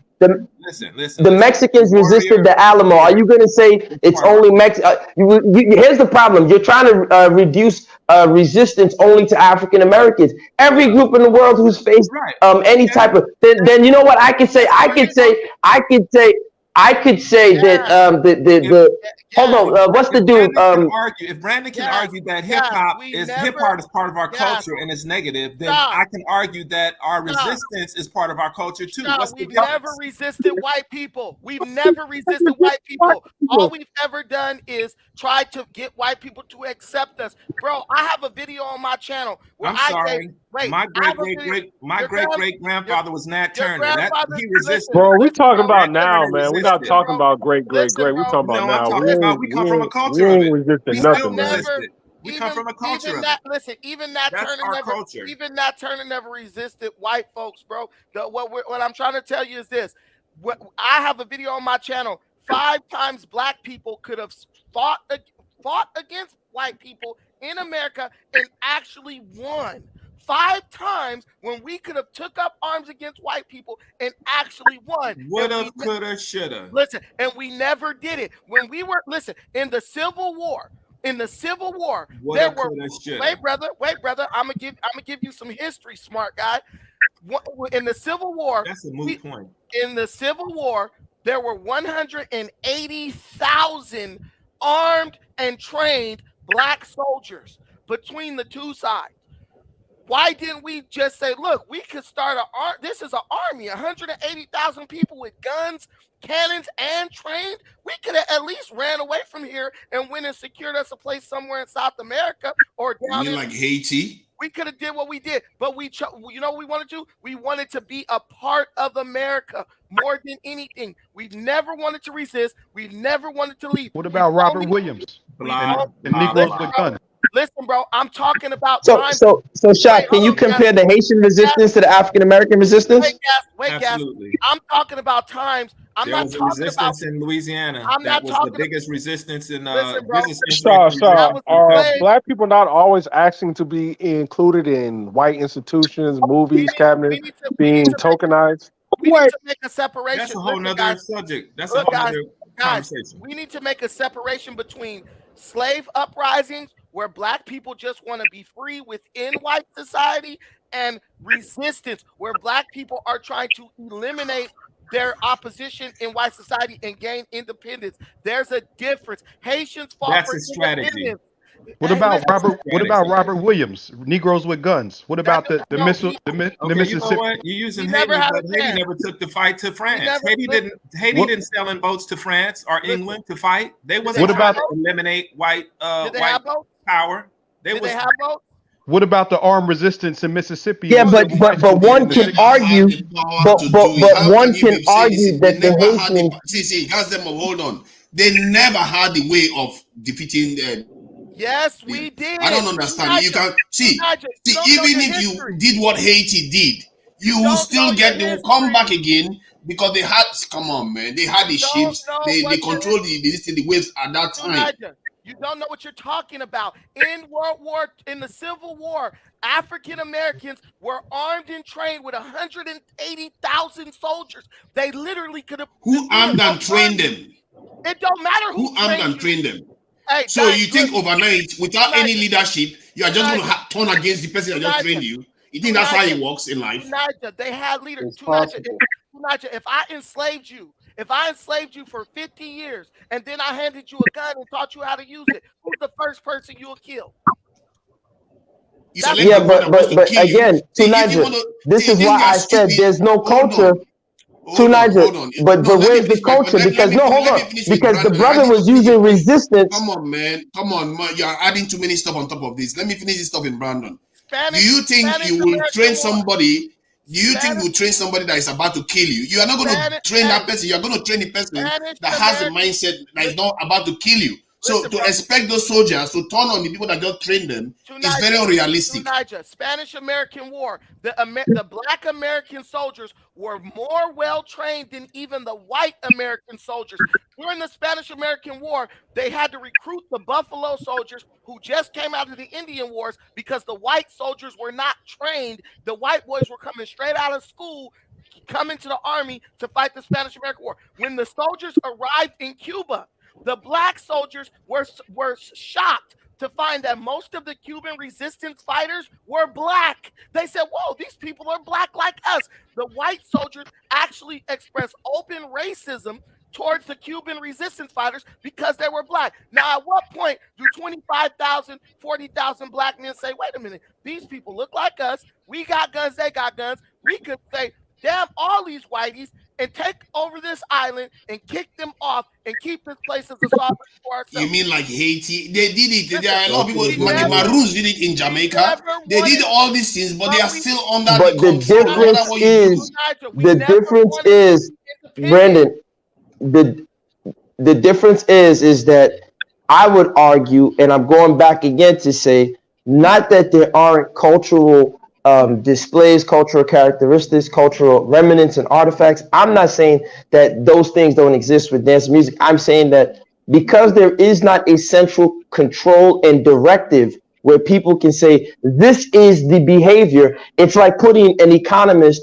If you put 5 economists in the room, you'll get 20 different definitions as to what's wrong with the economy. That's the problem of blackness and being African American in the United States. Is it B1? Is it FBA? Is it ADOS? Is it this? Is it that? There's no control over the direction. And so when I say that, the brother Shah is getting reactionary as opposed to saying, you know what, there isn't any control, so let me find a way to get that control. And he's combating me as opposed to combating the reason why he doesn't have that control. But control alone does not make culture, make culture or not make culture. Because all of the arguments that you're making, I could say about Africa too. Every single one I could say about Africa. Why you got to bring Africa? You see, this is the problem. If we're talking about African Americans, you see, this is what you do. Brandon, you see what he just did. Hustle Smart, you see what he just did. We're talking about African Americans, and you know what they do. Africa represents one train of culture. It's clear. Everybody knows that the tribes have culture. Everybody knows that. So I'm using that as an example. So how come every time we bring up African Americans and what they should be trying to do for themselves, y'all always say, what about Africa? What about Africa? We know Africa's messed up. No, in this case, that should apply to Africa too. It should apply across the board. Your definition should apply across the board. Brandon, Wait, bro. Wait. It You're should wrong, apply Shah. across the board. You can't just use a definition one place Shah. and it's not Shah, matter you're another wrong. place. You're wrong. Control is everything. Let me give you an example. Control does not make culture. Yes, it does. Sorry. Listen. Wait, no, listen. it doesn't. Let me No, give it you an doesn't. example. Okay, No, you it can say no, it doesn't, but I'm gonna give you an example. No, it doesn't. Look at the movie Mulan, right? The live action version.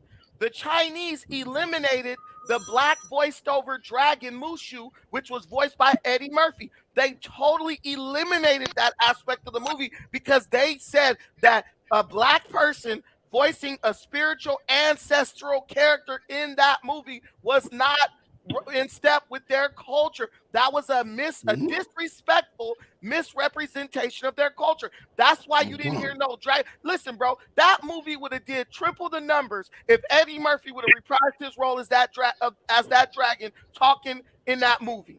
They couldn't even do. Listen, what I'm telling you is they control their. Let me make my point. They controlled their culture so much that Disney had to relinquish hundreds of millions of dollars just to bring that movie, which they own the rights to. Disney owns the rights to Mulan, right? They had to relinquish hundreds of millions of dollars just out of respect. See, those are details, Brandon. But look at it. 60 years before that time, if Americans made a movie, would the Chinese be able? Hold on, let me finish my point. If the Americans made a movie 60 years or 80 years before that, Americans made a movie, the Chinese wouldn't have a say. You are describing. No, but Tunaja, here's the difference. Tunaja. Let Tunaja finish. Go ahead, Tunaja. Describing micro issues without taking into account the macro aspects of this thing. Let me explain to you. All these groups, the Chinese were facing similar stuff that the African Americans are facing today. All of them, they share the same thing. Even the Jews, they all share the same trait.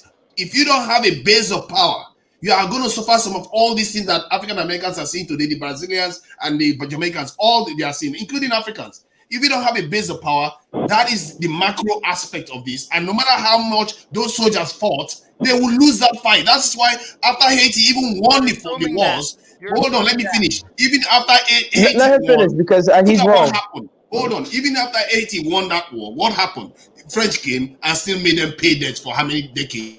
Okay, but tonight and controlled because the macro aspect hasn't been taken care of, and they don't have the ability to do it. They are not on the continent. But tonight, again, you're talking about war, right? And gunboat diplomacy. Hold on, wait. Brandon's example was about the movie, and so now we're talking about media. Now, here's the difference. You said, 60 years ago, the Chinese would not have been able to do A, B, and C. The difference is 60 years ago, even if the European wanted to make a movie that was disparaging of Chinese or Africans, the Chinese were so far removed from Hollywood's gaze because Chinese people weren't watching Hollywood at that time. It would have zero to little effect on the average daily life of the. Hold on, Tunaja. It would not have an effect on the average daily life of the average Chinese person in China. Same thing with the average African, because the European has always been in blackface making Oonga Boonga movies, but we in Africa will be like, I don't care. That's not how we operate. So you can make whatever Oonga Boonga you want. We don't do that down here. However, the fact of the matter remains, Brenda's point is excellent because he's showing you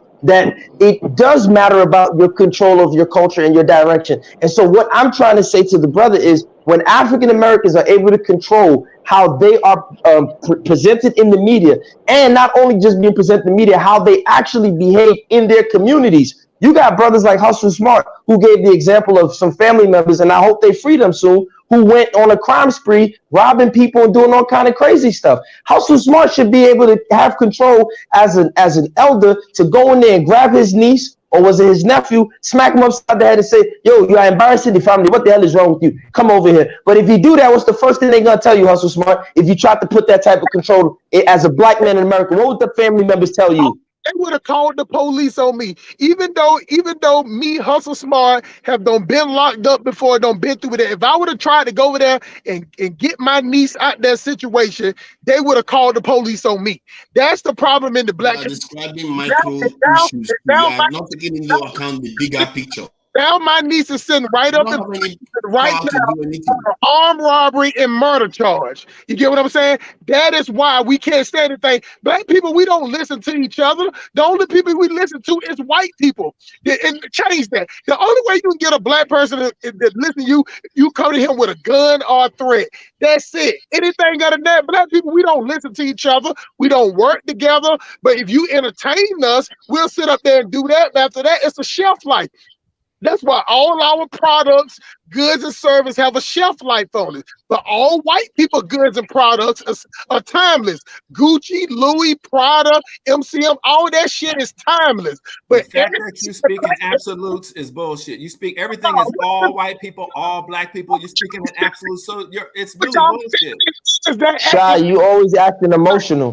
Blacks always love to split hairs. Y'all niggas act just like women, interrupting and shit. Boy, y'all act like I don't think so. It's not emotional. I'm putting down bullshit, and if you was in Twitter Spaces, we would mute you and kick you out. Like you this, and Brandon. That's why Brandon don't come to our Twitter Spaces no more, because we get rid of bullshit real quick. Are you gay, bro? Are you gay? Yes. Okay, you can go to that if you want to, but it has nothing to do with the substance of your argument and the pessimism and the negativity that you have. Yes, I know. It's a yes or no question. Are you gay? That's none of your motherfucking business. Well, hold on.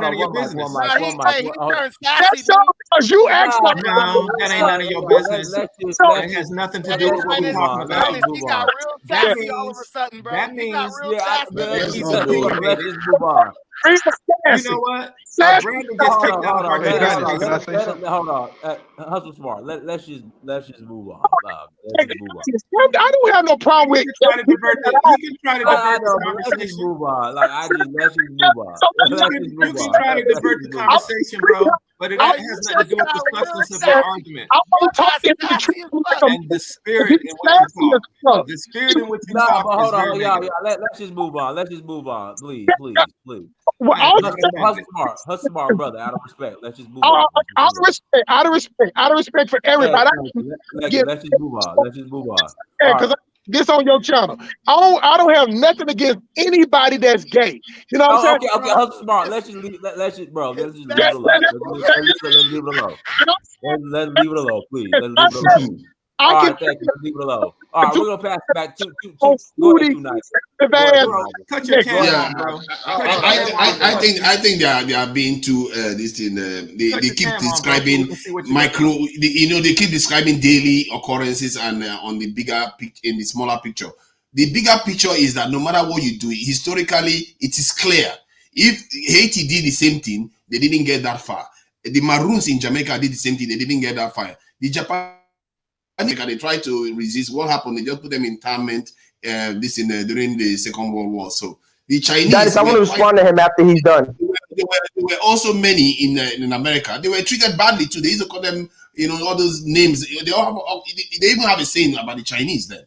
But today, try that nonsense. You're going to have a different response. For people to just be saying, African Americans should just do this. They could have just defeated the Europeans and all. Come on. It's not practical. You can't do that. Even the Irish in the UK here were oppressed. Hold on. Even the Irish in the UK hold on, let him finish. Up to the 1980s or so, they were still putting signs describing Irish like dogs in the UK here. What does that have to do with anything, bro? Because what you don't understand is Brandon, because I want to respond to him. The picture you're not. The bigger picture. You can't just say, African Americans are supposed to do this. African Americans are supposed to do that. They may have done it. Do you know how many times they've risen up and they've been put down? Because the environment is very hostile to them. We never wanted to do it, Tunaja. You should learn. Is the continent you should be calling on? Brandon, let me respond to him real quick because Brandon Dinah's about to play a video real quick. Is the continent is the one you should be calling out? Can the man let the man finish? Hurry up! And then this, Hustle Smart is funny. So I was watching a clip the other day of some goofy ass like fashion show, and you're right. Like black people will say this is timeless fashion. This goofy ass shit right here. And you're gonna be like, it's timeless. This goofy shit right here is timeless. That's rubbish. But I want to respond to Tunaja's point, Brent. Hustle smart. Like you have Kanye West, ASAP Rocky, all these rappers going to the Paris Fashion Week to look at this goofy shit and talk about how much time was that's bad. And That's listen, bad. and Hustle Smart, listen, Hustle Smart. I was like, I saw some stupid shit like this the other day, and I thought about you when you brought up this whole how we think European fashion is timeless. This goofy shit right here. Go to Paris. The This is lineup complete is the garbage. front row. I'm talking about Just garbage, really. But wait, hold on. I just want to quickly. millions of dollars. See, I know a lot of people just hate that. Smart. I just want to respond real quick.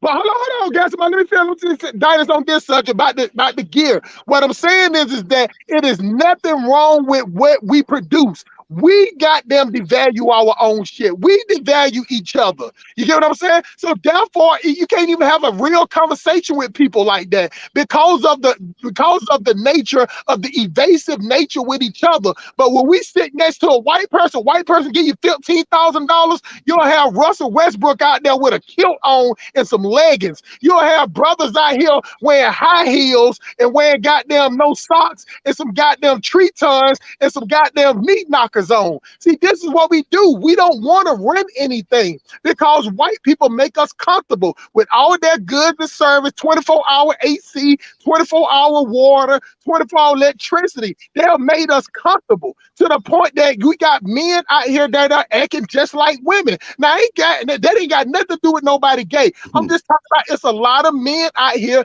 that act feminine just like women, and they are emotional just like women in the way that they react. And you can have a conversation with cut your cam on so we can see what you really look like.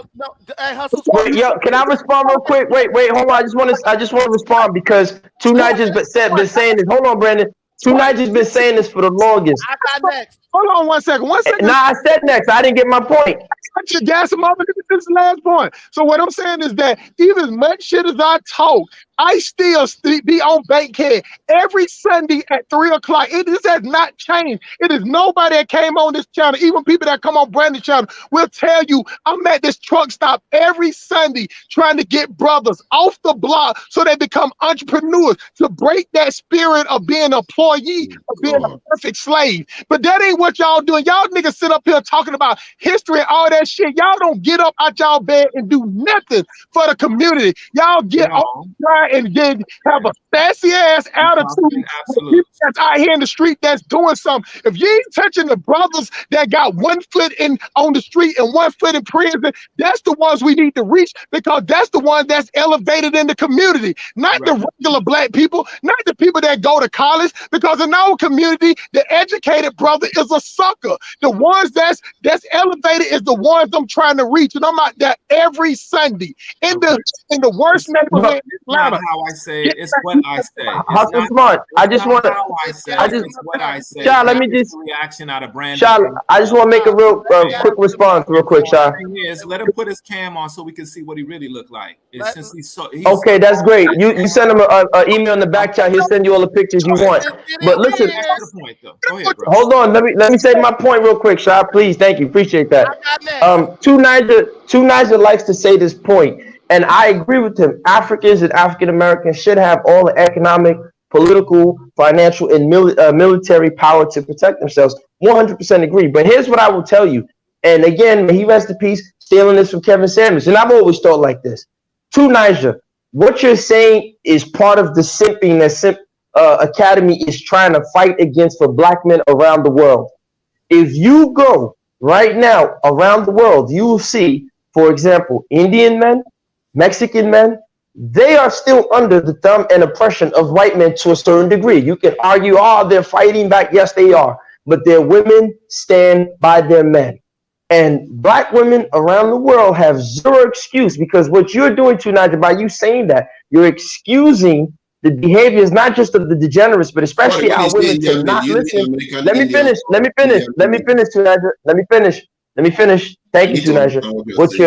What you're doing, Tunisia, is you're creating an excuse for black men to not have the patriarchal control or testicular fortitude that they need in order to control the community and get that culture that I've been screaming about. So when you make up that statement, because we don't have power, the micro effect, no, that's a lie.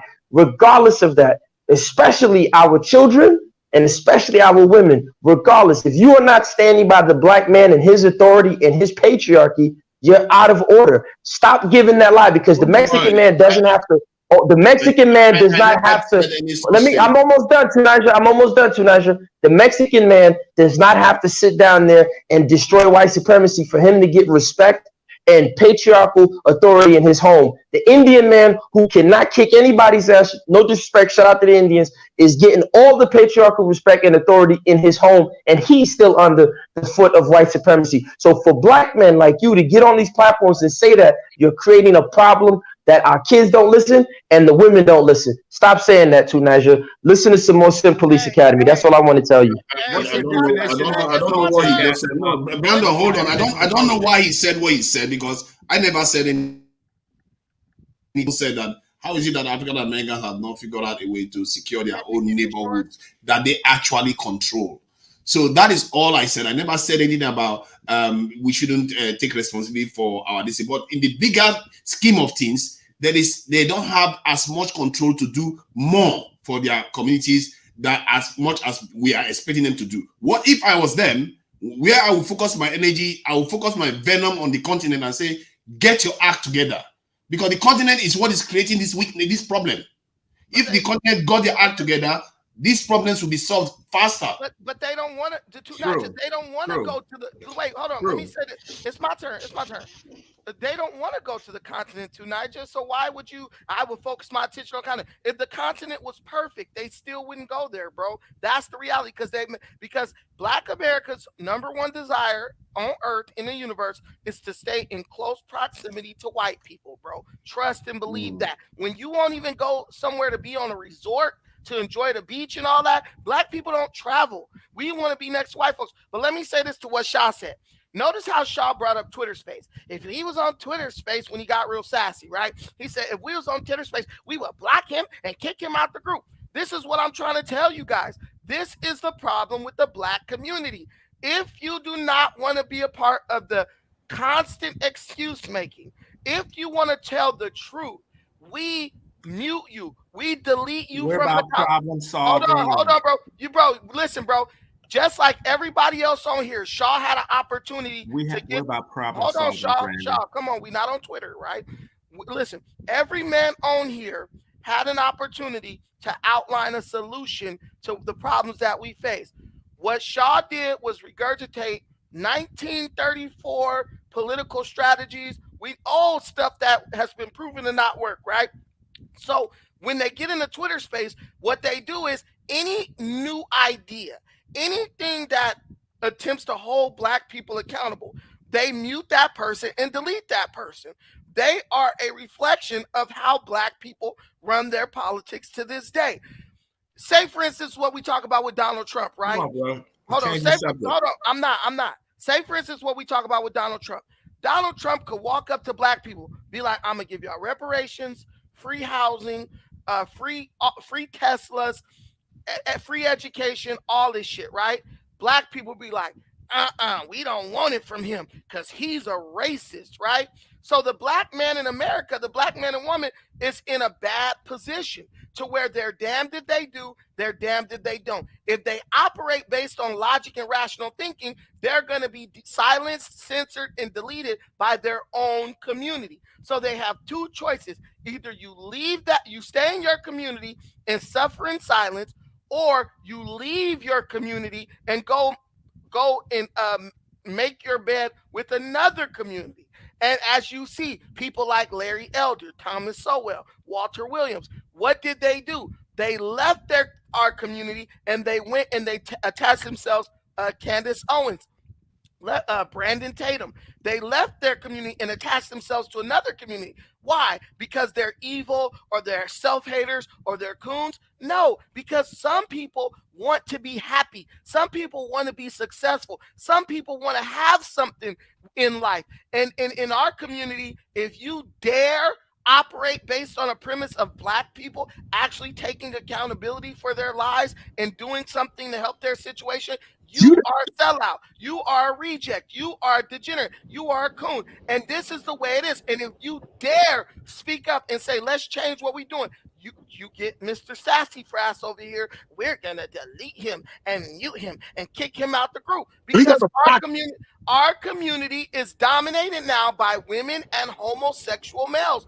And I'm not saying that to put nobody down, but those are two groups of people who in their whole existence have never ever taken a lead in leading Black people out of any situation ever. Everything women's rights has ever done was about integration. Everything okay, gay bro, rights you done, keep going on and on and on. Can you land? This Can is you my land? landing. I'm landing. Everything LGBTQ rights have done has been about integration. So since we put these people in the leadership roles of our community is focused on nothing but integration. That's it. Okay, so you know what? Hold on 1 second. But hey, Hustle Smart, look at this timeless fashion. Look at this timeless fashion right here. Timeless fashion. Of course. Timeless fashion. Timeless. It would never. It would stay full price. You know what? The model's making $3,000 for walking in that show. Don't forget, the model is making $3,000 or more. Yeah, maybe we'll do anything for money. We'll do anything for money. Worship the money, right? You know, I would rather do that than work at McDonald's. Okay. Yeah, I wouldn't. Wow. So you'd rather degrade your people than work at McDonald's? It's not a degradation to do that. You The would rather degradation sniff is some guy's going to McDonald's though. Diners, Going go back to McDonald's to is a business. degradation to me. So her Now, let me make my sniffing point, guy's ass Brandon. is worth Brandon, $2,000. pipe down, please. Pipe down. Let me make my point. My point is this.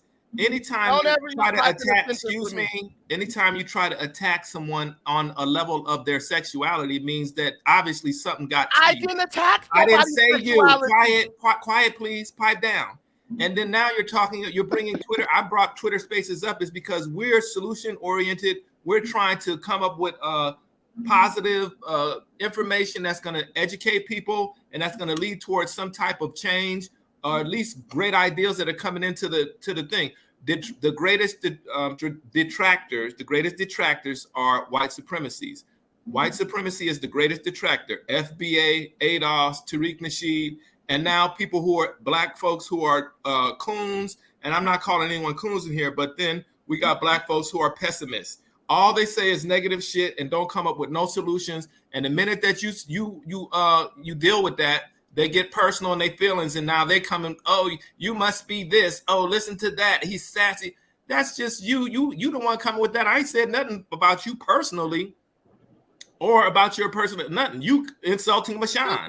You did. You insulted Mashawn. You insulted Mashawn. And kicked me out. You insulted the girl. You insulted Mashawn. I said you got kicked out of our group in Twitter Spaces because you're doing the same bullshit you're doing in here. I'm not doing that. Yo. I agree with Brandon, right, to a point about accountability, right? But accountability, I don't know how Black people in South America are. I know Black Americans aren't accountable. They keep voting for Democrats. They support the rainbow flag. They support immigrants. They support the CBC, right? But the same thing is true in Africa, right? You have people, I think gassed them up. You're Nigerian, right? You have people in your family. I'm Isoko. I'm not Nigerian. Isoko, right? In a lot of West African cultures, old people are always right, no matter what, even when they're wrong, right? When they have a kid, they discipline the child so the child becomes a responsible adult. Now, when you have these people, like talk about Twitter Spaces, I was on Clubhouse, right? A West African group. People there were saying they would go to their country just to work for the government, just to steal. You know what they said? They said that's part of the culture, right? When you cross the land border in Africa, when they shake you down, is that not part of the culture? You can't get out of that shit. Absolutely not. No, absolutely not. Because I disagree. Because there's nothing in Isoko. Yeah, go ahead. No, hold on. Here's the thing. Where's the accountability at? The thing is here, the United States, we can say whatever we want about it. We're accountable here. You know, if you go shoot that man and there's a video camera, your ass is getting locked up. Africa, you could steal $20 million. Matter of fact, I think gas him up. I think I heard you talking one time. You were saying somebody could be a minister and they don't even have a degree in whatever the field they're a minister in. Where's the accountability? Of course. Where people, but that has nothing to do with the culture. I disagree. Because if you're allowing it, if you're allowing it, they again, don't understand Africa. These people I'm telling you about who will steal from the government, they're Muslims. They're praying 5 times a day. They'll report you And if that's they the see you if they see you sipping a cup of water during Ramadan. And they're willingly telling you that we're gonna go steal if we get in that government. And they say it's the culture. I agree. But you know what? You're right. That's hold on, Brandon. Let me respond to him real quick. Let me respond to him on that. He's right. That is Nigerian culture. That's why I tell people all the time, I'm not Nigerian. Nigerians are avatars of African culture because most of the Nigerians that you're going to run into, like I said, I'm on the continent right now. I fight these people on a daily basis because first and foremost, there's nothing in any African language that promotes stealing, that promotes a lot of the nonsense that they're doing. What they're doing is colonial African culture. And a lot of African, that's why they think, hold on, wait, let me finish. That's why they think jollof rice is African. That's why they think Afro beats, that crackhead music, is African. That's why they think kente cloth and that crap Dutch print, that multicolored Dutch print, is West African. That's why they think eating yams or eating gari is African. Most of the stuff that they're eating on a daily basis is not even traditional African culture. And if you go to these villages, let me finish. Shah, can I finish, please? I'm gonna respond to gas him up. Let me tell you what happened, Shah. What happened is that when the European came, there's a great book you can read in an article how the boy becomes a man in the village is a boy in the city, or a boy in the town. One of those articles. When the European came, the first thing he did when he was building his cities is that he forced the African, particularly African male, to leave the village and work in the city, and he created the notorious hut tax.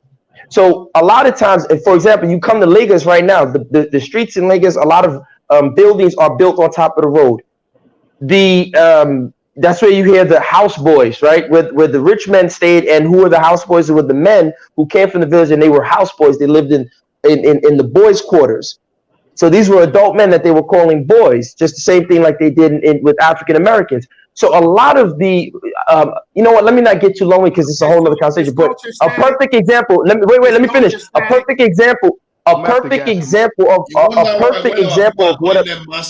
through Niger. I got interject real quick. I got interject. Gas them up. Hold on. To Niger. Why you got to do this, man? Gas them up. Sorry, I just wanted to highlight that. To Niger, be quiet.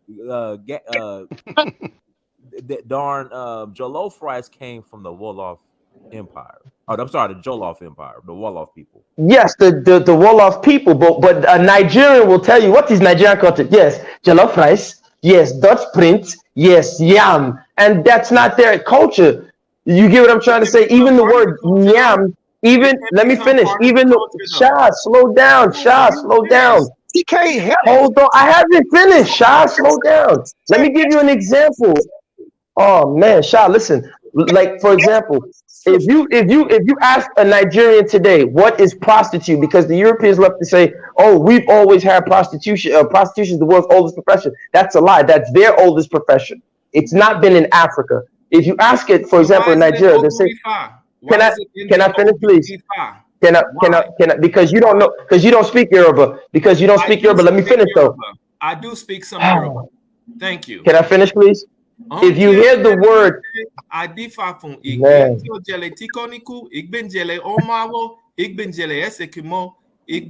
know you know your old dudes. I know you know your old dudes, your Ifa old dudes. Let me finish. Let me finish, please. You're talking bullshit. Can I finish? Man, dude, the word prostitution, this is how I will tell you the problem he's having, Hustle Smart, is this. He's using English to describe, or he's using Yoruba to describe English phenomenons. So the word prostitution in Yoruba or in Igbo, in Yoruba it's translated as what? Ashewo, or in Igbo, akuna. Now the literal translation of Ashe Owo, what does that mean, Shah? Since you know so much Yoruba, break down Ashe Owo. What does that mean? I don't know. He just know all the exactly. Ashe Owo means money changer, because what was happening is that when these women were leaving their villages to pay that hut tax, the phenomenon that people were seeing and describing was these women are exchanging or changing their body for money. Ashe Owo. That's where you get the word Ashewo from. The popular song, that Flavor, all of you guys know Mr. Flavor, he made that song, Baby Sawale, Sawa, Sawa, Sawa, which was a Rex Lawson song about Ashewo. That's where the word Ashewo comes What do you from. mean It was chasing their describing. body for money, though? What do you mean? Gassed them up. We gassed them up. What do you Right? mean? Man, did that just go over your head? Sex? Gassed Ashewo? them up. They were having Gassed them sex up. for money? Hold on. Gassed them Wow. up. Mm. Gassed them up. Yes, sir. Go ahead. I want to give you some real life examples of African accountability, right? I had a store in West Africa, right? I employed 2 family members there. I caught one guy stealing. What part of What did West I do? Guinea, Conakry. Okay, I caught one guy stealing. What did I do? I fired him. What did the family do? Call me. Everyone begged me, please give this guy his job back. Let it go. Let it go. Let it go. I didn't bring him back. I needed him to learn a lesson. The next time you get a job, you get an opportunity, you take it seriously, you don't take advantage of it. Boom. The second guy that worked there, caught him stealing. He tried to pull a little slick move, about $500. What did I do? I took his ass to jail. What did the family do? Call me, please. Let him go. He's gonna die in there. It's terrible. What did I tell him? Yeah. I said, "You're gonna give me my $500?" What did they say? No. Okay, then we don't have nothing to talk about. I don't care what happens to him. He's gonna learn a lesson, right? Number 3. Good. I had another family member. One of my friends who's Black American sent this guy $100 because his sister died, right? So the guy kept the money. He didn't tell anybody in the family that a donation was made for his sister's funeral. So I let the family know, right? And then me and him had an exchange. He started disrespecting me and my parents, right? This guy's 65 years old.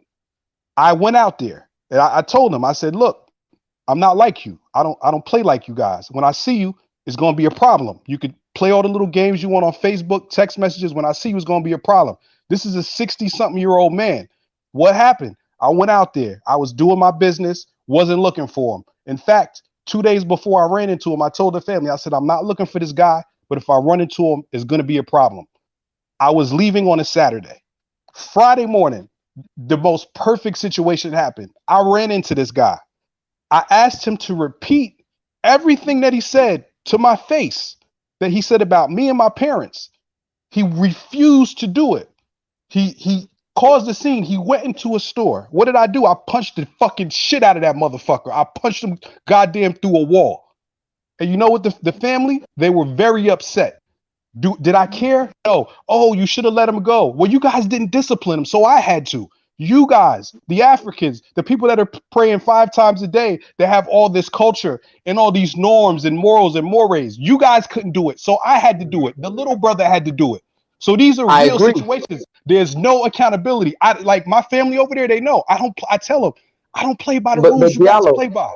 I play by my rules. I'm an American. I'm black, if I'm driving and I hit somebody and I'm drunk, I'm getting 15 years. I go rob somebody, I'm getting 10 to 15. I carjack somebody, I'm getting time. I'm from a place where you can't make mistakes. You're from a place where there's no consequences. Now, when somebody like me that's from a place where there's consequences, and I go to a place where there's no law, there's no nothing that's gonna happen to me, I can punch you through a wall. I can do something to you, and then you're gonna learn. That guy that I punched through the wall, he hasn't mentioned my name since, and it's been about 9 months. So all that accountability stuff is both sides. It's Black Americans, it's Africans. I don't know about Black South Americans, but I know in West Africa, particularly the people I deal with, I'm not going to say the whole continent, and Black Americans ain't no accountability. That's all I got to say. No, but Diallo, I agree with you. But what I'm saying is that if you take the time to look at it from an anthropological perspective, and there's a difference between what I'm saying and the realities on the ground. 1,000%, like I said, I'm on the continent right now.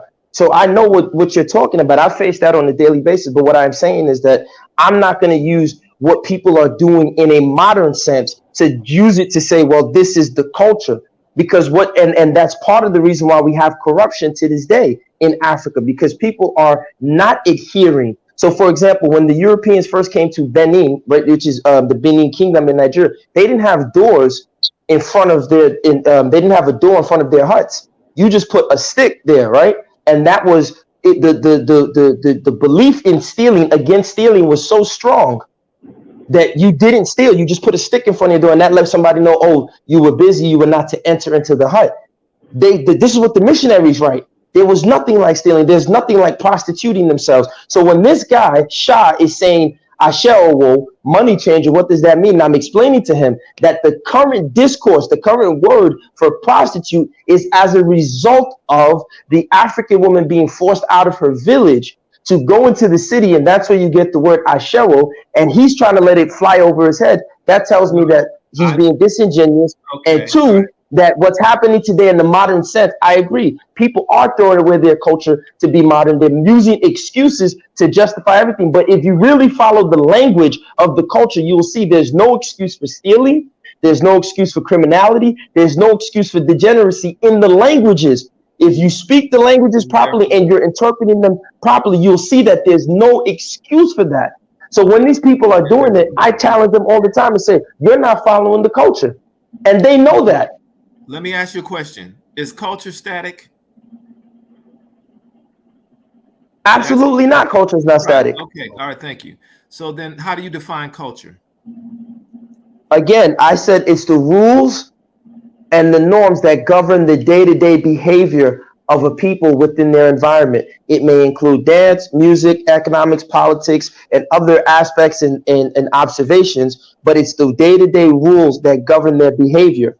And so what's happening in Africa is that the old village rules, the old village rules, yeah, I'm going to tell you, the old village rules, the old village rules that govern, hold on, the old village rules that governed African behavior no longer apply because people have abandoned village rules and culture that used to control a lot of the nonsense that we're seeing today. So is the abandonment of the culture, some of the aspects of the culture, not all the culture. So some of the abandonment of the culture, and you're saying rules. I don't agree with your definition of culture, by the way. As a result of that, then the people, therefore, don't have a culture, or they do have a culture, but the culture is what? Different, change? Because we no, they do have a culture. Wait. We don't have a culture here because we don't have what you're saying rules. Control. No, I said you don't have control. We don't have control. I said you don't have control. And so in Nigeria, though, and let's use Africa, where you Niger, slow down. Let me hear him build. Niger, goddamn. Holy smokes. Niger, let me hear him build. Slow down, Niger. Niger, slow down. Let me and this brother build, man. Cool down in UK over there. Go ahead, brother. Go ahead and build. It's fine. So you do have control. So that we don't have control, but you do in Africa have control, and that's why they don't follow the rules that they used to do back in traditional times. You see the contradiction? Okay, so you want me to respond to that? Wait. Do you see the? Can I respond?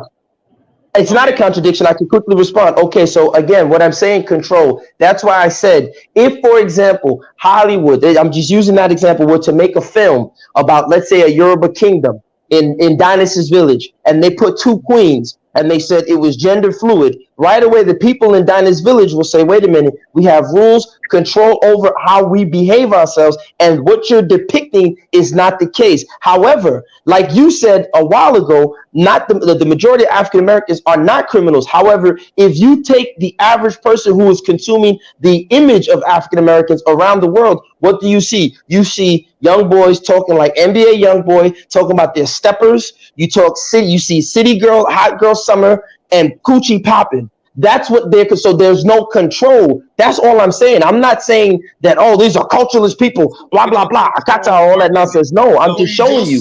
Because of that, you're saying we don't have culture. Because of that, you're saying we have no culture. Yes, because, and so what I'm saying is I'm saying that you can get the control. Wait, you said I'm saying you can get the control. Oh, we can get the control, but that alone in itself says we have no culture. That's ridiculous. What are you saying? Until you get the control, We But don't you don't have culture. control of your image because when we see the No, images no. of Africa, we see kids with flies. We and hardly have control of our culture. Shah, stop trying Nobody does. Even Europeans barely have the culture that they had 500 years ago. No, tonight, just stop yourself. You see, Tonight loves to do this, man. This guy's always So it's a confused. fact. You guys, I don't know how you just say stuff. Tonight you're confused. You don't know what you're talking about tonight. Culture is a feedback loop between the traditions of the people and the environment that they live in. For you to just say, "Oh, culture is just without control," it has to be. It doesn't have anything to do with control. You can be in an environment and you don't have control of the environment, but between your feedback of that environment and what you do with that environment, that is a culture. That is what culture means.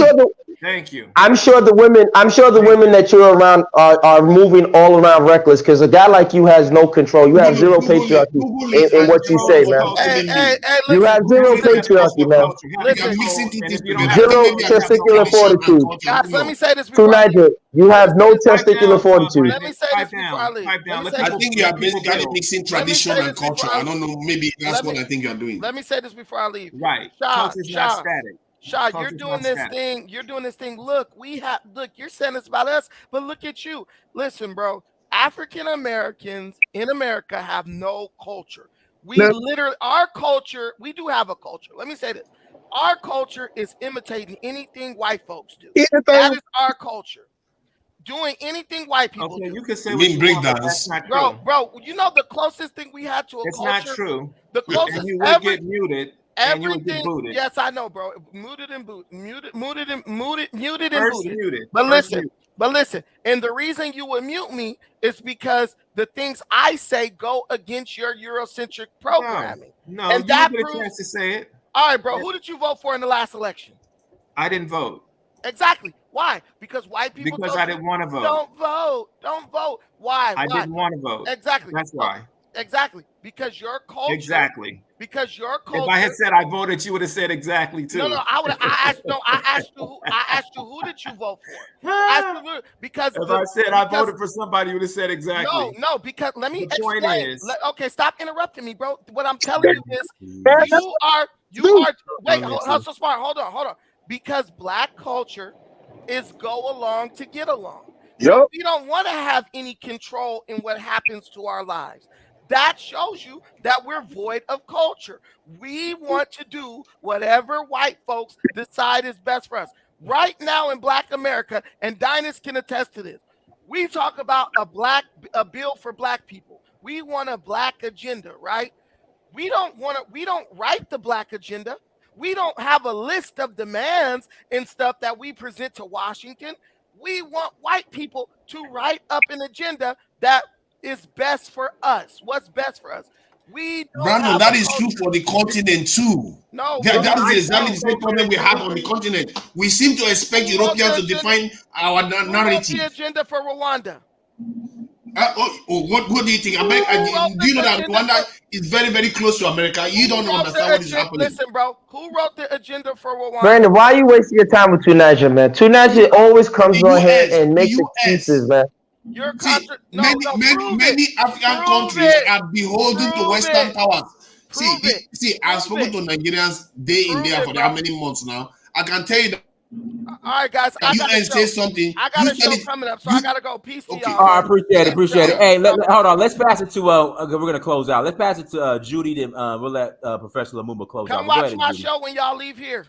All right, for sure. All right, go ahead, Ms. Jones. Can I just finish the point? 30 seconds. Can I just finish that point? 30 seconds. Come on, man. Go ahead, tonight. Judy and Lumumba. Come on, man. 30 seconds.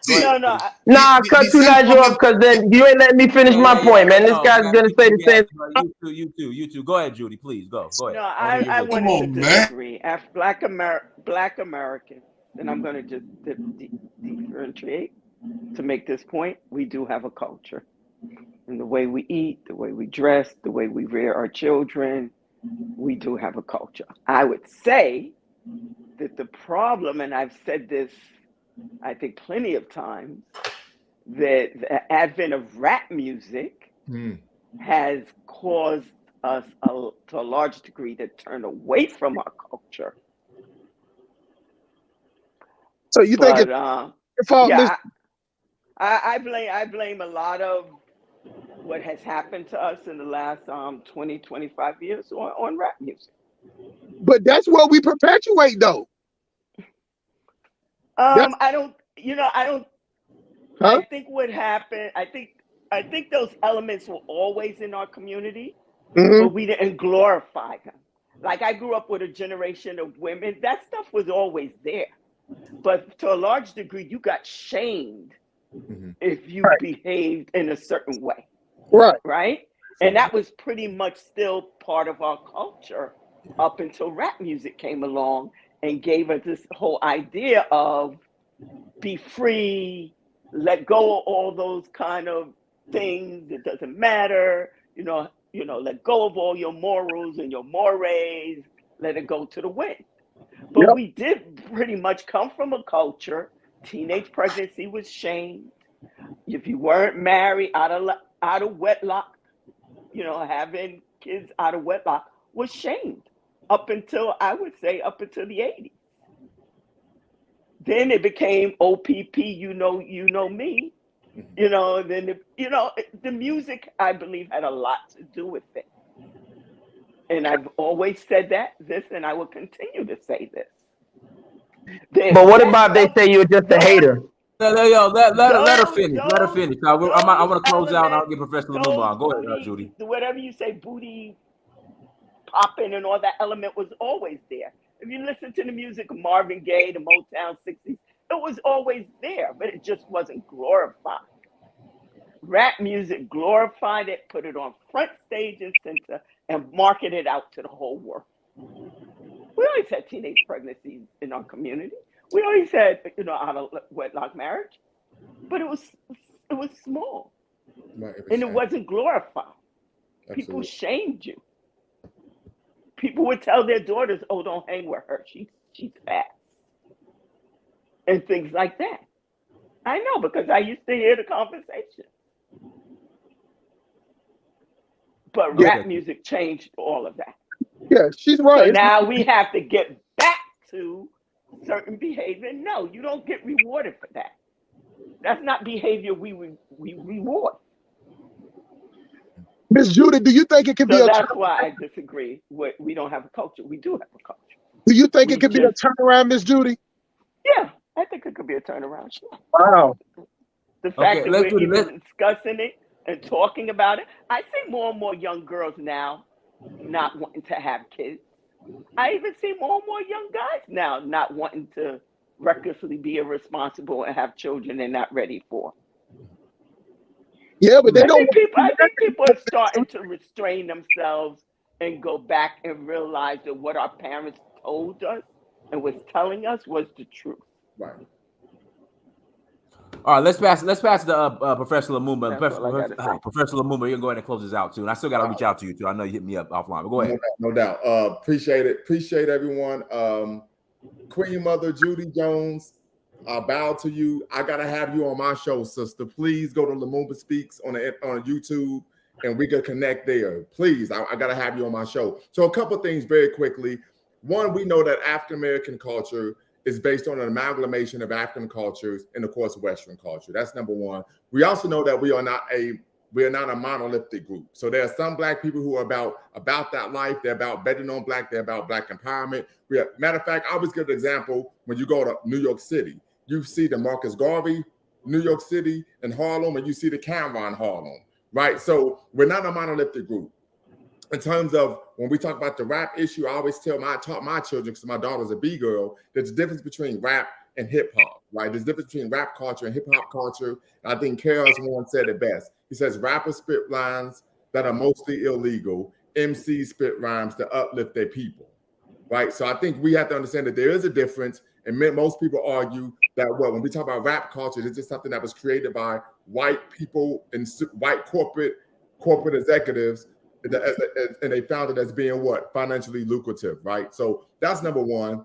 I think the other issues, when we talk about some of the issues in the Black community, once again, I would just want to give praise to Queen Mother Judy Jones. Is that, but when we see really what we talk about, this type of dysfunction or this type of ratchet culture, And I argue that it came at the intersection of three pivotal events in the African American community: integration, the liberalization of Black community values, and then, of course, the breakdown of the Black family unit. And I think as a result of the intersection of those three issues, this is when we begin to find what this opening up to degeneracy, this opening up to being a criminal. Like there was a time where if you got arrested, you shamed your family, right? To where you wouldn't want the police to take you back home, right? You'd be like, take me to jail, because if my parents find out, it's going to be hell or high water. And I'm not talking about Hurricane Katrina, right? So we've gotten away from some of these issues, right? But we're slowly seeing a return to what made us great, what led us to being not victims of white supremacy, but victors over white supremacy, right?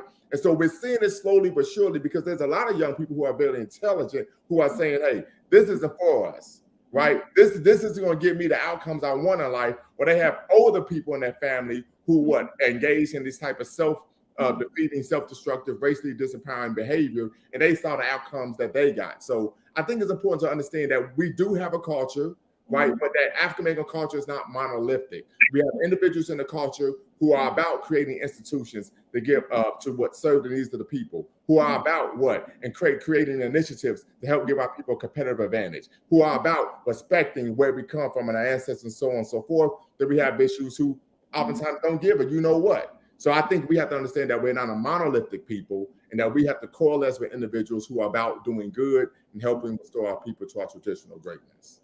Let me ask you something, Mr. Lamont, before Dennis close out. Now, the thing about it is, I agree with everything you just said.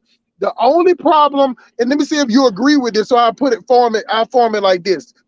The problem is that the few young people that want to return back to a way that has no type of protection, has no type of backing. You get what I'm saying? What I'm saying is that the degenerates, you know what I'm saying, are more supported or more protected. You have entertainers, you have politicians that will come out and support and baby the degenerate. But the few kids that you're talking about that want to change, they don't have the same platform as somebody that get out there. So I formed the question to you: well, who would support those kids?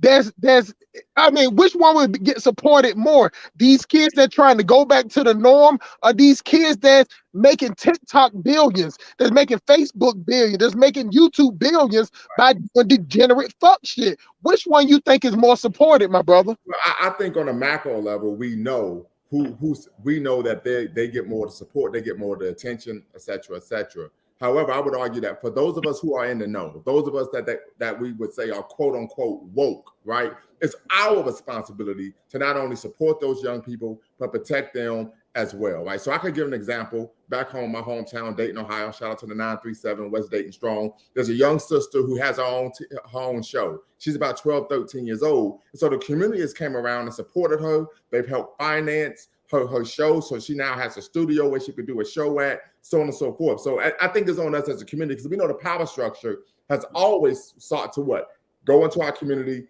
take individuals and pop them up. And oftentimes when they pop them up, they're promoting images and concepts and ideas that are detrimental to who we are as people, right? So it's on us to actually do the work, right? Even if we don't have as much wealth or resources as the power structure, it still falls on us, and it's our responsibility. I could give another example, and I'll shut up because I know Brother Dynast wants to close. But there's a situation, the young sister, she's actually about maybe 23, 24 now. She's a model, right? But growing up, her grandmother put her in African dance, right? And so the community supported this, right? So as a result, now she actually does African dance and modeling rather than doing twerk videos on Instagram. So I think it's really on us, right, to make sure that we're supporting them, we're giving them the emotional support, the cultural support, the financial funding, et cetera, so that when the power structure comes and try to sweep them up, we don't have a 21st century version of CB4. Also, too, let me just interject this too, and it's also on us to call out the Democrats and people like that when they give us a Cardi B as a spokesperson for us, or when they put up ads like strippers. What was the ad they had running? Get Strippers your going food. to the polls. What was it? Was it strip It's road or something? It was yeah, called. Hold on for a second. somehow strippers going to the polls or Your something. booty to the You know, polls. so, exactly. So we That's need to what it's call out stuff like that when we have a major Democratic Party fronting this kind of stuff. Right. So yeah, but once again, it all falls on our responsibility, right? It's our responsibility as a community to say we're going to take back our community, we're going to change our community, we're going to help develop our community for the next generation. As I always state, in order to do that, I think it's twofold, right? One, we have to build institutions to serve the needs of our people, so we're not dependent on the power structure. And number two, we have to create initiatives to help give the younger generation a competitive advantage. Because I always state this. I'm a Pan-Africanist. Everyone knows this, right? But if I go into a room with young black men, young black women, and when I say black, I'm using that synonymous, irrespective of where you are globally, right? And I can't help them compete against whites, Arabs, Asians, Latinos, Jewish people. They don't give it. You know what? We're gonna go with somebody else, right? So we have to be able to for the free food at that point, Mr. Lamamba. I'm sorry. They just gonna be there for the free food. If you can't help these kids compete against the power structure and their innovation, they're just gonna show up for you for the free kickers and free punch. You get what I'm saying? They're gonna be like, okay, Mr. Lamamba, so he's a good guy. He's a good guy, but still, he cannot help me. He cannot help me thrive. Only thing he can help me do is survive. This is what I be talking about all the time. So I understand what you're saying. Every time you jump on here and you say what we should do and what's on us. Now, but by that logic, if it's on us, and just like Miss Judy said, we got to check the Democrats. And if 80 would change that 80% of black men support the Democrats, 95% of women support the Democrats, then therefore it doesn't matter what we need to do if they're going to follow that agenda. So that means that if you have that number of a group that follows a political party, that means that that political party can tell you who to get mad at. That political party tell you who to don't like and who to dislike. You get what I'm saying? That means that it's no community when we follow somebody, follow a group, Mr. Lamamba, that at 95%, and I'm gonna put it off on women because women right now are the head of the black community. So if they're following this community at 95%, and I don't care what y'all say, the Democrat is community, CNN and all that, that's 90% white people, 10% Jewish. So what I'm saying is that what you are saying is it will reach the few that the voice and the message won't go but so far because they don't want that message. Well, what we have to do is make sure we work with the people who do want the message. And the reason why I say this is because I actually do the work, right? I'm an institution builder. I've created initiatives to help black people, black students gain a competitive advantage. So I'm talking about something I've been doing for the past 16, 17 years, right? So that's really what it comes down to. Now, is everyone going to align with that? No, but there are many of our young people who want that. And when I have conversations with them, they say, damn, well, you like the first brother I met who can actually give me something more than rhetoric. But that's my point, though. That's my point, though. That's be my whole point. Not to saying that we don't have brothers like you that are not doing it, Mr. Lamamba. It's the point that when kids come across you, you're the first person that they see. We're talking about 42 million black people. It is a number. I know you're telling the truth because I had a person tell me that. I had a student tell me this last Thursday. I had a student tell me this. And I remember being like, damn, that ain't a good thing. Like, I was happy. Like, damn, we had what you're doing in East Palo Alto. We had it in Oakland, in San Francisco, in Los Angeles, and I know it exists in DC. Black institutions where we're teaching. We have cultural activities. We have economic building things. They're in every major place where black folks are. We have those, but they're not serving the whole 40 million. But we have elements of them in every major area where black folks are.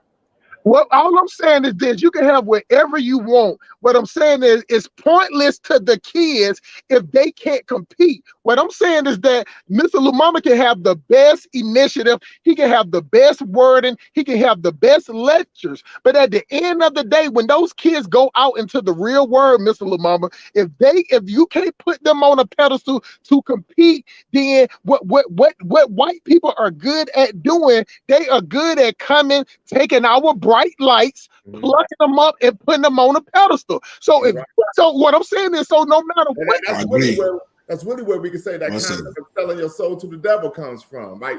Where you got a talent, you know what I'm saying, and you sell it and you sell out, and next thing you know, I mean a good example of that would really be Tupac. Exactly.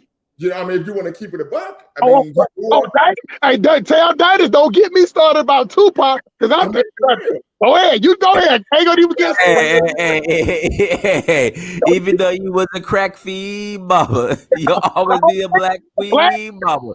That was the big in the black community.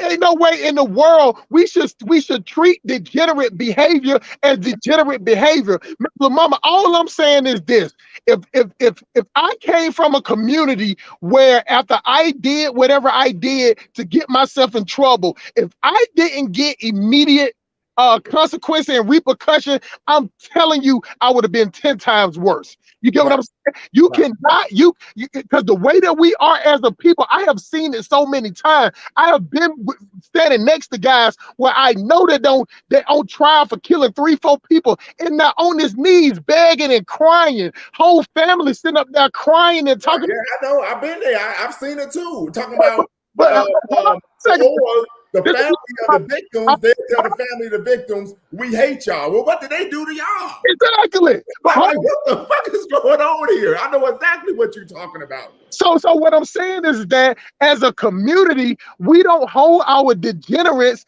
to we have no type of repercussion. All we got is to call the police on them. You know what I'm saying? And then on top of that, we want white policemen to treat black people as if they're equal. Why would the boot ever treat the ant equal? I'm telling you, if I was a police officer and the world was majority black, and you sit me in a white area, I would be the same way. They have no incentive, Mr. Lamont, based on the way that we treat each other. They have no incentive to treat us as equal.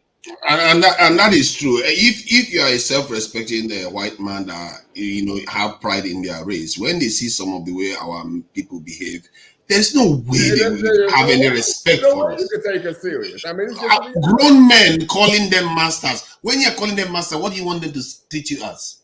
They will treat you as a slave. They call you boy and all the rest of it. You are waiting their approval for everything. This is the psyche that is killing us. I really think from the point of view of the continent, the diaspora has a lot of power there. And I really think African Americans, whatever they want to do, both sides need each other. African Americans, whatever you build will be destroyed without Africa getting an act together. And Africans need the African American voice or the diaspora voice to tell them, get your act together. Stop screwing around and calling these people masters. But let me say this real quick. I just saw a comment, Black Wool. I could vouch for Brother Dynast. He ain't just out for personal gain. Very busy brother. He's an entrepreneur. He works for himself. I'm quite sure that he will reach back out to you. But I just want to state that I know the brother.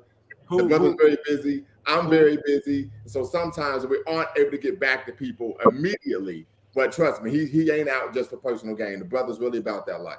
Why is this guy talking about victimhood? I'm not saying it. I'm saying we should be taking charge. Because the problem is that we are not doing the stuff for ourselves. It's not about victimhood. I don't care. Because if I was a European, I would do worse to us. Given what we are doing right now, I would do worse to us. It's not too late to reverse course. I That's think right, we look back on history. If I make movie, I was the European, I will kill the black guy off first. Everything I do, I'll make it harder on you until you guys get your act together. Exactly. Because it's ridiculous. The last 25, 30 years, if we all look back, I think we can, get a good idea where we went wrong and change that. I believe that our mothers were correct.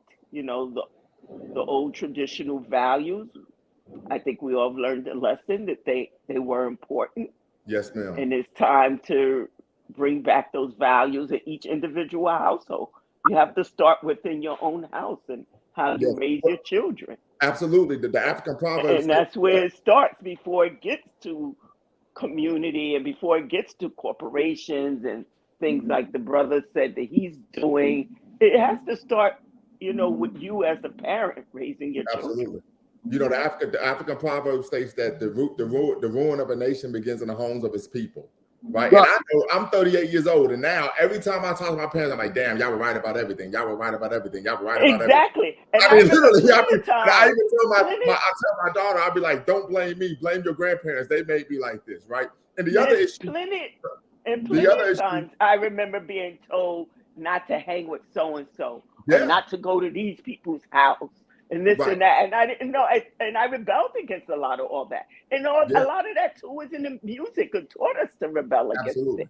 That the old values, we don't need those values no more. Throw them away, whatever. Right. And now I think we all realize, well, yes, our parents were telling us these things for a reason to stay away from this person and that person and this person. And it's the same thing Africans come here and do. Everybody come here and do it, and then we point the finger at them when they don't want to hang with us because their parents are telling them not to be with us. But our parents used to tell us the same thing. Same thing. And real quick, then we're gonna close out. I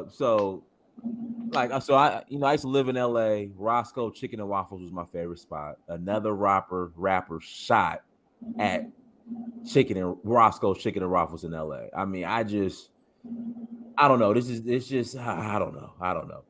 But listen, guys, like a great way, and Professor Lumumba, I'm gonna inbox you my phone number. When we get done. But Black Wool, I don't know who you are. I don't remember getting an email from a guy named Black Wool. But guys, listen, I'm on live almost every day. Yep. You're more than welcome to call in and be like, hey, Don, this is what I'm doing. Of course, keep it on topic, but then, hey, Don, this is what I'm doing, blah, blah, blah, blah. How can we link up? What can we do together? No problem. You're more than welcome to call in.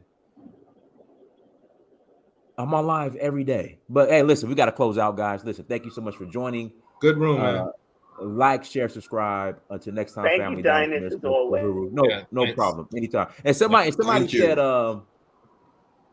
said, why don't women come on more? Listen, I post a link in the chat room. Anybody's more than welcome. Men, women, they click that link and call in. So, you had about 4 or 5 on today. Yeah, well, that's what I'm saying. Somebody was just like, yeah, Don, well, you got to have room. It's just another thing of black people complaining just to complain, man. We go. All right, for sure. Until next time, Dynast loves the women. We all know Dynast loves the women, so I don't know why they're going on.